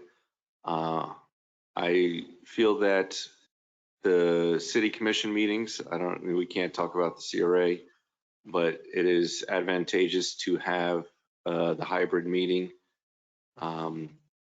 Mainly because if we had the amount of staff at the beginning of the meeting, there would be another 10, 15 people here. And I think it's advantageous that residents throughout the world have the ability to attend and speak at our meetings. I don't feel that anyone has abused the public comments virtually. Yes, Commissioner Katz. So I requested to put this on here just as a matter of fact that COVID restrictions are being lifted. Case in point, the mask restriction or requirement. not just at the county, but the school district and the schools in our city today. And that a return to normalcy, at least for me, would require a discussion about this, part of which, one is to case in point that it might not have been abused yet, but as time has shown us, people find a way to abuse things. Two, a concern I would have, I won't be here for many more months, but you know, Commissioner or Vice Mayor Hay is currently the Vice Mayor. I've served as Vice Mayor, as is everyone else up here. I don't think any of us are able to run this. Like if the mayor was not here today and I've paid attention to a lot of virtual meetings, school board and otherwise, and you have been a cut above the rest in terms of your ability to juggle this absurd situation. But I know that I don't know if Vice Mayor Hay would feel comfortable doing this. I probably wouldn't, just because I haven't done it. And I think that what I don't want to do is pass it to the next commission so that it becomes obligatory to them when we created the change for a specific purpose. You know, whether it's setting an expiration date, as other meetings throughout the county and the school board have done and devolved some of these changes. I just think that I guess a decision would need to be made, and I would want to make it since we created it, not force it on the next body to get rid of it. So my position is to set a date to return to the normal function, because COVID hopefully is close to a date of returning to a normal thing. Those are just my 2 cents. I didn't want to leave it to the next commission to be stuck with it as if it was a guarantee when it really is. It has been a temporary thing, and if it's to be perpetual, I guess a discussion would need to be had. What date do you propose? I would either say the new year, like January meetings, because I'm hopeful that the next 2 months will continue to yield positive results in terms of breaking away. I want to invite people back here if conditions are safe. I want people to enjoy this facility, which we really didn't get to enjoy for an extended period of time. And no disrespect to staff, but I want to see staff come back when it's safe and we are, you know, that close. So, you know, to me, the new year is a natural breaking point. And yeah. So, I mean, do we have a count of how many staff that aren't here? And 1, 2, 3, 4, 5, 6, 7. Well, Michael and Mario are still logged in. 7, 8, 9. So there's roughly 10 staff. And I think this provides better access for people, because there's so many times where you want to have one item, you know, you want to be here for one item or 2 items, not for the whole meeting. And it's kind of like to say, oh, we don't want to do something because someone might abuse in the future. There's no reason to stop it. And if you forget that we used to have meetings at 6:30 until the commission decided to put it to 5:30. So to stop it and then have the next commission say, oh, we want to start it again, I think is the wrong image, because the next commission has the authority to stop it. So I agree, if this commission wants to stop it as soon as possible, that's one thing. I'm not in that favor, but I don't feel like we should, you know, the decision of the next commission should be their decision. Yes, Vice Mayor. I agree with what you're saying. I think the numbers, when you look at the numbers, they still are not back to the normalcy that I would like to see. And just to comment on what you're saying, Commissioner Katz, I would have no problem in running this meeting because I did it for over a year as mayor, and I'm used to it. But the point that I want to make here is that I feel that it's very convenient. I think we're having more people view our meetings and commenting on our meetings than before. I think it's something that we may not want to admit it, but in many organizations, especially like my church, it probably is not going to go away anytime soon. Um, this is part of the new culture now. Is live streaming. I understand the point that you're making, having them physically come back, but I don't think we've had a challenge with them being online. So I don't have a problem with keeping it just as is. If you guys want to vote to terminate it, you're right. It could somewhere down the line, when the new commissions come on, they may vote it back in. So, so as far as I'm concerned, I don't see a problem with the way it's working now, and I would just assume keep it as is. Yes, Commissioner on the list. Thank you. I would agree with Vice Mayor Hay. I see no issues with continuing the hybrid model of the meeting as it currently operates. I would agree with Commissioner Katz's comments that it might be a little complicated for somebody to do what you're doing. So perhaps that might be something that staff would want to look into to help train whoever would be the next mayor in order to properly, do that and perhaps maybe even provide them with more support on the back end. For example, I know that Mayor Grant has taken some heat for not catching somebody who was online who wanted to speak or something, and because he's trying to juggle different things. So that's definitely something that I would request that we get our IT staff to be more hands-on. I know that John has done a fantastic job, and so has the rest of our IT staff to make this model work.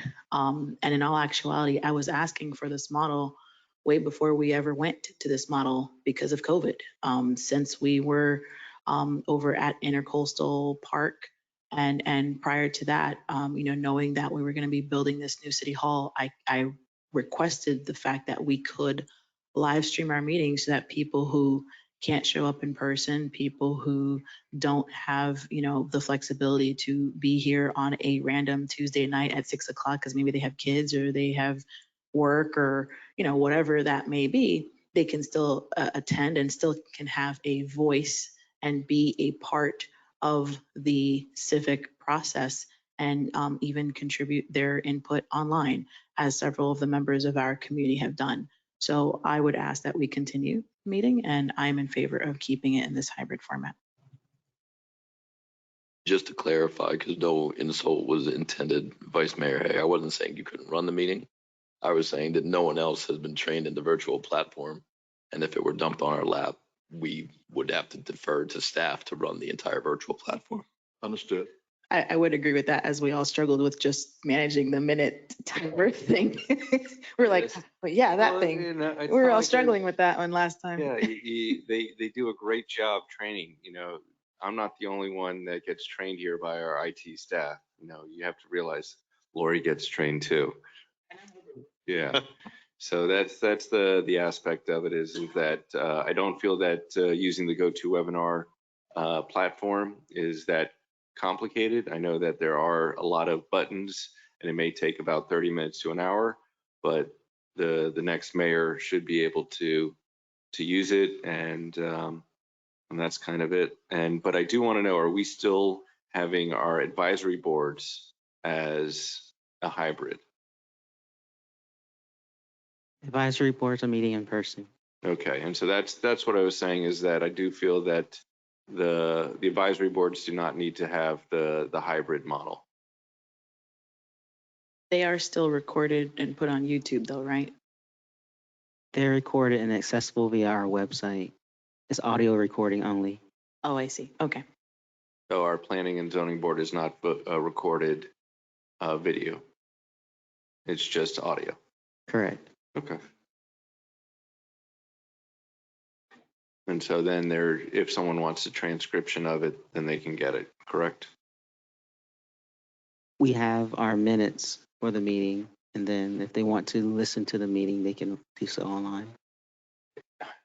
So what I was saying is that if someone wants a verbal transcription of a because they can't hear it, a verbatim transcription is possible. They'd have to pay for that or get a private service to do it. And there's a notice, on the notice of the meeting, it does indicate that people are responsible for obtaining that type of record. Okay. And so we have not had somebody state ahead of time that they would want an ASL interpreter for an advisory board meeting? We haven't received requests for that. Okay. And so Accommodations. And so that's kind of it, is that if someone would want to have an ASL interpreter because they're unable to get, they don't want the minutes or they want to attend, we have that capability. Correct. Okay. Yes. Quick question. Do the advisory board meetings happen in this room? Yes, we schedule our advisory board meetings for the commission chambers whenever possible to accommodate proper recording. What is the reason why it's audio on only? I mean, given all the cameras, I mean, what's one more step? What's the difference? This is Catherine Montes, Assistant City Manager. So we spend about $1,000 in public meeting to pay for the assistants in the back and all the setup and coordination. And so if that's something we'd want to budget, we'd have to consider that for a future budget probably.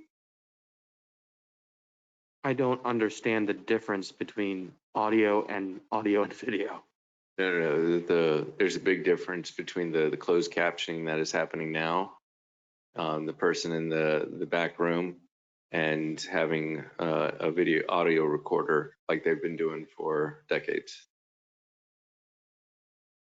So, So you're saying that when they're recording the audio, we have to pay more for someone to turn on the cameras? no, it's much more involved than that, with having the captioning, with having a live interpreter, and basically the people in the back are making sure that the audio is good. If you remember when the chambers was still under construction and we were doing the meetings with the mayor in the community room, that quality of production was much lower. And that's because we didn't have the whole setup that we have here. But the setup, we don't have the staff to manage that at this time. Our IT staff is working 40 hours a week and then attending these meetings and the CRA board meetings to accommodate these meetings. So that really would be a much larger budget item if we're going to go that route. So I think what I'm hearing Commissioner Princerga asking is it possible to just record the meeting without all these extra WebEx or whatever enhancements, just simply recording the meeting so that it could be uploaded on YouTube or something like that? Is that what you mean? Yes, the cameras are already here. Just turn them off. Well, I think that would be like a fixated still camera. Yeah. Versus now, I think Daryl in the back, he's, whoever's speaking, he's getting these cameras, picking up the sound, picking up the One video. that covers the whole. So it site. would be we find out what it costs to do that. Yeah. I mean, because we're going to need someone probably to make sure the camera's working and it's videoing properly and stuff. So it's staff time or a contractor and production of the video. We can get a price. I mean, that's not as intense as the GoToWebinar platform and everything that IT does on top of our folks in the back. I would add that if we are going to do that, the only board that I really think it would be necessary to do that for would be the Planning and Zoning Board. I don't feel it would be necessary to do that for all the boards on our repertoire. Yep. So if we can get the costs associated with the fixed camera. Yep. For a meeting. John, did I oversimplify that? John McNally, yeah. It's primarily staff time, the extra hours in the day. But we could get a price quote if you wanted to outsource that. And then like a fixed camera in the back, or can we use just the cameras we have and set it for one setting and record it?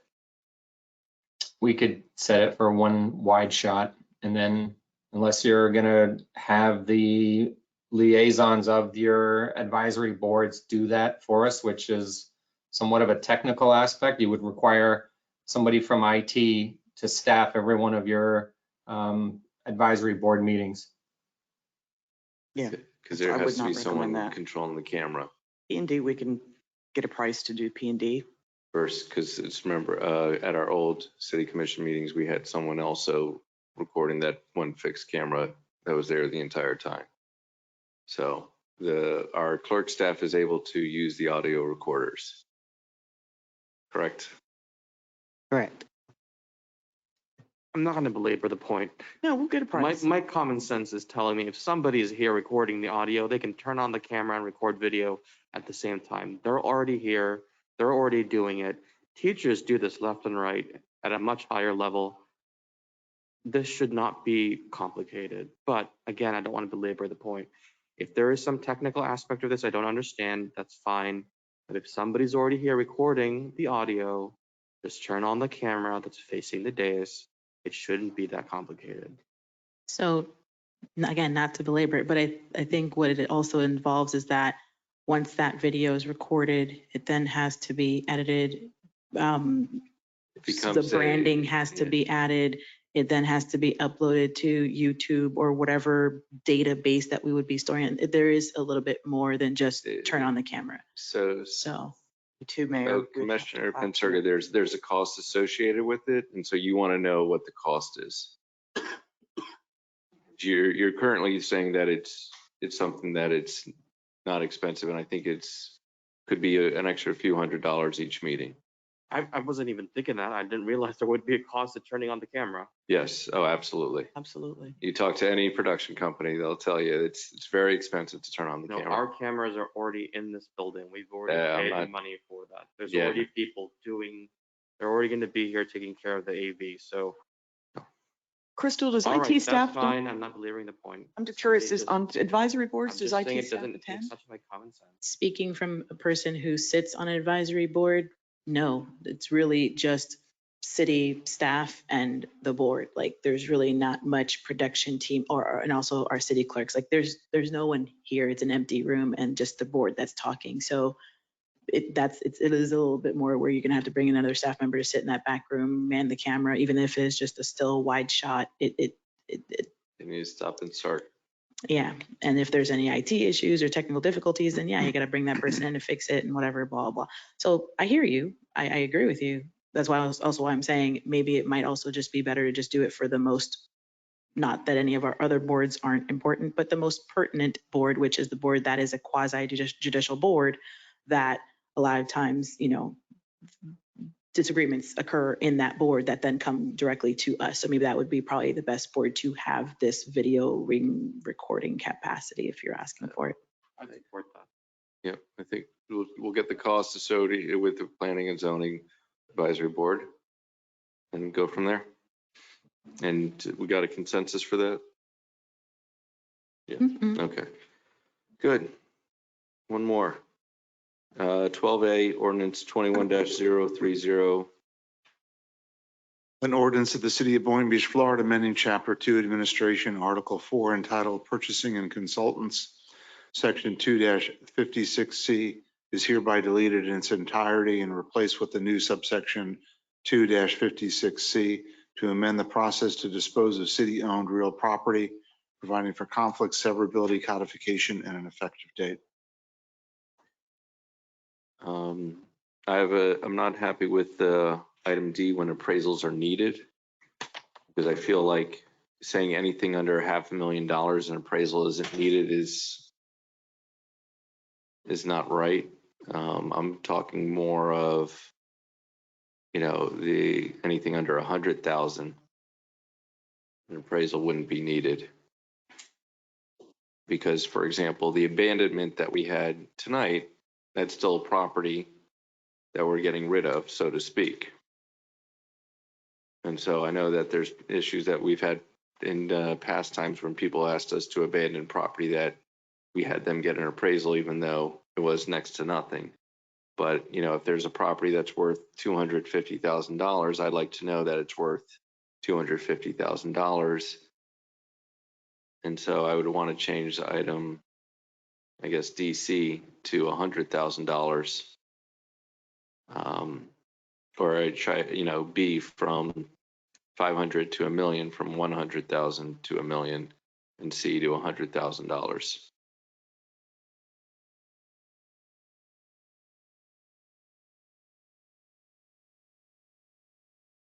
And, you know, the best way for the estimated is the Palm Beach County property appraisers, as you know, appraised value.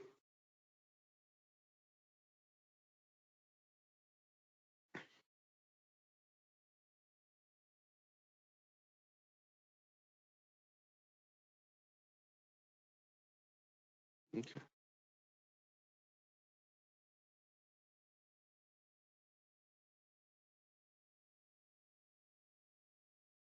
So moved as amended. So moved as amended.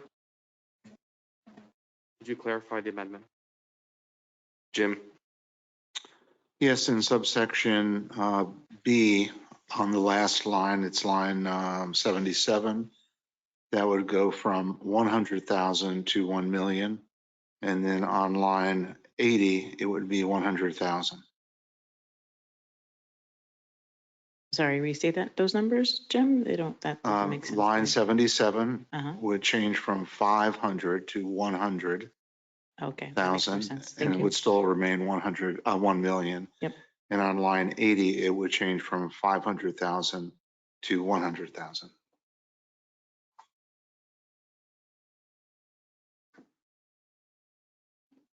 I am fine with that. Do I have a second? Thank you. Seeing no further discussion, anyone online? Yeah. Seeing none, may I have a roll call, please? Mayor Grant, Yes. Vice Mayor Hay, Commissioner Katz, Commissioner Romulus, Yes. Commissioner Pincirga, Yes. vote is 5-0.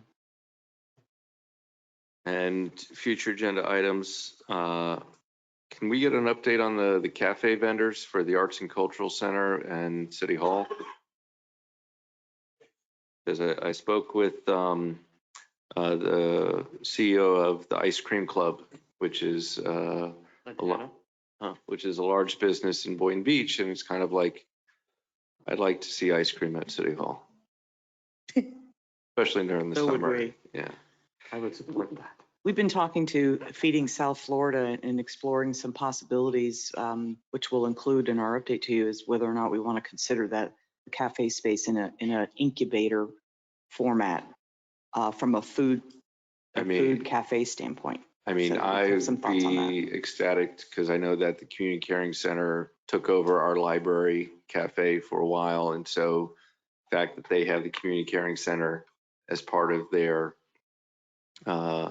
strategic plan, that would be something I'd be in favor of within the next couple months, that we can start get the ball rolling. Okay, we'll bring some stuff back to you. And then I would also echo that, Mayor. That would make me ecstatic to add that feature to our cafe area, especially being that I think the only food incubator spaces in West Palm that are right outside of here. And is the Southport, is the food hall, you like the food hall? Yeah, like that kind of shared kitchen space, I think. No, I don't. This is not, this would be potentially like even Feeding South Florida has someone where they could teach a barista program, because we said the must have is coffee. But you know, it's not a cooking kitchen, so it'll be reheating smoothies, sandwiches. This is more of a training. So someone could come in and kind of learn how to run a restaurant, prepare food and all that through Feeding South Florida. They would be the stability factor, and then they bring, but we have to bid it out still and so forth. So we have to, we're working on that scope right now. So we'll bring that We're back still to you. working on the scope. Yeah, I told David to go home. But yes, we're just about, we're in a draft. I think it might actually. Okay. And the last is item M, where we, with this, you know, with the lawsuit and everything, has that closed? And I guess is that question. The case is over. And so the you know, I'd like to, you know, beginning of next year, because it doesn't look like we'll get an answer on December 7th, but the first meeting in January, to see what her comments are and go from there. Or, I'm sorry, what case? this is item What M. case?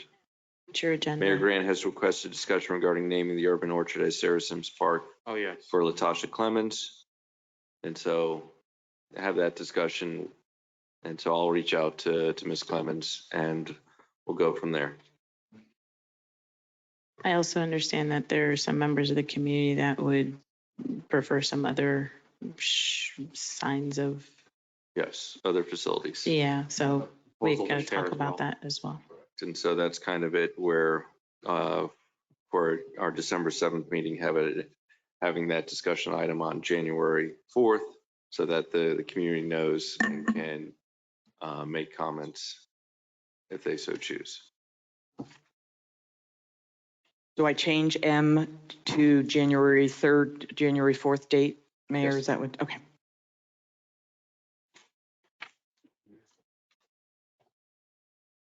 I think that is it. John, you want to provide us with the closing? Yes, thank you, Mayor Grant. As a reminder, a recorded version of this session will be posted to the City of Boynton Beach's YouTube channel. Links to that channel are available on the City of Boynton Beach's website at boynton-beach.org. This concludes today's meeting. On behalf of Mayor Grant and all of our elected officials, the city manager and city staff, thank you for attending today's City of Boynton Beach Commission meeting. Be safe and have a great night. Yeah.